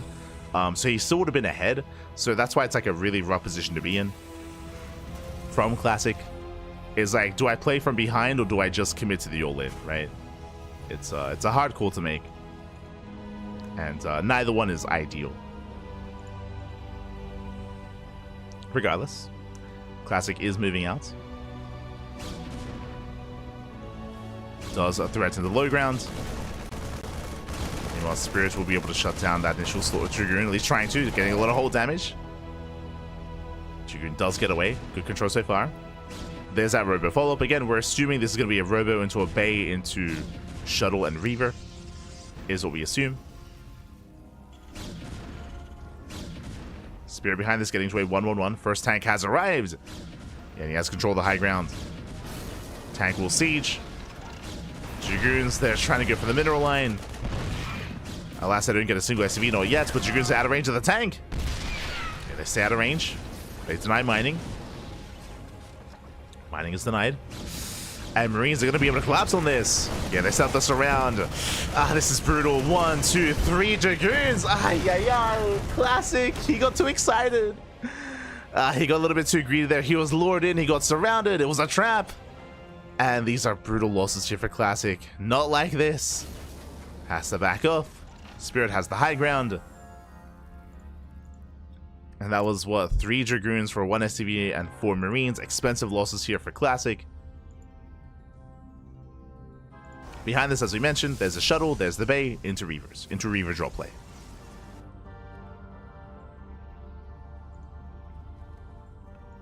Reaver drops are coming.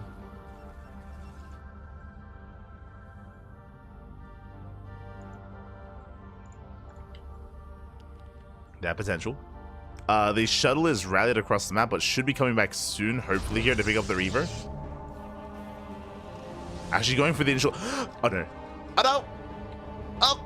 Okay, pulls away in time. Whew, thankfully does pull away in time. Doesn't get caught out. But we'll distract the Bio Army at least. Marine's getting in position. Shuttle taking a lot of hits. Oh. Classic is playing with fire right now. He's playing with a lot of fire. He has to get out of here. Has to pull away. Dragoons, they try to intercept. Marines, they dive in. Tank as well. Classic is getting caught out. Losing another Dragoon. Another Dragoon does fall. Reaver has right back at home. Up, he's waddling in. Reaver shot goes up. Gets a Marine. Nice spread. Yeah, Spirit force a spread, force a split. Another Reaver shot is not going to go off. Reaver goes down. Massive pickoff. And Classic is in trouble. He's in a lot of trouble here. The tanks, it will siege. The third base is under fire. Dragoons coming in from behind. But they get shut down. They get shut down. There's another Reaver on the way. But Classic is up against the wall. He's in trouble here. Liberator into maybe 7 probes going down. Liberator goes down, but brutal pickoffs here. Brutal damage. Classic will catch reinforcements. We'll get a tank. And almost a Viking. But the base goes down. The third base does fall. Massive pickoff here. 4 spirits. And he wants more. The Reaver shot. Oh! Reconnection. Reconnection here on the Bayou. A lot of Marines do go down, but he's going for the kill. He's going for the natural. Doesn't really have much to reinforce. Takes down the Reaver. Reaver goes down. Classic will clean this up. But this was worth it for Spirit. This was well worth it. He killed a base. He killed 2 Reavers. How many Stalkers? Sorry, how many Dragoons went down? 11. 11 Dragoons fell. And Classic, he has to counterattack. He has to do something across the map. Back at home, tanks are set. You have a tank on the high ground, tank on the low ground. Third CC's on the way. Classic looking for a way in. He's denied. Yeah, the positioning here is too good. And Spirit is ahead. Spirit, he does have a very nice lead here.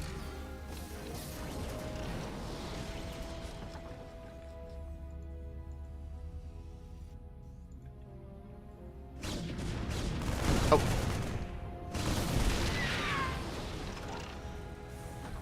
This Classic is being forced further back.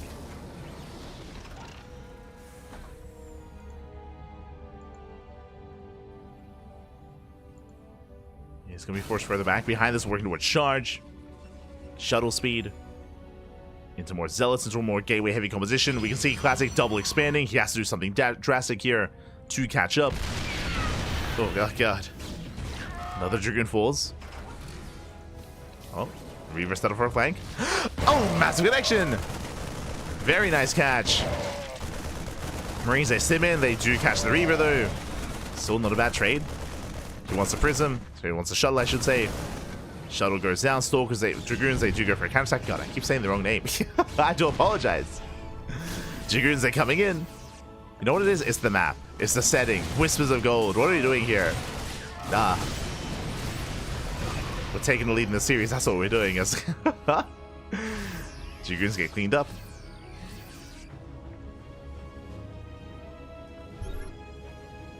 And we'll see if Classic can hold. See if he can survive here. His tanks are sieging. Reaver has arrived. Oh, he sims in! And he gets the Reaver. Massive snipe. A brutal pickup. As Classic is down to 0 Reavers. Down to 0, soon to be 1. Reaver's on the way. Reaver's in production.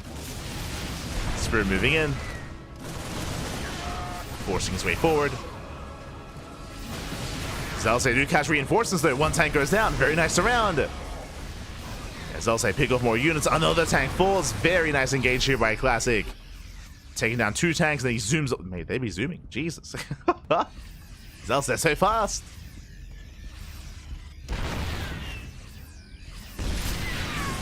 Classic is holding on. Reaver shot goes off. Decent connection.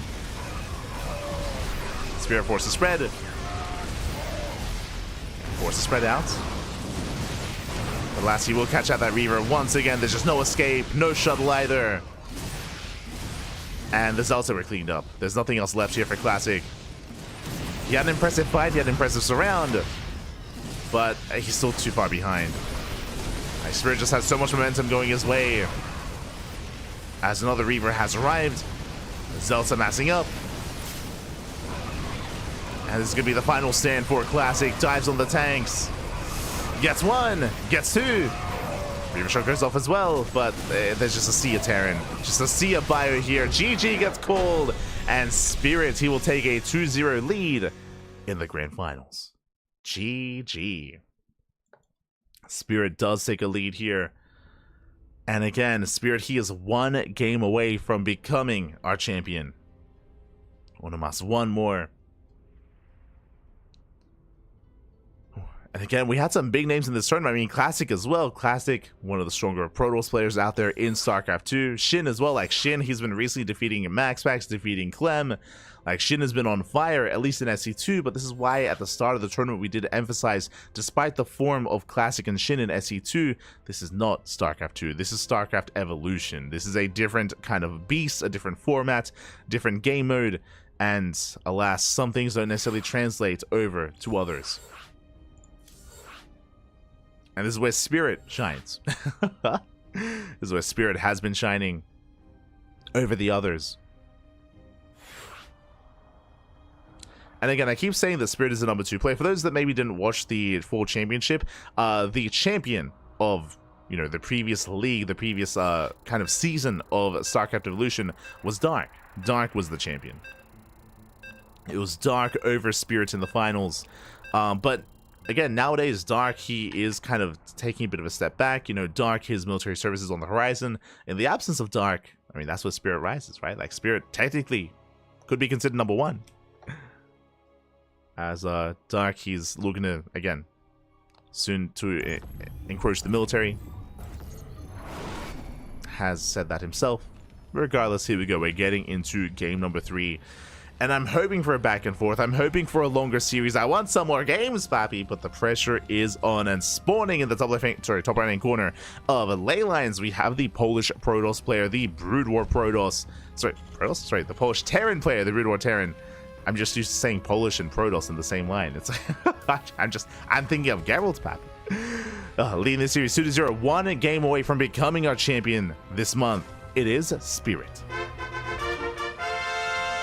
And spawning in the bottom left-hand corner, we have the SC2 Protoss player, the South Korean Protoss. He's up against the wall. He has to fight back here and now to have a chance at becoming the champion. It is Classic. We go. As Spirit, CC first. Let's go. CC first out of Spirit before the gas, before the racks. Very greedy opener here from our Terran player. But again, this is what Spirit is known for. He's known for his greed whenever he can get away with it. Now, Classic is aware. We'll see if he can attempt to punish. Of course, factory and tank production is going to be delayed, so we could see Classic be more aggressive early on with Dragoons and potentially have more success with it. As welcome one and all to Leylines. Leylines is a larger map compared to Whispers of Gold, so slightly longer rush distance to get across the map.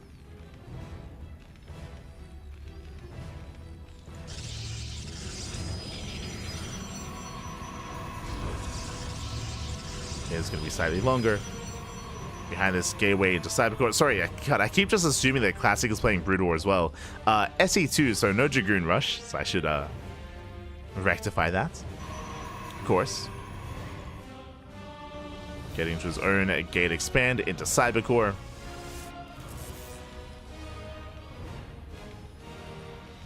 And we'll see what Classic can get done. No proxy, no pylon. No setup across the map.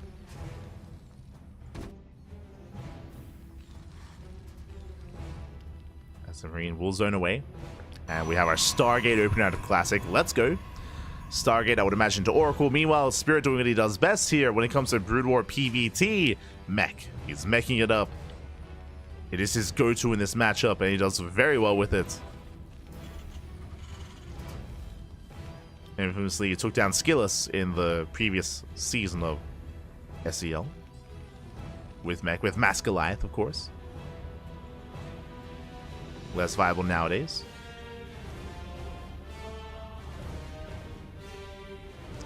But we'll see if he can keep up with Classic. Bear in mind that Spirit has not SCV scouted. No SCV scouts, no other vision whatsoever here. So he actually has no idea that the Oracle's on the way.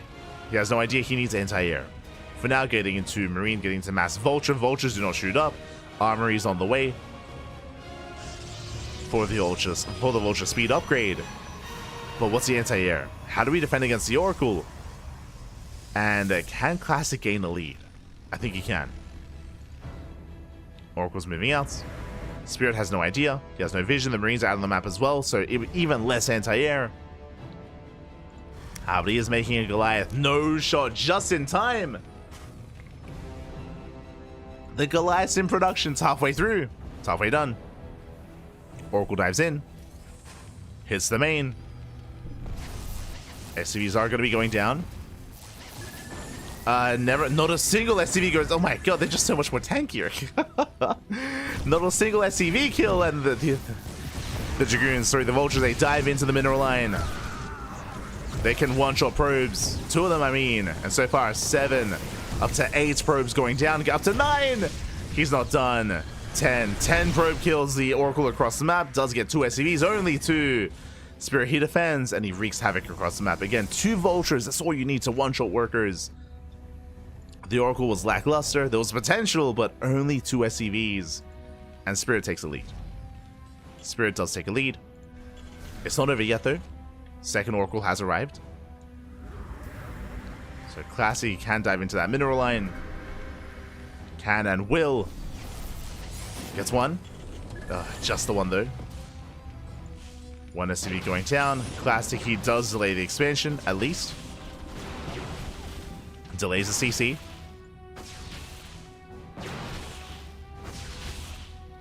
And hoping to force a cancel. We'll see if he can.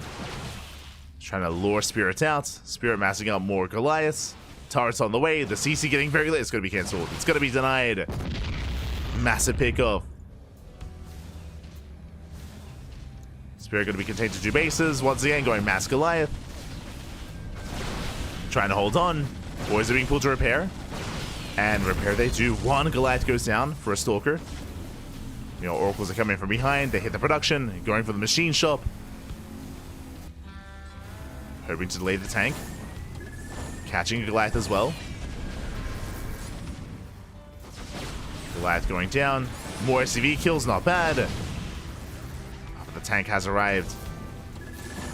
Oof. And Spirit will hold.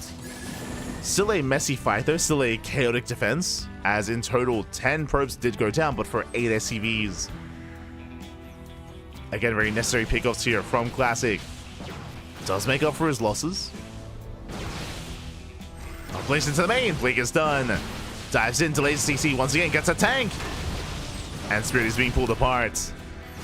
Classic, he's finally fighting back. He's wreaking havoc. Dives further in. Gets 6 SCV kills. Again, the Oracles were lackluster, but the Link Stalkers, they got so much more done. And they can rotate. They rotate down to low ground. Tanks out of position. And Spirit's being pulled apart. Keep going, Pappy. Keep going. Boys are being pulled. 1 tank falls. He gets 1. He gets almost 2. Almost 2 tanks. Tries to dive in once again. Unable to. Spirit's holding. He's barely holding on. Stasis dealt with. 9 more CV kills. And Spirit is trying to stabilize. He's getting there. Once again, high ground vision. Diving into the main. Once again, delaying the CC. At least trying to.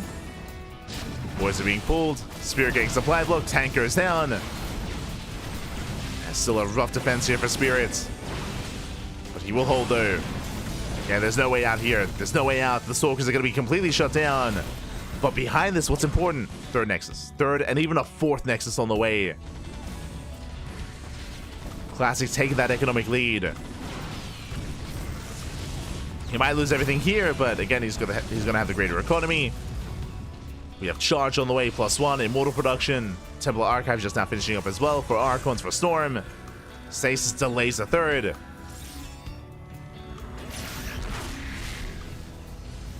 We will land though. Does land. And we'll see if Spirit can counterattack. I mean, that's a pretty hefty army. What do we have to defend? We have 1 Immortal. We have a couple of Stalkers. Oracle zoned away.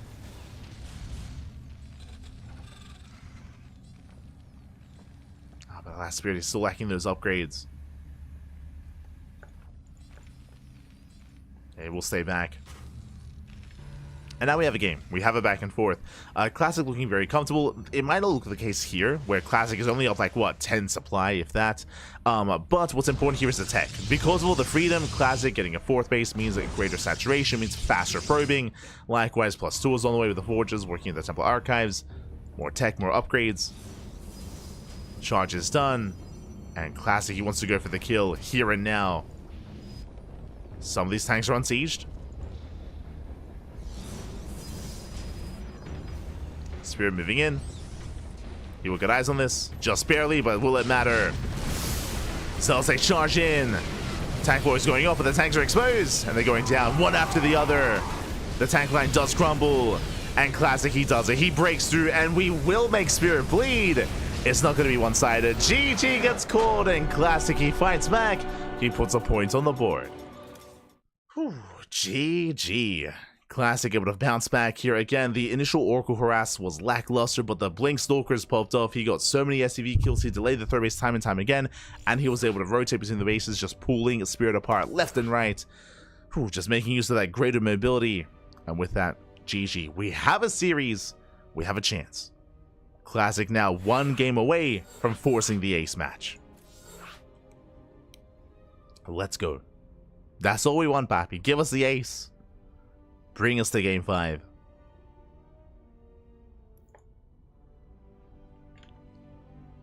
Bring us to that final game.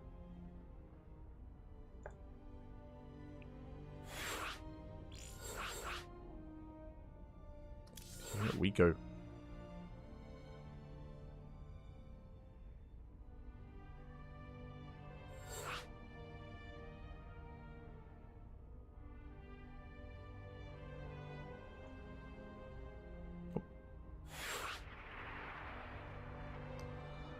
Here we go. Looks like our next game is going to be on Citadel, one of the larger maps, if not the largest map in the map pool. Let's go.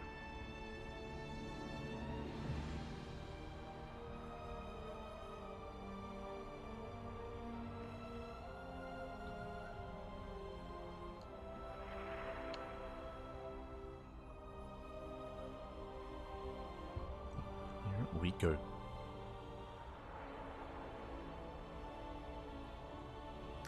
Getting to Citadel here, and again, it is going to be now Spirit's choice when it comes to his race, and actually Spirit is falling back on SE2. Okay, so Spirit is going to be rocking the StarCraft 2 Terran race, meanwhile Classic going to be rocking the Brood War Protoss race. Let's go. Let us go. So I was just trying to catch up here on some of those balance changes that did occur. We barely cast any Zerg today, unfortunately. Next time, we'll try to follow like 3-point or Shin. Today's been all about the TVPs, the Terrans, and the Protoss. And here we go. We're loading into game number 4 and spawning in the bottom left-hand corner of Citadel. We have the Polish Terran player, the Red Terran, the SE2 Terran, I should say, still 1 game away from becoming our champion. It is Spirit. And spawning in the bottom right-hand corner, we have the Brood War Protoss player from South Korea. Looking to tie things up, did put a point on the board, but he has to win 1 more game here to force the ace match. It is Classic. The pressure is on, and Classic is setting up a proxy in the center of the map. Now, this is a risky maneuver here, very risky. Welcome, 1-0 to Citadel. Citadel is a very large map in the map pool, and is a 4-player map as well. You can spawn in top right, top left, bottom left, and bottom right as well. 4 possible locations, and Classic is going for the all-in. Proxy 2 gate here in the center. He's scouting bottom left. He rolls the dice. He rolls well. He will confirm the location of Spirit. Meanwhile, I'm sure Classic was hoping the Spirit was going to go CC first again. This time, he doesn't. He goes for a Rax Expand instead. Standard opener out of Spirit. Not a greedy one. And Classic, as a result, this won't be as successful. Can still pop off. But he was hoping for a command center. He's hoping for the CC. But now the probe is going to be forced back. Zelts are on the way. Gases are being taken behind this. Going for the Cyber Core. Into Dragoon. Classic, he will delay the command center for as long as possible. Spirit is still in the dark. Spirit, he still does not know what's going on. Will open up Reaper to scout. There's that CC. He needs to figure out what's happening. As the pylon is cancelled. Zelts are amassing as we speak. And the Reaper is forced to chase down that probe. Which means the Reaper's going to be out of position, does not scout where he needs to. Tracking him out. Dragoons are amassing. And Spirit, he's going to be in trouble here. As again, just gets dragged out into the middle of nowhere. Racing back home. The Zealots have arrived. And Spirit, he has the bunker in production. Bunker, it's too late. It just started. the bunker just started. No shot. Here comes the army. Here come the Dragoons. Zealots have arrived as well. And without a bunker, how does Spirit hold? How can he defend? The boys are being pulled. He has the high ground advantage. True.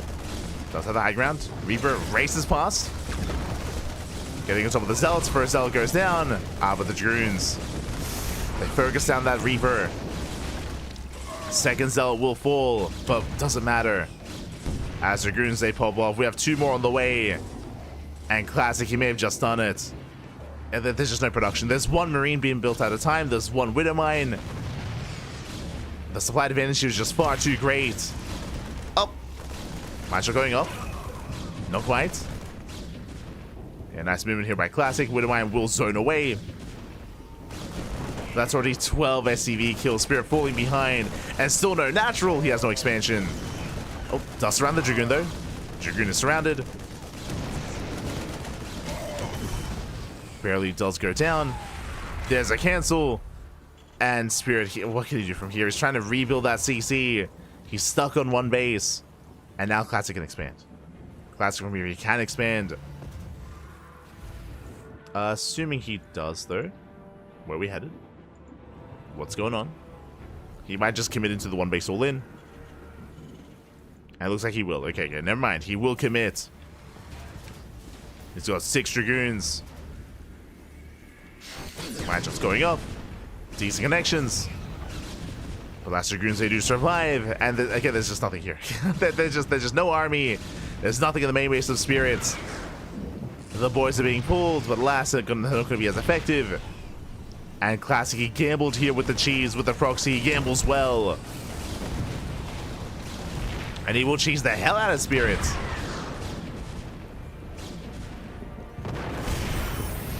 Denying the add-ons. The tank will force the Protoss back.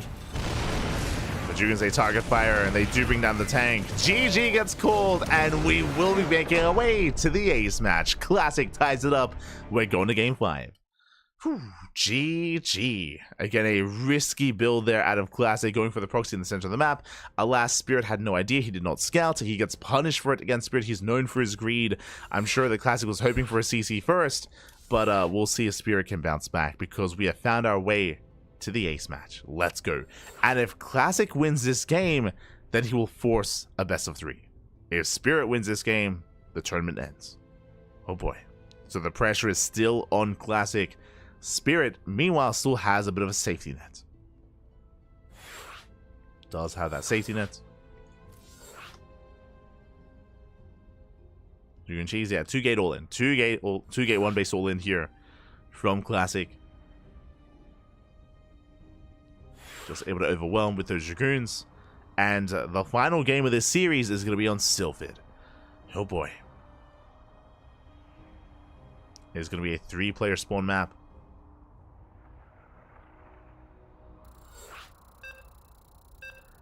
And as we load into a 3-player spawn map, the chances of there being an all-in here is much lower now, as it's a little easier to scout, a little easier to recognize what's going on. So I'm curious how Classic will adjust. I'm curious. Here we go. As we're loading into the final map of the series. Again, after having a 2-0 lead, Classic, no fear. No fear, and again, no holds bar either. He's clawing his way back into this. Can he pull off the reverse sweep? It's so difficult to pull off, but he's so close to achieving that, as spawning in the bottom right-hand corner of Sylphid, we have the StarCraft 2 Terran player. Once again, jeez, the lighting on these maps, mate. Oh my god, everything's so bright. So vibrant. We have the Polish Terran player. It is Spirit. And spawning in the top left-hand corner in the top side, top half of the map, we have the South Korean Protoss, the Brutal Protoss player. Clawing his way back into this, winning 2 games in a row. Can he win 3? It is Classic. Again, Spirit had a dominant start to the series, but both Game 3 and Game 4, Classic, he just ramped up the aggression. He tried to end Spirit before he could get his economy going.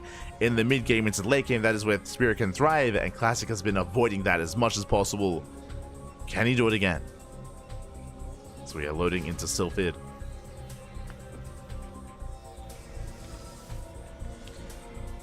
This time, no proxy. This time, the gateway back at home. Classic is setting up. Likewise, Spirit also not going for CC first, going for a Rax Expand. Economic opener out of Spirit. And Classic, that is a Nexus before Cybercore. So economic build out of Classic as well. Does go for a more greedy start. Moving out with his probe scout, and once again, the luck here. Let's go. Will scout bottom right first, and he will find Spirit. So Classic is going to be the first to scout, the first to be aware.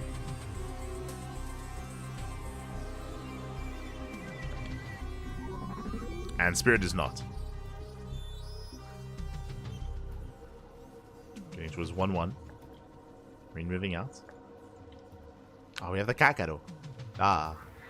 Oh no. As Spirit, looks like he will check the top side as well. We'll check the top side of Sylphid. He will find Classic. Classic opening up Dragoon. Into Dragoon range, of course.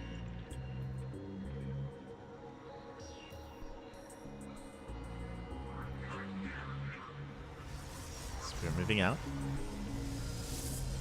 Spots a pylon. Additional supply depots required. So both players, they scout each other. Spirit gets the hell out of there. Back at home. Spirit building up. Getting to his 1-1-1 into what looks to be a mine drop setup. Interesting. I would assume mine drop. Technically, Spirit, he could go Reactor Marine, Widowmine, and send everything across the map instead. For something more committed. We'll see. As the Dragoon does waddle across the map. Takes down the Scouting Marine. Bunker is not ready. Well, there's no bunker here on the low ground. Widowmine will zone away. Takes a lot of hits. Oh, up, up, up. Oh my god. Classic, be careful. As he does, he actually can make a pass. Second Dragoon has arrived. Probe coming in to reinforce. To actually bait out the mine shot. Okay, committed. There's Young Burrow. Widowmine pulls away, but the Widowmine is going to be targeted down. It does fall. And without that bunker, Spirit, he's in trouble. He's in a lot of trouble here. Tank is on the way. Spirit pulling back. Tank has arrived. And will force this back. There's the siege. Whew, Spirit holds. Get a very clutch hold here from Spirit. Bleeding out with 3 Marines and a Widowmine. Behind this, Classic rushing into a third base. Very fast expansion here out of Classic. Going 2-gate robo into a third, and this time not going into a shuttle, this time working towards faster charge. So Forger +1, Citadel for charge. So going for a very gateway heavy composition.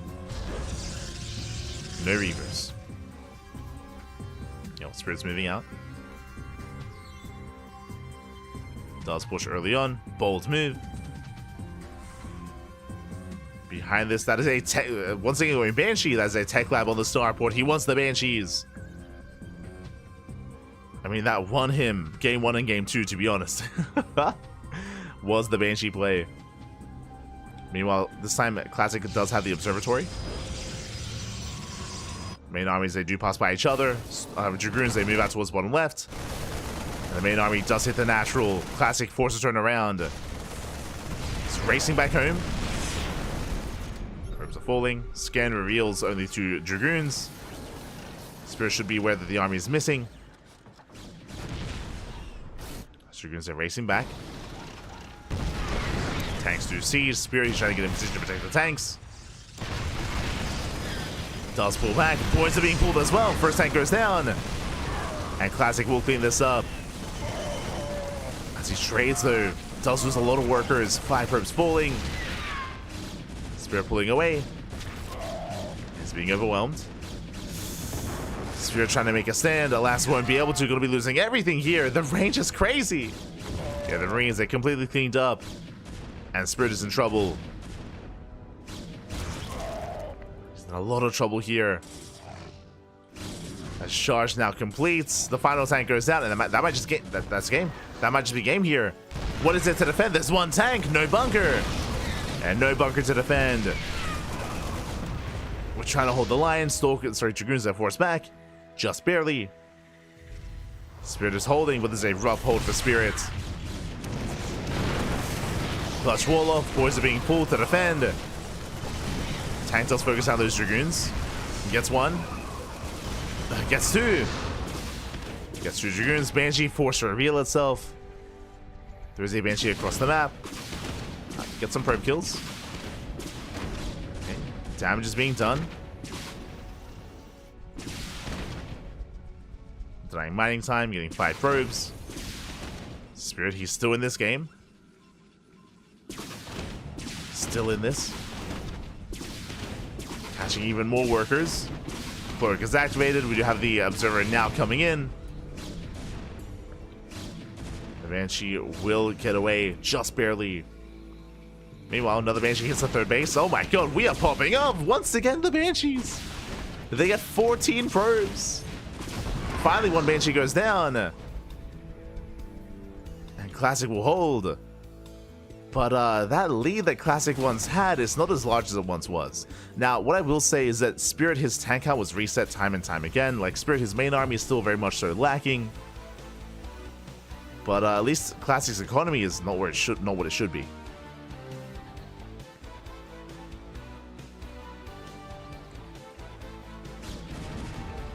Spirit, oh! Losing both Banshees. 3rd Banshee has arrived. Scan into the natural. Classic not quite in position. Once again, probe damage. The observer's here. This time the observer's ready. I just realized the zealots. Oh my god. Spirit pulls away. Storm is in production for Classic. Meanwhile, Spirit back at home. We should be working towards a 3rd CC. There it is, 3rd CC now being floated over. Stim is now done, and we've made our way into the mid-game. It's been a while. Again, the last 2 games were very intense, very chaotic. Now we finally get the mid-game between Spirit and Classic. We're here.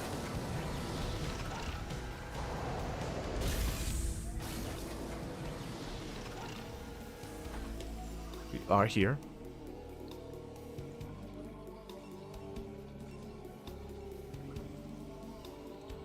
Like that storm is finishing up. Eventually working towards those shuttles. Spirit walling up and walling up. Now sensor towers trying to slow down the game. Turrets as well. And this series has been very chaotic. We might for the first time be getting into the mid game and even getting towards the late game. We've never really had 4 base versus 4 base. Not in this series so far. We're getting there.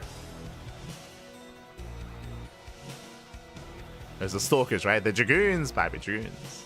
But I apologize for misspeaking a couple of times. Do apologize. And here we go. There's 3 High Templar in that shuttle. Storms are ready. He's going for the mineral line. How quickly does Spirit react? Workers are exposed. He's coming in. Up. And Spirit for now doesn't pull away. Massive storm does pop off. Shuts down the mineral line. 15 SCVs. Oh my god. 18. 18 workers going down. The economy gets crippled in the blink of an eye. And the High Templar, they get away. They do get away. Again, Spirit not paying attention. He was focusing elsewhere. As he moves out, Classic is getting ready here for the base raid. He's ready for the counterattack. Army gets spotted. Uh-oh. Who catches who? Massive EMP. EMP pops up. Classic being forced back. He just stormed, so the High Templar need more time. They don't have much energy. Small High Templar behind this. More storms. Spirit's moving out. He has a massive army. He's down in the economy, but the army is where he does excel. And Spirit, he's committing. And Classic is going to be stuck behind the army. He's being out positioned. Who out positions who? Oh. Tanks are protected by the mines. Zeltec has reinforcements, 2 Widow mines and a medevac. Mines just going off, brutal connections. Yeah, Zelts are going down, but so do the tanks. Tanks also fall, massive storms popping up. And the army stacking. Yeah, the army does stack massive connections. And Spirit loses everything. The entire army just crumbles. Oh my god. The storms. They're crazy. Again, Brood War storms, they hit different. They hit very different. They completely shut down the Terran. And Spirit, he escapes with 1 medevac. 1 medevac survives. He was trapped. He couldn't escape, and Spirit back at him. What does he have? What does he have left? He has a handful of units, a couple of Marines, a couple of Marauders. He plummets in supply. And Classic is running away with this. The comeback was real. Remember, Spirit, he was up 2-0. He was up 2-0 in this series. And Classic, he brought it back. With mainly aggressive builds, to be fair. With mainly all-ins. But did bring it back. And now Spirit, he's hurting. There's not much left. Medevac goes down to the Corsair. Spirit trying to escape. Still have plenty of storms. And just Spirit just doesn't really have much of him to defend. He goes for a drop across the map instead. Getting what he can. Takes down the Corsair. But Classic can just keep going in. He can just keep pushing. Spirit going for desperation drops instead. Is getting some probe kills. Oh my god, the storms! They just keep coming! Storm from the main even. Storm popping up. Carriers now on the way, +1 air attack. Spirit going for another drop. Doing everything he can to just force Classic back home. Trying to go for the expansion, won't quite get it. Going for the mineral line. I mean, he's getting some probe kills, don't get me wrong. 11 probes. Nice EMP on the High Templar. Black Wedge dropping back in. Classic trying to keep up.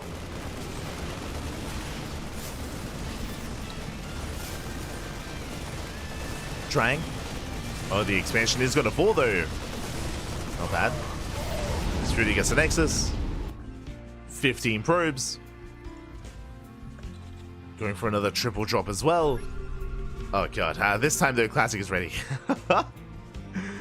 Classic, he's had enough of these drops. He's in position. Spirit heads towards the main, where carriers are building up.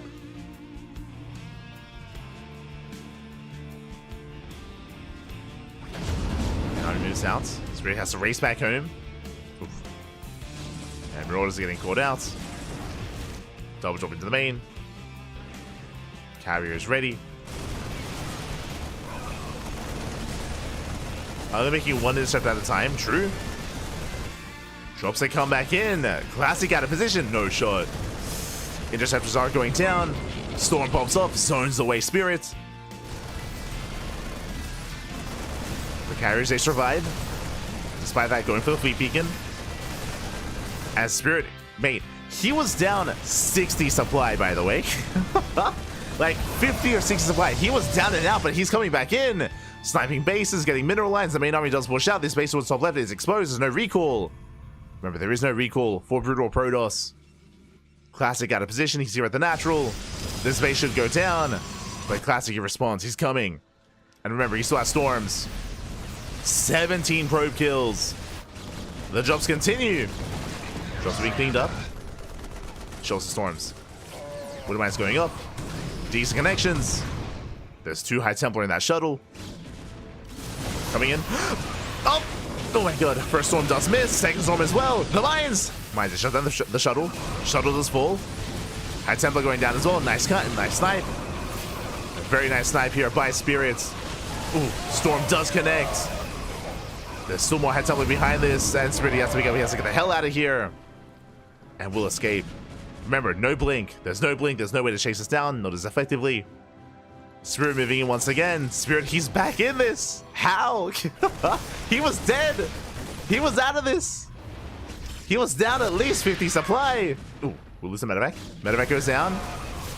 Rushing into the natural once again. Classic out of position. Spirit abusing the immobility here of Brutal Protoss. He cannot keep up. Base goes down. Fleet beacon to survive. Upgrades did finish. He wants the carrier. He wants it. He's going to get it as well. He should get it just barely. Barely nuts. The carrier does make it out. Oh my god. On 1 HP. Oh my, it goes down. The carrier falls to 1 Marine. Oh my god, the drops are cleaned up. Spirit once again, he plummets in supply. That Doom drop here on the left hand side, it got cleaned up. It fell. It was chased down by the carrier. Classic, he's back in this, back in the driver's seat. Spirit, it was impressive, very impressive. Spirit just pushing left and right, pulling Classic apart, but only for so long. And here he comes, this time with carrier. He's got 3 carriers. He's got 3 High Templar. Losing those drops was brutal. And Spirit should not be able to survive this. He shouldn't be able to hold. We're going for the base trade. We are moving out. Knocking down the racks. Oh, there are storms to defend. Baits out one of the storms.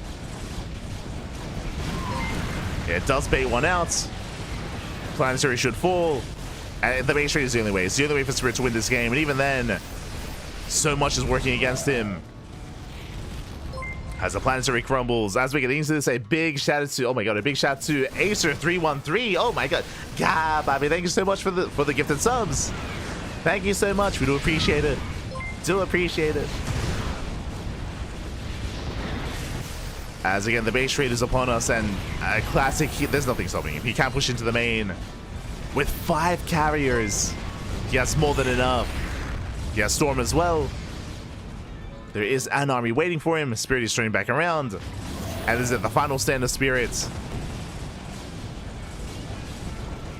This is all he has left. Coming in for that. Does graze the army with an EMP. Merely only graze. He's trying to evacuate. The Great Migration does pull out.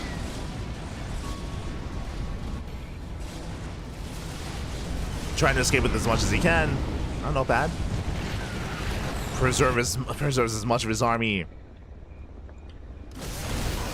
Oh. But again, all it takes is a couple of storms. A couple of well-placed storms. Speaking of, oh my god! He stands in it!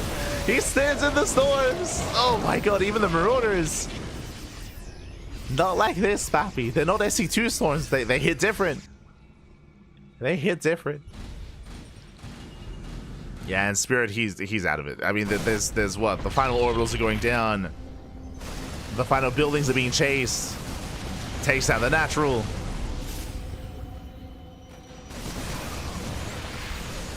Again, a very impressive performance here by Spirit. He almost caught his way back into this despite being so far behind. It was crazy. But the storms, they prove too much. As he does dive in, once again, chasing down the army. He can boost the wave. He's gonna have to. Takes down the Archon. Metaverse the falling though. GG gets called, and Classic, he will take the series at 3-2, forcing the final best of 3. GG. Whew. Oh my god. GG. Well played. Classic. He will claim it in the end. He will take the 3-2. But we are not done. We are not done here. Nowhere near, as we have another series coming up ahead of us. Why do we have another series? Because Spirit, he came from the upper bracket. He came from the upper bracket. Spirit, he did not drop a single map coming into the finals.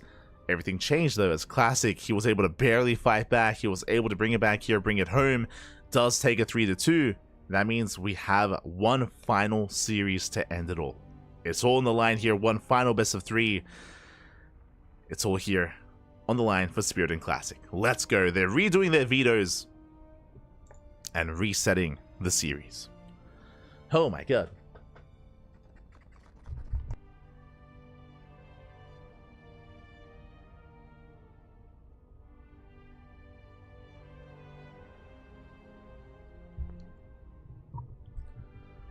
Do storms do friendly fire? They do, they do. I love the storm animations. I do as well. Honestly, like the Brood War storms look so much more intense. They look so much more threatening as well. I don't know what it is, but I guess because the lightning bolts are more defined. When it comes to SE2, it's just like a wave of like blue, blue storm, I guess. But it's just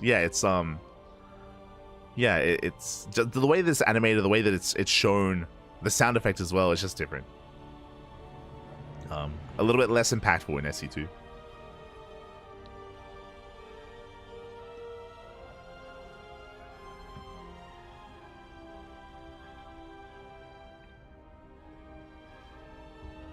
Here we go. So we are catching up. But again, thank you so much. Thank you so much, Acer313. Thank you. Thank you so much for the gifted subs. We do appreciate it. Gifted subs to Bez Bosnick, to GamerGaz, to Roctopus, 8-Bit Dan, and Captain Danger. Thank you. Thank you so much. Thank you so much. I hope you enjoy the content. Hope you enjoy the casting. Hope you enjoy the StarCraft, whether it's SE2 or Brood War. Hope you enjoy. Thank you. Thank you. Oh.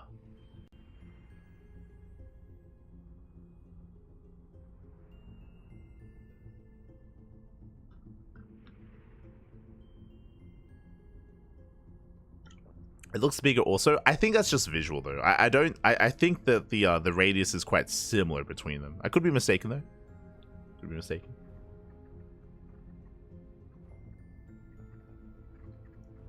That said, the AoE radius on SE2 Storm is much clearer. It is, it is. Oh.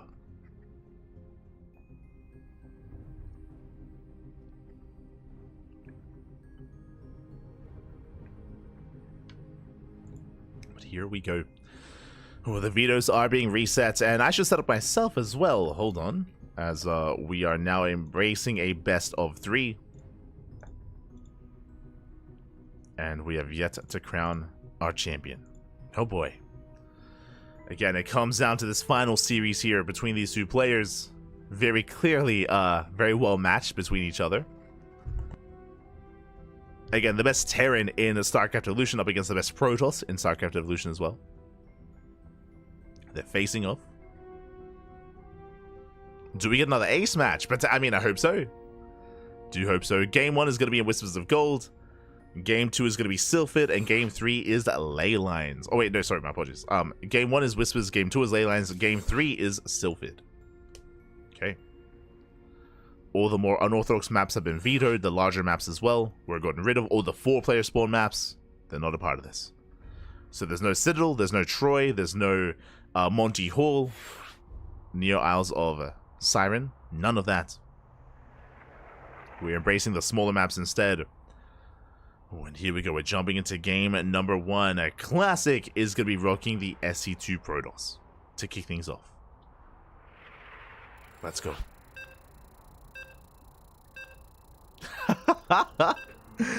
I have a horrible crime to admit. I ate a duck for some. You ate a duck? I stand. You're an animal, Papi. You're an animal. Oh my god. How could you? How could you? The poor patito. Oh my god. The poor duck. You're an animal. Leave the duck alone. But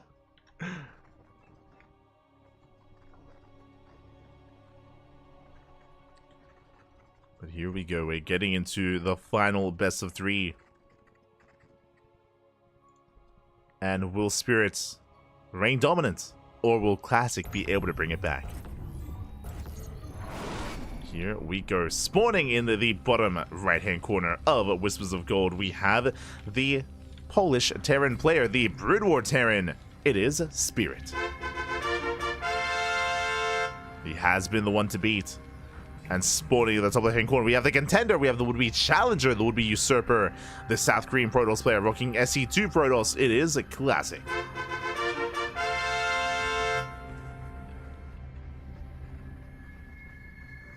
Here we go.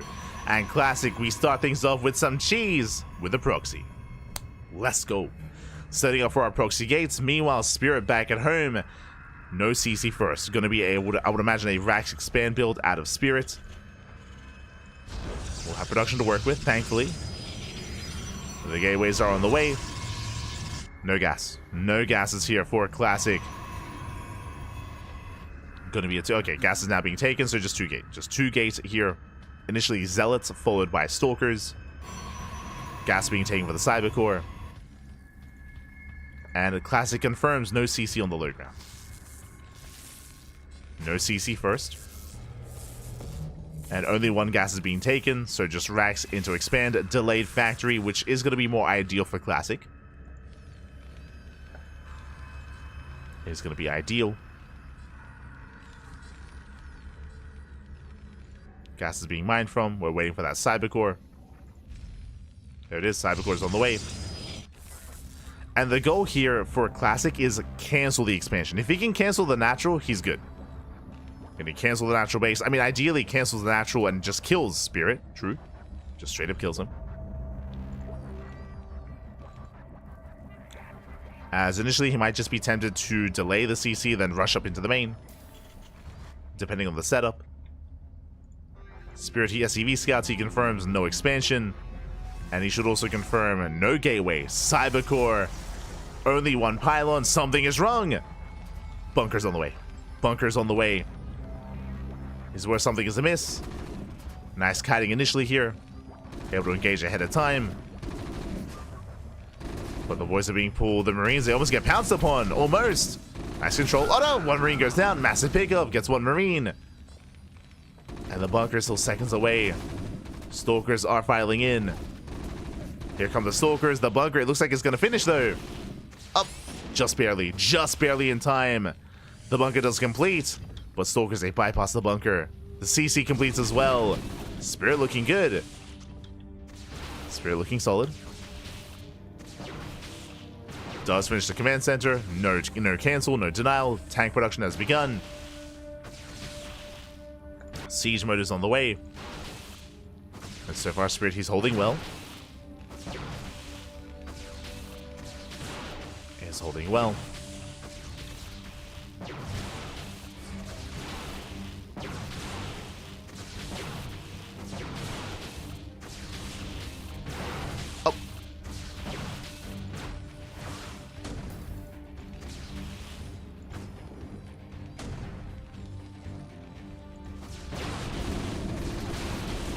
As for now, this should be eventually cleaned up with the tank. There we go. The tank has arrived.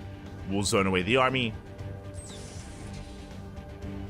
I say that. We come in with a concave. He wants a tank. He wants it. The mass repair. Will it keep it alive just barely for 1 more volley? Just the 1. As this means that Classic can just maintain control of the natural, of the low ground. No mining whatsoever. Second tank is on the way.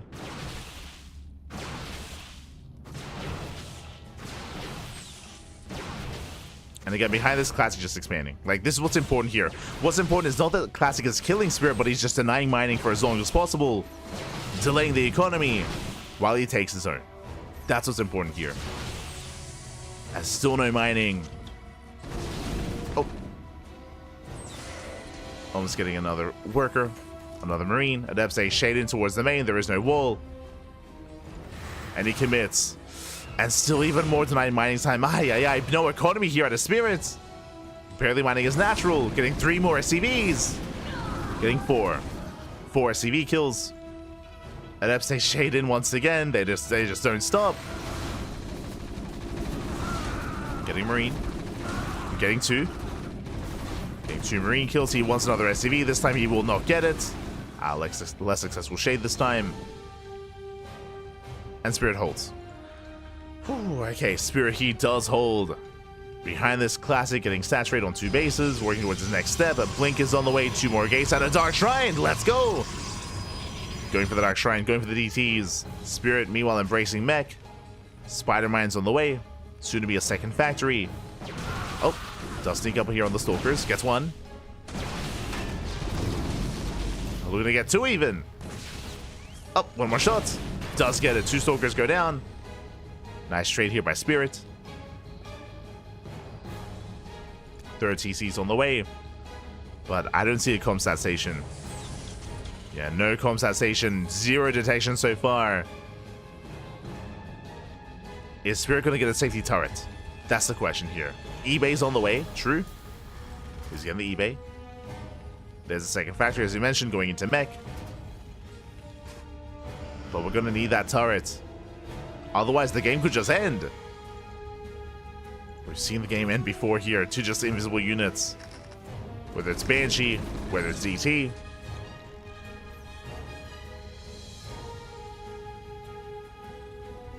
Getting high ground vision. Diving into main. Ooh! The punish, though! Nice Spider-Man shots. They pop up. Meanwhile, the 3rd factory is going to be denied. That's a kill, not a cancel. Brutal pick up. Oh my god, another Spider-Mine! The Spider-Man that cracked! Jesus! Oh my god. That was 6 Stalkers for 1 SCV for a building as well, to be fair. They did kill the factory. Did kill the factory, but the punish was real. Again, respect the Spider-Mines. They'll mess you up. eBay is done. Do we get a turret? Do we have a turret? The answer is yes. There's 1 turret here at the natural. Very important, very crucial. DTs have warped in. And there is no warpism. There's no warpism currently, so there's no way to bypass the natural and go into the main. Spirit should be okay. For now. Should be okay. Classic, he did scout the turrets, is aware. More Spider-Mines being set up.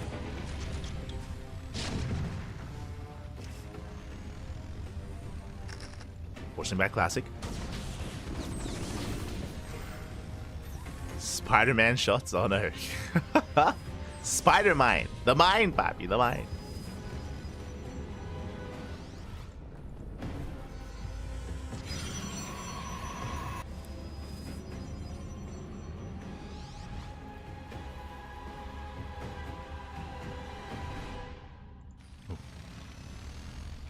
So we go Spirit now establishing his own 3rd base, getting another turret as well. Let's go, more detection. Getting a 2nd turret, Classic taking his own 4th base. There we go, Prism has arrived, and is there a turret in the main? 0 detection, 0 detection in the main base. DTs, they can wreak havoc. And Spirit, he's not ready for this. Turrets now being, it's too late here for the turrets. DTs, they waddle in, comstat stations now on the way. DT gets deflected. Brutal supply block here for Spirit. It's supply block going for the add-ons. The main army ready to dive in at a moment's notice. And machine shops are going down. They're quite tanky, actually. I'm a little bit surprised. There's a skin! Yeah, compensation is done just in time. Saves the add-ons, actually. At the same time, forcing a recall. Vultures, they dive into the mineral lines. Not bad. 5 probes. At the same time, oh god, the SCVs came back too soon! Where's the scan? Too little too late. 11 SCV kills. Ay, ay, ay. No turrets. We need the turrets. Okay, that was insane damage. Forcing friendly fire. Getting 15 SCVs. Oh my god. 15 workers going down. And Classic is all over this. Massing up his army, more Dark Templar, pushing out with the Stalkers, with the Zealots as well.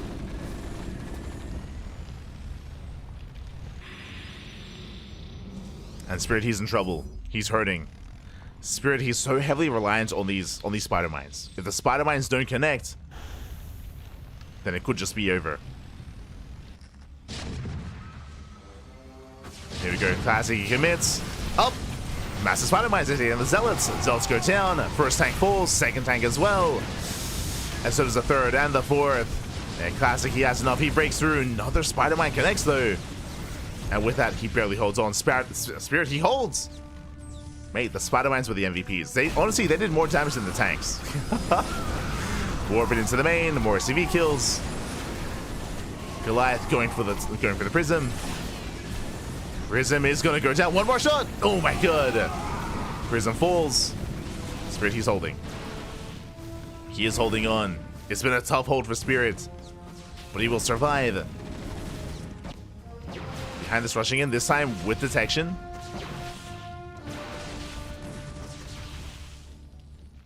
It cleans up all the spider mines. There's still some left over here at the third.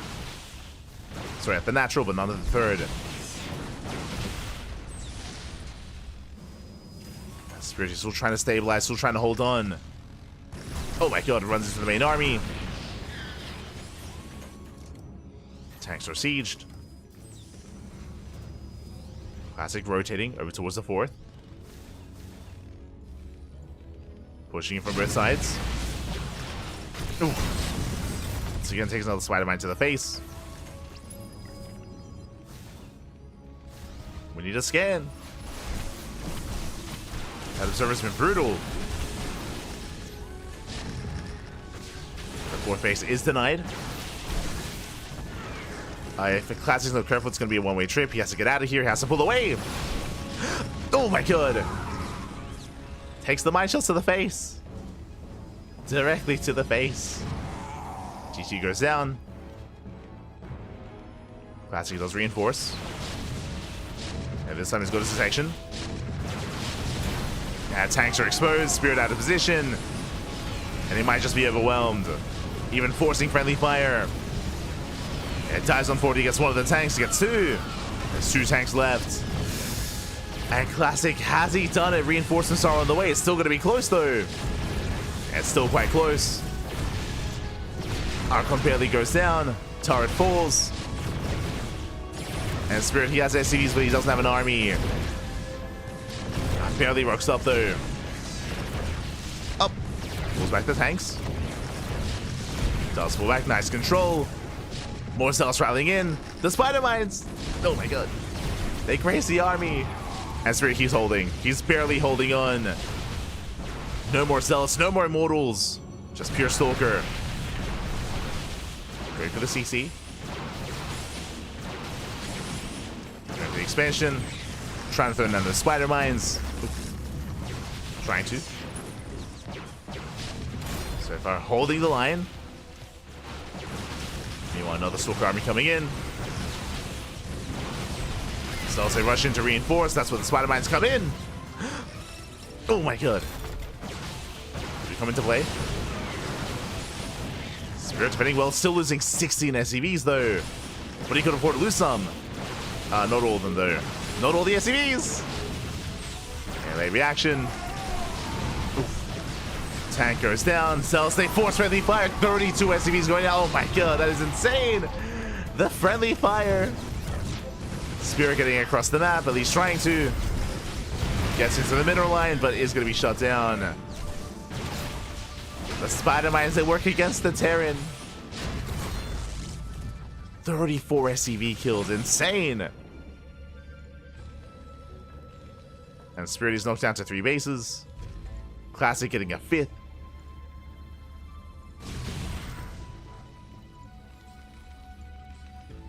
And Spirit just stuck oversaturated. Yo, this one observer, by the way. This one observer. It's done so much for Classic.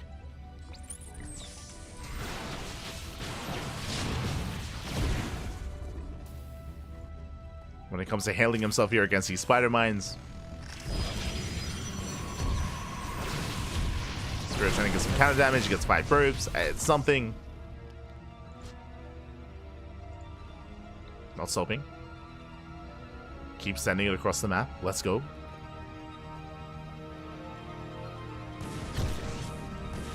It does that behind the mineral line. Jeez, the minefield here is insane. But also necessary. Very necessary to survive. Likewise, vultures into the main. Getting more probe kills. Oh! Marshall goes off. Again, doing so much damage. All it takes is one mine. Meanwhile, 20 probe kills. Spirit, he's doing it again. Yo, we saw this previously on Sylphid. When Spirit was behind and he clawed his way back in with just mass harass. 24 probe kills. The vultures, they're popping up. Again, 2 shots to kill a probe. That's all it takes. He's on hold position. Classic, he avoids the army. He avoids the vulture. The vulture popping up, getting 28 probe kills. And still not done. More vultures across the map. They just keep rallying in. Oof. And Classic, he doesn't want to, but he responds to his main army. He has been building immortals, though. That's a lot of immortals. Likewise, that's a lot of tanks. How many? 19 tanks. Gonna dive in. That third base is gonna be denied. Yeah, the cells are cleaned up again. The tank line is insane. And Spirit, he holds. He shuts down the army. He shuts down the immortals, the zealots. 44 probes going down. That is crazy. And he's still not done. There we go. Finally, the final vulture does fall. But 44 probe kills. Spirit, he just finds a way. And again, Classy just didn't take it seriously enough. Did not take it seriously enough. And here comes the army. Here comes how many? 19? 24 tanks? It's almost a pure tank army. Now, against Zealots, this is going to be a little bit awkward. We do need some support for the tanks. At this point, do they support each other, or are they their own downfall? I can see it already, like Zealots coming in for a surround and like forcing friendly fire. Like, pure tank is a very fragile army. Like, it's a lot of firepower, don't get me wrong, but I would like some vultures here. Just saying. Base goes down. At the same time, going for a counterattack. They get into the mineral line. Tanks are moving forward. Vultures setting up so many spider mines back at home. Again, that observer putting in a lot of work. Tanks are pushing in, no means else to defend. And going for another massive vulture counterattack. The vultures, they pop up. Catching more probes. Workers, they try to escape, but last they get caught out by the vultures instead. And the tanks, they hold back at home. Vultures have to get the hell out of here. They do pull away, more bases falling, and Spirit, he has this. He's clawed his way back into this massive warping into the main. Oh, I say massive. DT warping into the main with a couple of zealots. There's not really much to deal there. Not really much to kill. Spirit up 30 supply. This time he has support. He's got his vultures. He has mines. He's set up. Jesus, so many mines in the blink of an eye. They all just get set up. Likewise being cleaned up as well. So also diving on top of the tanks is what we spoke about. The tanks are exposed. They're going down. Very efficient trade here by Classic. Despite that, this saw a second wave of tanks. Prism still being active. Goliath now massing. Spirit, who had 24, now down to 14 tanks. He lost 10 tanks in this push. Fun fact, this proxy was here at the start of the game. It never got dealt with. It just never got dealt with. Wait, did he see it? He still hasn't scouted it. Oh my god. The inside 20 minutes. GG gets caught, and Spirit, he does fight back. He puts a point on the board. GG. Whew, that proxy 2 game was there the entire game. Never got scouted. Never got seen. Never got dealt with. GG. Spirit, he does take a lead in the series. And Spirit is now 1 game away from taking the finals. 1 game from becoming our champion. Very intense game here. Classic had his own moments, of course, where he had gained map control, he was containing his opponent, but those vulture run-bys, they got out of hand. Very clearly, we saw that Classic wasn't really paying them much mind. Classic, he was like, oh, you know, it's like a vulture here or there, whatever. Like, I can like warp in like a couple of Zealots, a couple of Stalkers, they'll be fine. But very quickly did escalate out of control. Got up to 44 pro kills, and even more, of course. And it was those handful of vultures that gave Spirit his lead. They gave him his lead, gave him a massive advantage. It wasn't even that many initially. It was just a handful of vultures, and they popped up. It was crazy. With that, GG, well played, and now we're getting into game number 2. Let's go. Let us go.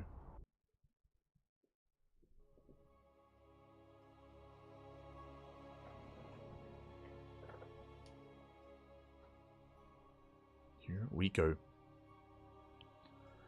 As we're loading into ley lines. And do we get an ace match? Or does it all end here and now? The pressure is on. Did I miss predictions earlier? I apologize if I did. I think I missed the predictions. No! Not like this. But here we go. Actually, I think I did. In the top right-hand corner of ley lines, we have the Polish Terran player, the Brood War Terran, leading the series 1-0. One game away from becoming our champion. It is Spirit. And spawning in the bottom left-hand corner, we have his opponents. We have the blue Protoss player from South Korea. Up against the wall, he has to fight back here and now to force the ace match. It is a classic. We've been live 6 hours. It's been a 6-hour cast. I'm pointing this out because I looked up and the sun has risen. Like, we started casting at 1 a.m. in the morning. 1 a.m. in the morning, and now it is 7:13. 7:13 in the morning. The sun is shining. I've yet to go to sleep. It's gonna be a rough day. It's gonna let's go. Let's go. As Spirit, he does rock up here with a scout across the map, going for the eBay block. Let's go. We have the Brood War eBay block. CC first, actually. Okay, CC first into eBay block. Very greedy build here by Spirit. But the goal here is to force an overreaction. And Classic will just go for the unnatural natural.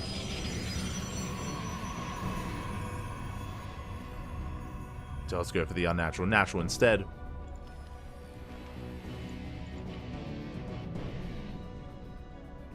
Classic moving out with the scouts. Spirit confirms the expansion. And he actually just lets the eBay finish and he just floated around. True. I mean, brutal eBays are superior to SE2 eBays, as they can actually fly. In StarCraft 2, they cannot. I don't know what happened to the technology. I don't know if like eBays, they got heavier over time. As like technology progressed, like the engineering bay just gained weight, so it just can't lift off. Or maybe, you know, like the Terran Confederacy to like cut costs. They got rid of the thrusters on an eBay. I'm sure there's like an in-game lore reason for it. Smoge. Smoge. But here we go. Oh my god, chat. Thank you so much, Acer. Acer313 for the tip, for the donation of $6.90. Nice. Thank you so much. Thank you so much. Do appreciate it. As the eBay will actually delay mining. True. Blocks off 3 patches. Yeah, inefficient mining here from these 3 patches. Not bad. Meanwhile, Classic going for his own proxy Stargate into Oracle Harass. What's the anti-air situation looking like here? We have a handful of Marines. Turrets on the way. Spirit. Base is under attack. The read. Not bad. Safety turret this time. Just in time for the Oracle. Now, there's no turret in the main. Bear that in mind. The main base is... there it is. Turret in the main as well. As Spirit, he did not scout the tech. He did not scout the tech. He does not know what's going on. Playing it very safe. The sun is shining, and so are you.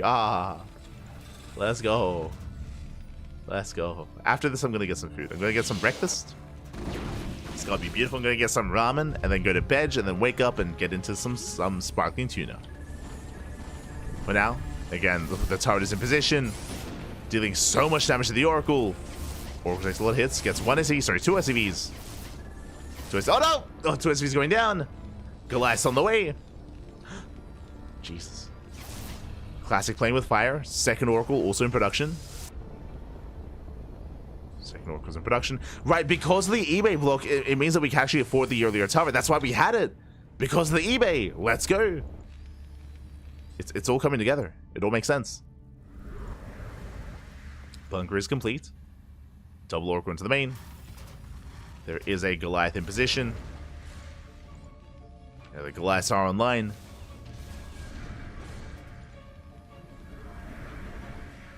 Likewise, you have Goliath range on the way as well. Opening Goliath. It's what he likes, Pappy. It's what he likes. What he thrives on.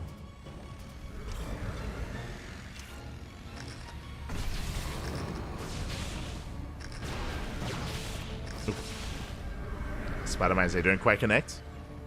Not this time.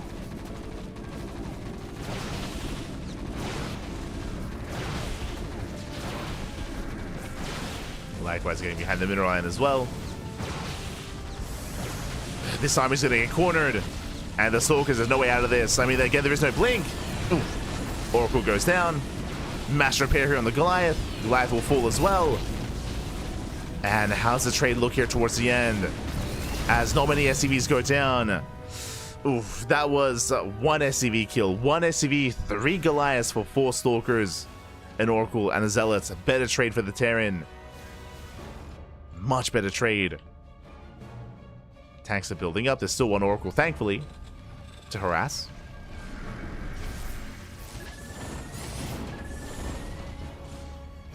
Still the one Oracle.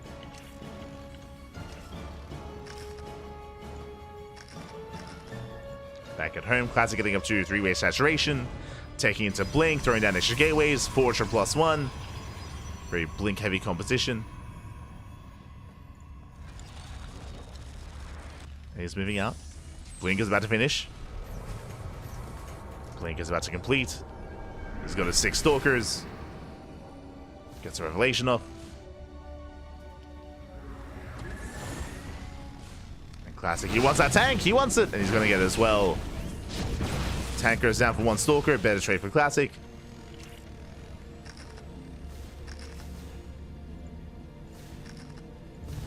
Much better trade.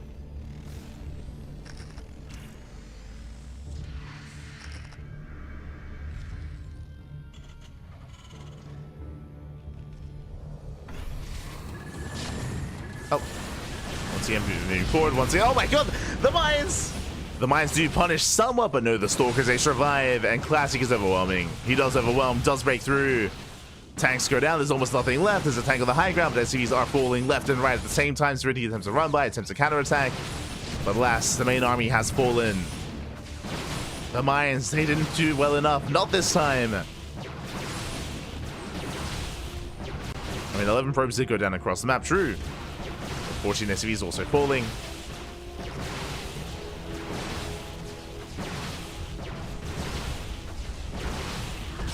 Taking down the gas geysers. Classic behind this can get a 4th base. The Vulture Harass continues. Vulture's natural. Vulture's at the 3rd. Spirit, he's fighting back. At the same time, barely. Oh my god, barely holding on the Spider Mines once again. They catch out the Stalkers. And Spirit holds. Spirit, he does hold. Setting up his defensive position here once again. With a line of tanks, line of Spider Mines. 4th CC on the way. Back to saturation. See Clash trying to bait out those Spider Mines.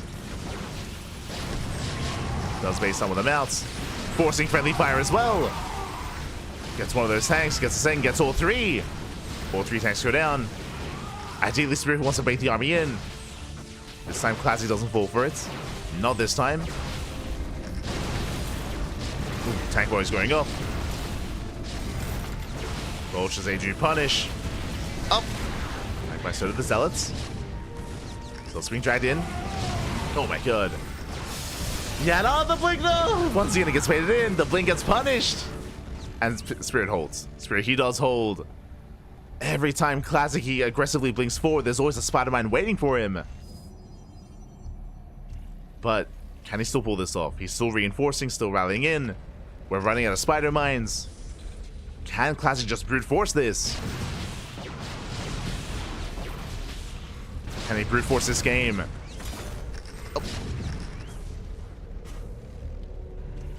Spirit is still trying to recover. Throwing down more mines. More mines, more tanks. Spirit, he's holding.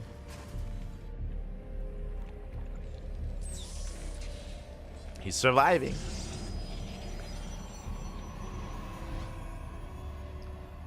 Classic everything is whelping every time. Not even that. It's like the patience blinks where he sees a tank. Like it's very SE2 minded. Like I should emphasize that, I guess, here is that Classic in his career in SE2, whenever he sees an exposed tank, like everything within him is like blink. It's like dive in, go for the dive, get the free tank.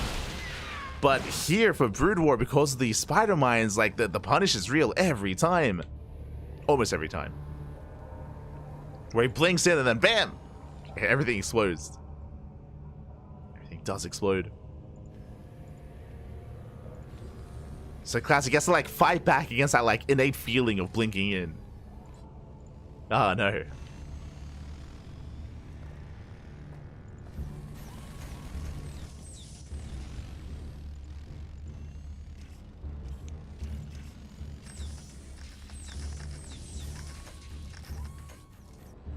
As Spirit is slowly pushing out, slowly taking a fourth base.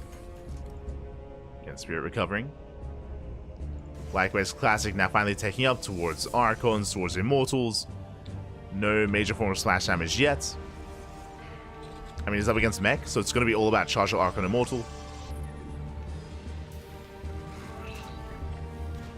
Likewise, Spirit just establishing his kind of area, his contested location. Now getting to Goliaths. Nice for the anti-air.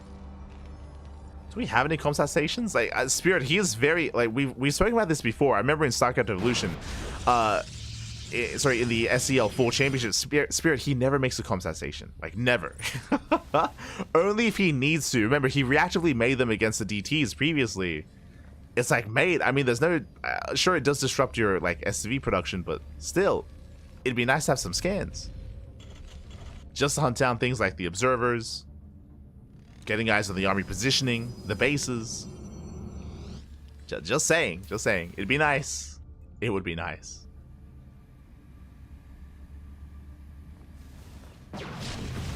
Classic is pushing in. Behind this, +1 air attack is only fleet being done, and we're working towards Sky Toss. Oh my god, making use of the proxy. Proxy carrier, let's go. Carrier production has begun. Once again, the proxy was never dealt with. Oh. Dragging some of the mines. This is all dropping to the mineral line. Yeah, SV's going to be going down. Bit of a late reaction from Spirit. Jesus, he reacts with everything. The mass on siege. A bit of an F2 it almost looked like from Spirit. And that does create an opening. Spirit, calm down.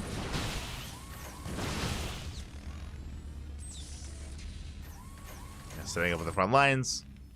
Does leave a Goliath back home to defend. And here comes the push. And hazard a guess, how many tanks? Alright, I'm gonna say 30. 29. Oh, I was so close. 29 tanks. I was so close. 29 tanks here for Spirit. Let's go. Is moving out. Goliath to reinforce. And it's all or nothing with Spirits. Now, bearing in mind that the carriers are massing up and limited anti-air. But the tanks they push in. Zelslam coming from behind. 3 tanks going down. Nice catch. Ooh, massive tank blows here on the Immortals. And the Immortals, they're gonna melt. Yeah, massive connections. But where's the anti-air? Back at home, making 11 Goliaths at a time. Ooh. Carrier goes down, though. Carrier does go down, and Spirit, he's snowballing out of control. Again, he's hit critical mass. 29 tanks. Like, what did we do against this? Sure, we had a couple of carriers, but I mean, hey, the Goliaths, they dealt with it. They dealt with the carriers. Army's moving in. Now we're down to, what, 23 tanks?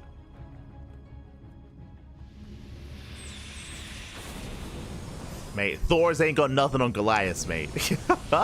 Goliaths, they're more mobile, more micro potential. They're not clunky, or less clunky, I should say. Here we go, Zelsay, dive into the tanks. Once again, the tanks are exposed.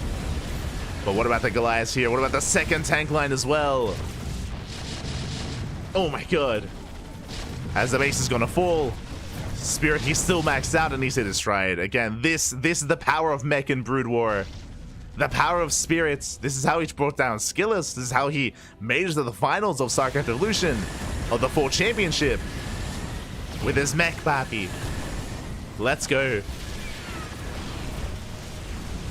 SE2 Terran players be envious because Mech is never going to look like this in SE2. It's that's Goliath. They start to step forward.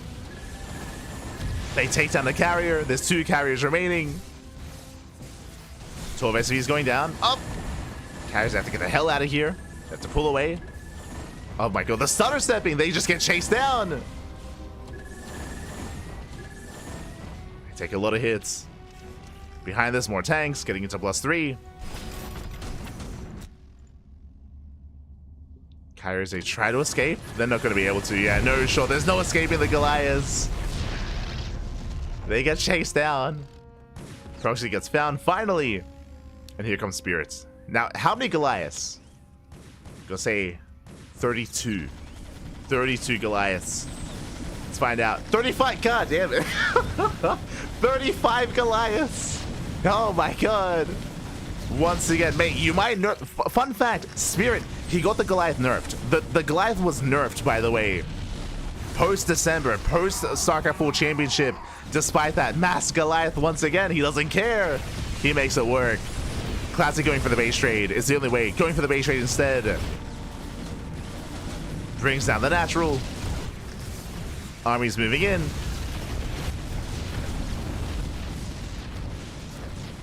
The natural does fall. And Spirit, does he turn around? He's going for top left. Going for the final mining base of Classic. As Classic, he may have fought back here in the best of 5, but here in the best of 3, no shot. Spirit, he's here.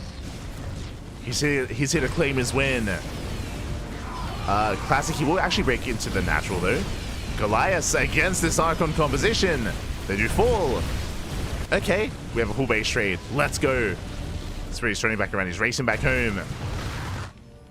Does have more CCs on the way. SCVs are falling. Classic busting into the main. And Classic, he can always recall. True, he can always recall back home. He has recall. Tanks trying to hold their own. Oh, they get an Archon. One Archon goes down. Second Archon almost. CC force a lift. And the Goliaths, they're back. They're back. 31 Goliaths. They return. They're starting stepping in. Yeah, Vultures are behind as well. We get a full surround. There's no escaping this. There's no recall. And Classic, he will lose everything. He fought his heart out. Again, it's been a 6-hour tournament. GG it's called. And Spirits will claim the 2-0. He will be this month's StarCraft Evolution League champion. GG. GG, well played, Spirit. He will claim the win here. Again, a crazy tournament up to 6.5 hours here. Went all the way to the grand finals, went all the way to like even the secondary series as well. Again, we had the initial best of 5 at Classic. He clawed his way back in from the lower bracket. He did claw his way back into that finals as well. Spirit, he was up 2-0. He was up 2-0, and then Classic, he was able to force the ace match and win it in the end, forcing another series. But here, Spirit, he popped off. 2-0. 2-0 in favor of Spirit. GG, well played. Flexing with his SE2 and flexing with his Brood War as well. With the mech. With the mech, papi. GG, well played.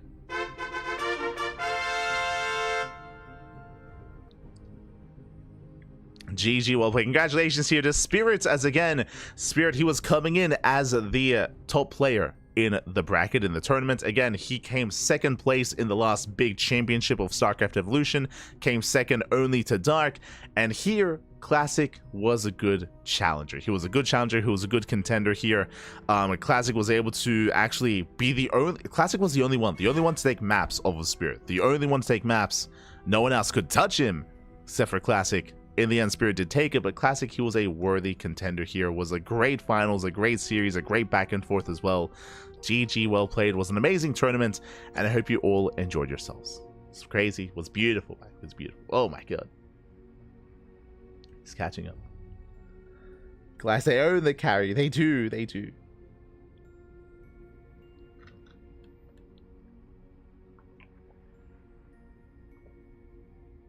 Does have the upgrade where Goliaths fire ground and air at the same time? I believe that's a co-op upgrade, right? Or like a campaign upgrade. Yeah. Whew, but GG well played. Yo, shout out to Caprulu in the chat, by the way. Caprulu Kai, as I believe. Sorry, Caprulu Cats. As I believe they are one of the big names behind this mod, behind this tournament. I say behind this tournament, behind the mod, behind StarCraft Evolution. So thank you so much, Caprulu Cats, for all that you do for the scene, for the community, for StarCraft Evolution. Thank you so much for all the work behind the scenes. And yeah, I mean, we did notice as well, you know, a new simulator was added, a new spawning pool as well in the latest patch. So thank you so much.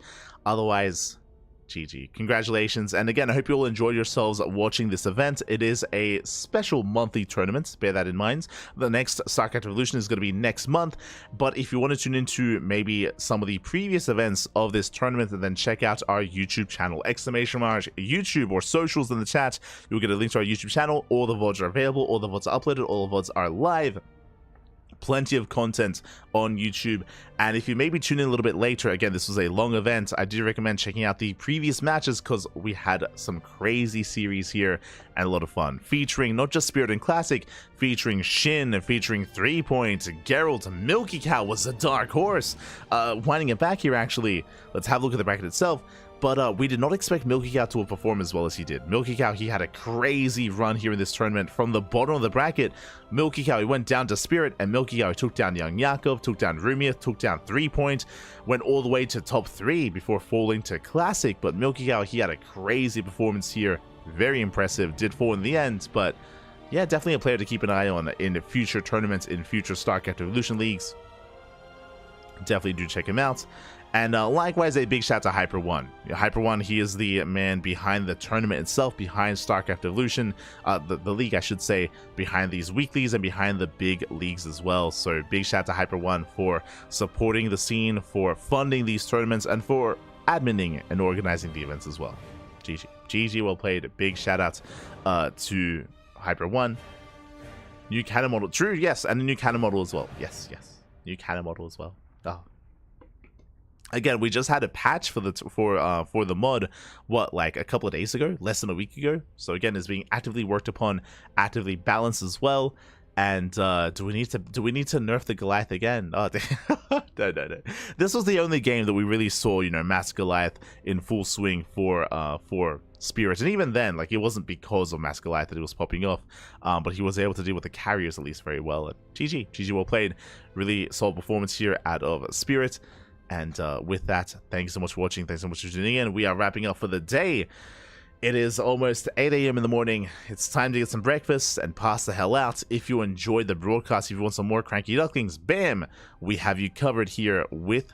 Oh, there we go. With, sorry, that is a little bit... There we go, a little bit spaced. We have you covered here with our weekly schedule. We have our schedule here for you. Again, jam-packed. We have 2 casts a day every single day. We just wrapped up with StarCraft Evolution, and our next broadcast is going to be the Sparkling Tuna Cup. That is going to be in 11 hours time. I should say even 10 hours. In 10 hours time, we're going to be live with Sparkling Tuna Cup. I'm going to get as much sleep as possible before that, before jumping into it. Oh, sorry, not 10 hours. It's going to be in 12 hours. That's it. Sorry, 12 hours time. 12 hours time. We have Sparkling Tuna Cup at 6 p.m. KST. And I'm not going to be alone. I'm going to be casting with Kozan. Kozan, of course, he is an ex-Alpha X caster. And Kozan did reach out, did want to cast together at one point or another. And it's happening. It's happening here. Myself and Kozan, we're going to be covering the tuna together. It's going to be fun. It's going to be amazing. It's going to be beautiful, I'm sure. Otherwise, we'll see you guys whenever we see you next. Again, our schedule is jam-packed. We're always live with something, so whether you can catch us live or catch us on YouTube, check out those VODs, as I'm sure we have something to entertain you at one point or another. Otherwise, thank you so much. And stick around. We're gonna be giving another StarCraft streamer a raid. Who is live at the moment? Who is live? Who can we send everyone over to? Who can we send everyone to support? Let's see. There is Up a Tree. Sal is streaming, but he's got a lot of viewers. We could raid Sal. We could raid Juggernaut Jason. I see Kalassi is live. Vindicta Miguelito. Oh, we gotta give it to Miguelito. We have to. He did raid us the other day, so we're gonna give some love to the StarCraft 2 Terran player. Give him some love, give him some support. Otherwise, we'll see you guys next time. Until then, Hasta luego. Ciao, papi, ciao. Hasta luego. Until next time, get some rest, get some food.